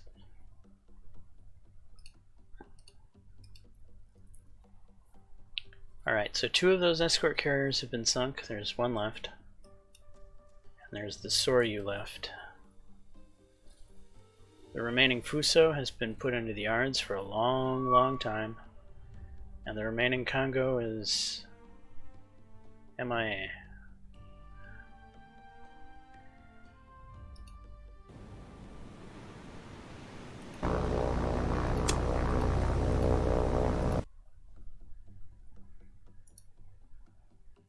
Okay, 1 hour till flight stop, which is bad for us over here, I suppose, but good for us over here.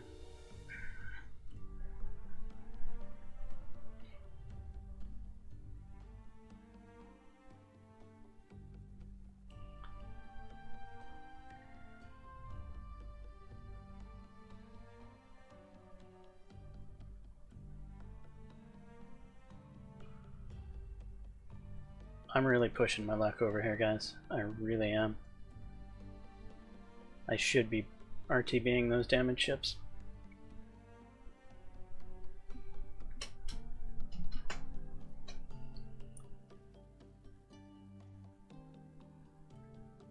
But all the heavy cruisers are going to have to go into the yards for a bit.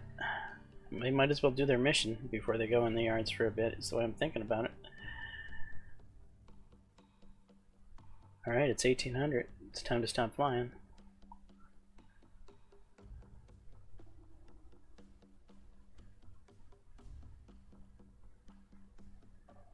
Yeah, I don't know their intentions. If it was me, and I just simply lost my escort carrier, and I could come in under the cover of darkness with two heavy cruisers, I would come in under the cover of darkness and bombard the crap out of Trincomalee. That's what I would do.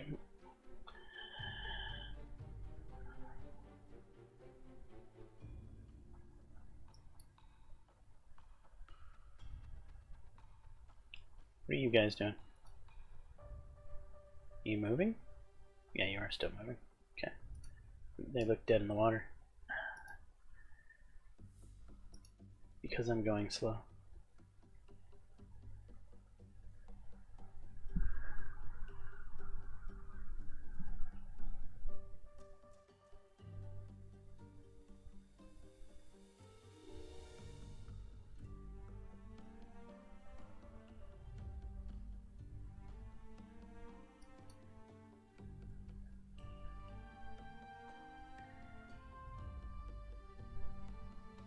We might be close enough to be able to do what we need to do. Manage cargo? We can. Here's the next question. Do we need to? We've been taking stuff up to those ports to build air bases, and at this point, don't really want air bases there anymore. We could start hauling stuff to Port Blair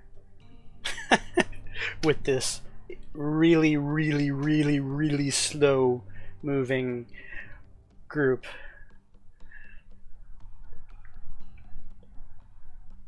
Is that sensible?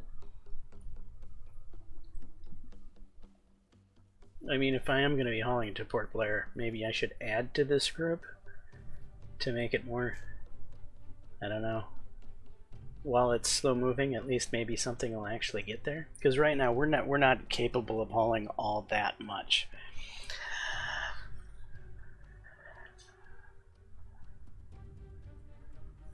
Okay, I'm thinking that might make sense in my mind if we're gonna haul to Port Blair. So we have a Petra, which is the smallest oiler, the S1, which does 11 knots. Maybe we throw another S1 in there, 2 oilers. That will get us up to 60 some oil. It's making sense in my mind. Okay, is the S1 available? Yeah, it probably is, because I formed this group here, so every ship in this fleet should actually be here in Colombo. Okay, new sea. S1 is Dutch.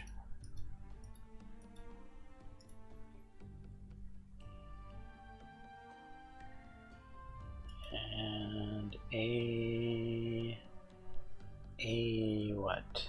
A OAS.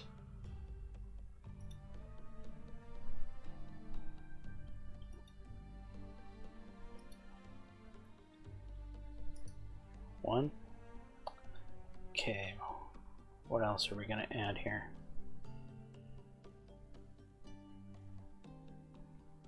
Can I do this? Can I look at this group while I'm doing that? No, I can't do 2 things at the same time. Damn it. Okay, well, we want an OAS, and do we want Amoros or that Ocean Victory thing? The Amoros are 2 points. They have guns. That's nice. They only go 10 knots. They haul 18 engineering. 2 Amoras and another Ocean Victory? What is the Ocean Victory? I don't even know.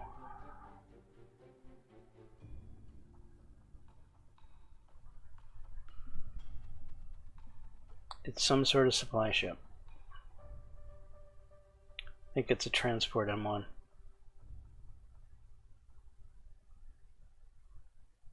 It is a transport M1.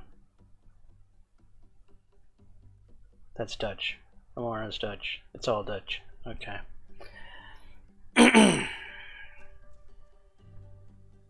So 2 Amoras, the S1, and a transport M1. That's 4 ships. Does 4 ships fit here? Yeah, it does. Okay.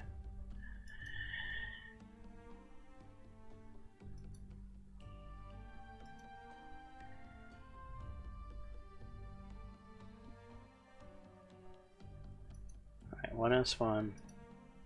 Just go to all. Ah, damn it. M2, M1 is the Ocean Victory class. We'll grab one of those.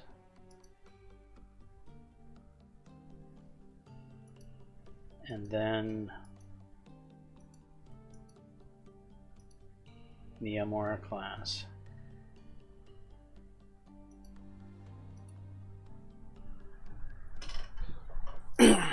Cheap. That's what we have to say about these ships, is they're cheap. 4 ships for a total of $11. That's an average of what? Just under 3? 2 and some change?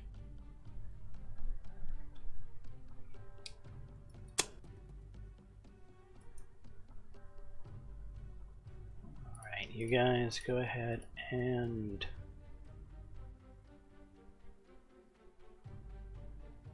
merge groups. 2-column convoy. That doesn't quite work these days, does it?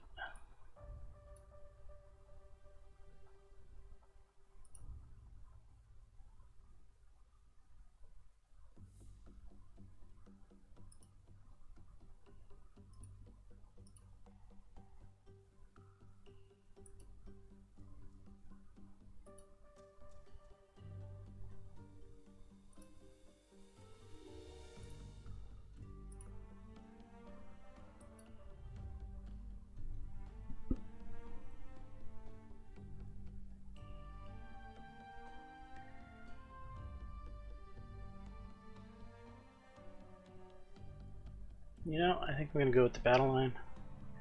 I'm gonna put you at 6 and you at 5.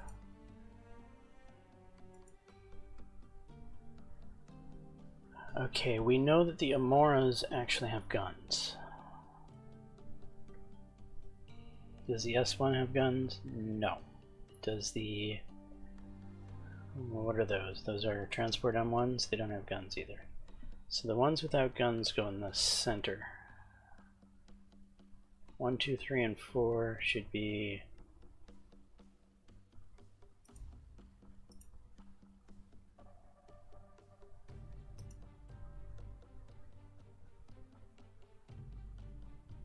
You're an Amora. Okay. Amoras have guns. We want them on 10, 8, 9, and 7.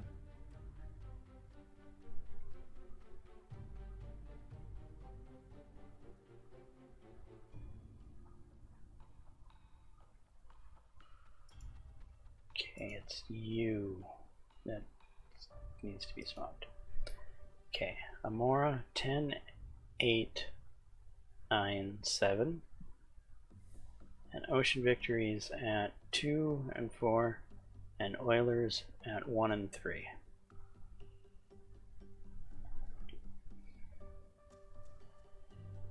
Okay, sort of makes sense. We'll roll with this formation. Now then, let's fill it up.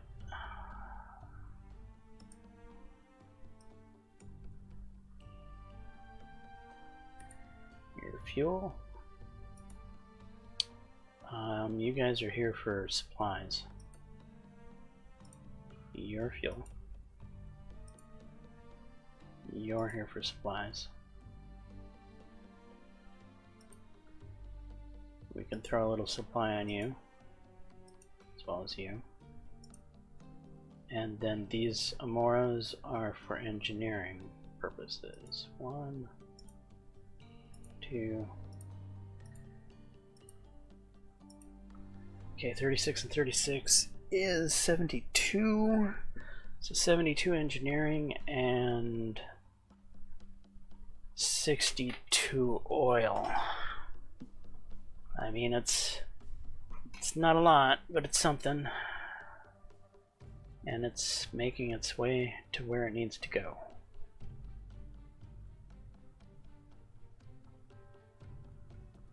Yes. Of course. Now I'm starting to think that having an ASW force might be worthwhile to patrol this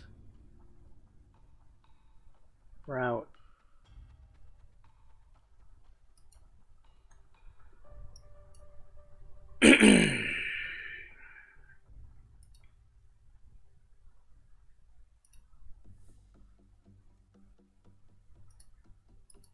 Oh, we haven't even taken over Port Blair yet, and I'm already sending engineering and fuel to it like it's a foregone conclusion.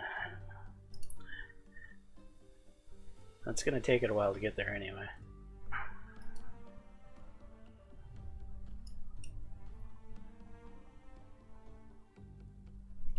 Pause. Bombard. We need all the time to escape dodge that we can possibly get.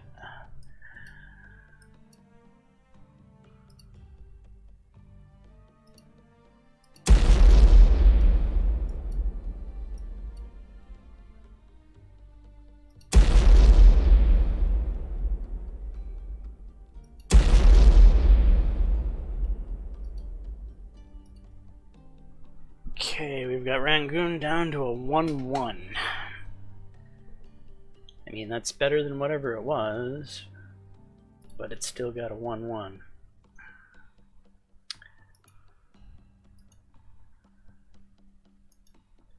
Okay, Surface Action Group Boise.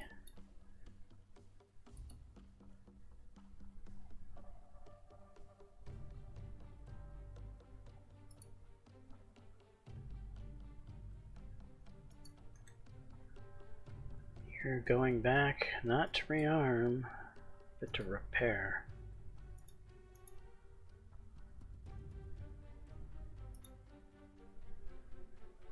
That's gonna set the war effort back a little bit.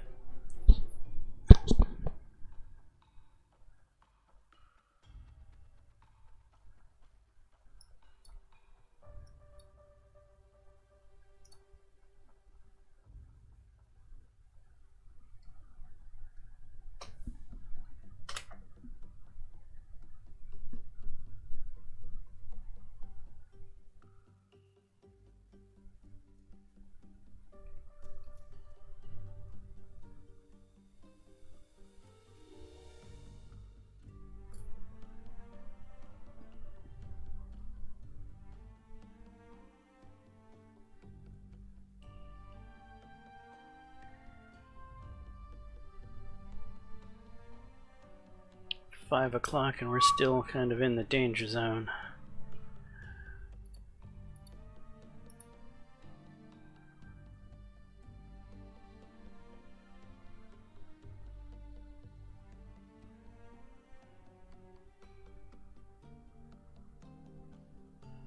Actually, it's 5 o'clock and this episode's getting a little long. Oh, just a little bit. 4 hours. This is our longest episode of the series. Okay, I should probably wrap it up here. So, some things happened in this episode. Not a lot, but some rather interesting things nonetheless. We had 2 run-ins with carrier groups here. We managed to sink 1 carrier. The other time we managed to sink a heavy cruiser, and we did good damage to a Fuso, and the time before we sank a Fuso. So we should have... And we damaged it. Well, let's just look at the... You're doing what you're supposed to be doing? Yes. You're doing what you're supposed to be doing? I believe you are, yes. You're waiting for supplies. Colombo Merchant Group, you have a new task of heading to Port Blair. Fast APS, you need to deliver troops all by your lonesome. No assistance from SAG Group Boise or anything else. Good luck. And yeah, okay, that's where we're at. So now back to what did we do in this episode?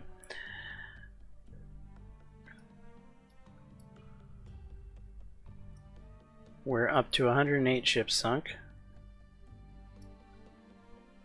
So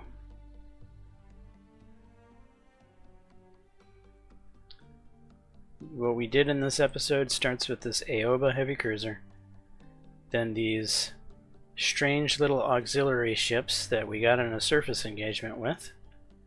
The Aoba is what we managed to sink when we came across that hard to track down carrier group that we had to go into tacticals over and over again until we finally found it on the very edge of tactical, and the carrier magically vanished before we could get the torpedo planes to it, which left us having to retarget to the battleship and the heavy cruiser. The battleship took probably a dozen or so torpedoes but limped away. The Aoba took like 8 torpedoes and was sunk. Then we had that surface engagement where we wasted a ton of ammunition trying to sink these 3 little ships. And then the second carrier group that showed up, we managed to sink the Tayo light cruiser with the help of land-based cats off of Ceylon. It was escorted by 2 heavy cruisers. Where they went, we don't know. We were slightly worried they were going to commit to bombarding Trincomalee with them, but we would have seen them this morning if that was indeed the case they were going to go for. So it seems they didn't go for that option. What I am worried about is that they're exiting stage left, and they could run into the fast APS group on its way. Now I think the fast amphibious group is fast enough to avoid whatever these guys are doing. I think they probably, I don't even know what they do. There might be a better chance that SAG Group Boise runs into them on the way back if they're heading up this way and then down this way. Who knows? But we'll see. That's in the next episode. Anyway, I am James Johnson, aka Sulphurblade. Hopefully you're enjoying the content. If so, please smash that like button. Consider subscribing, and until the next time, I'll peace.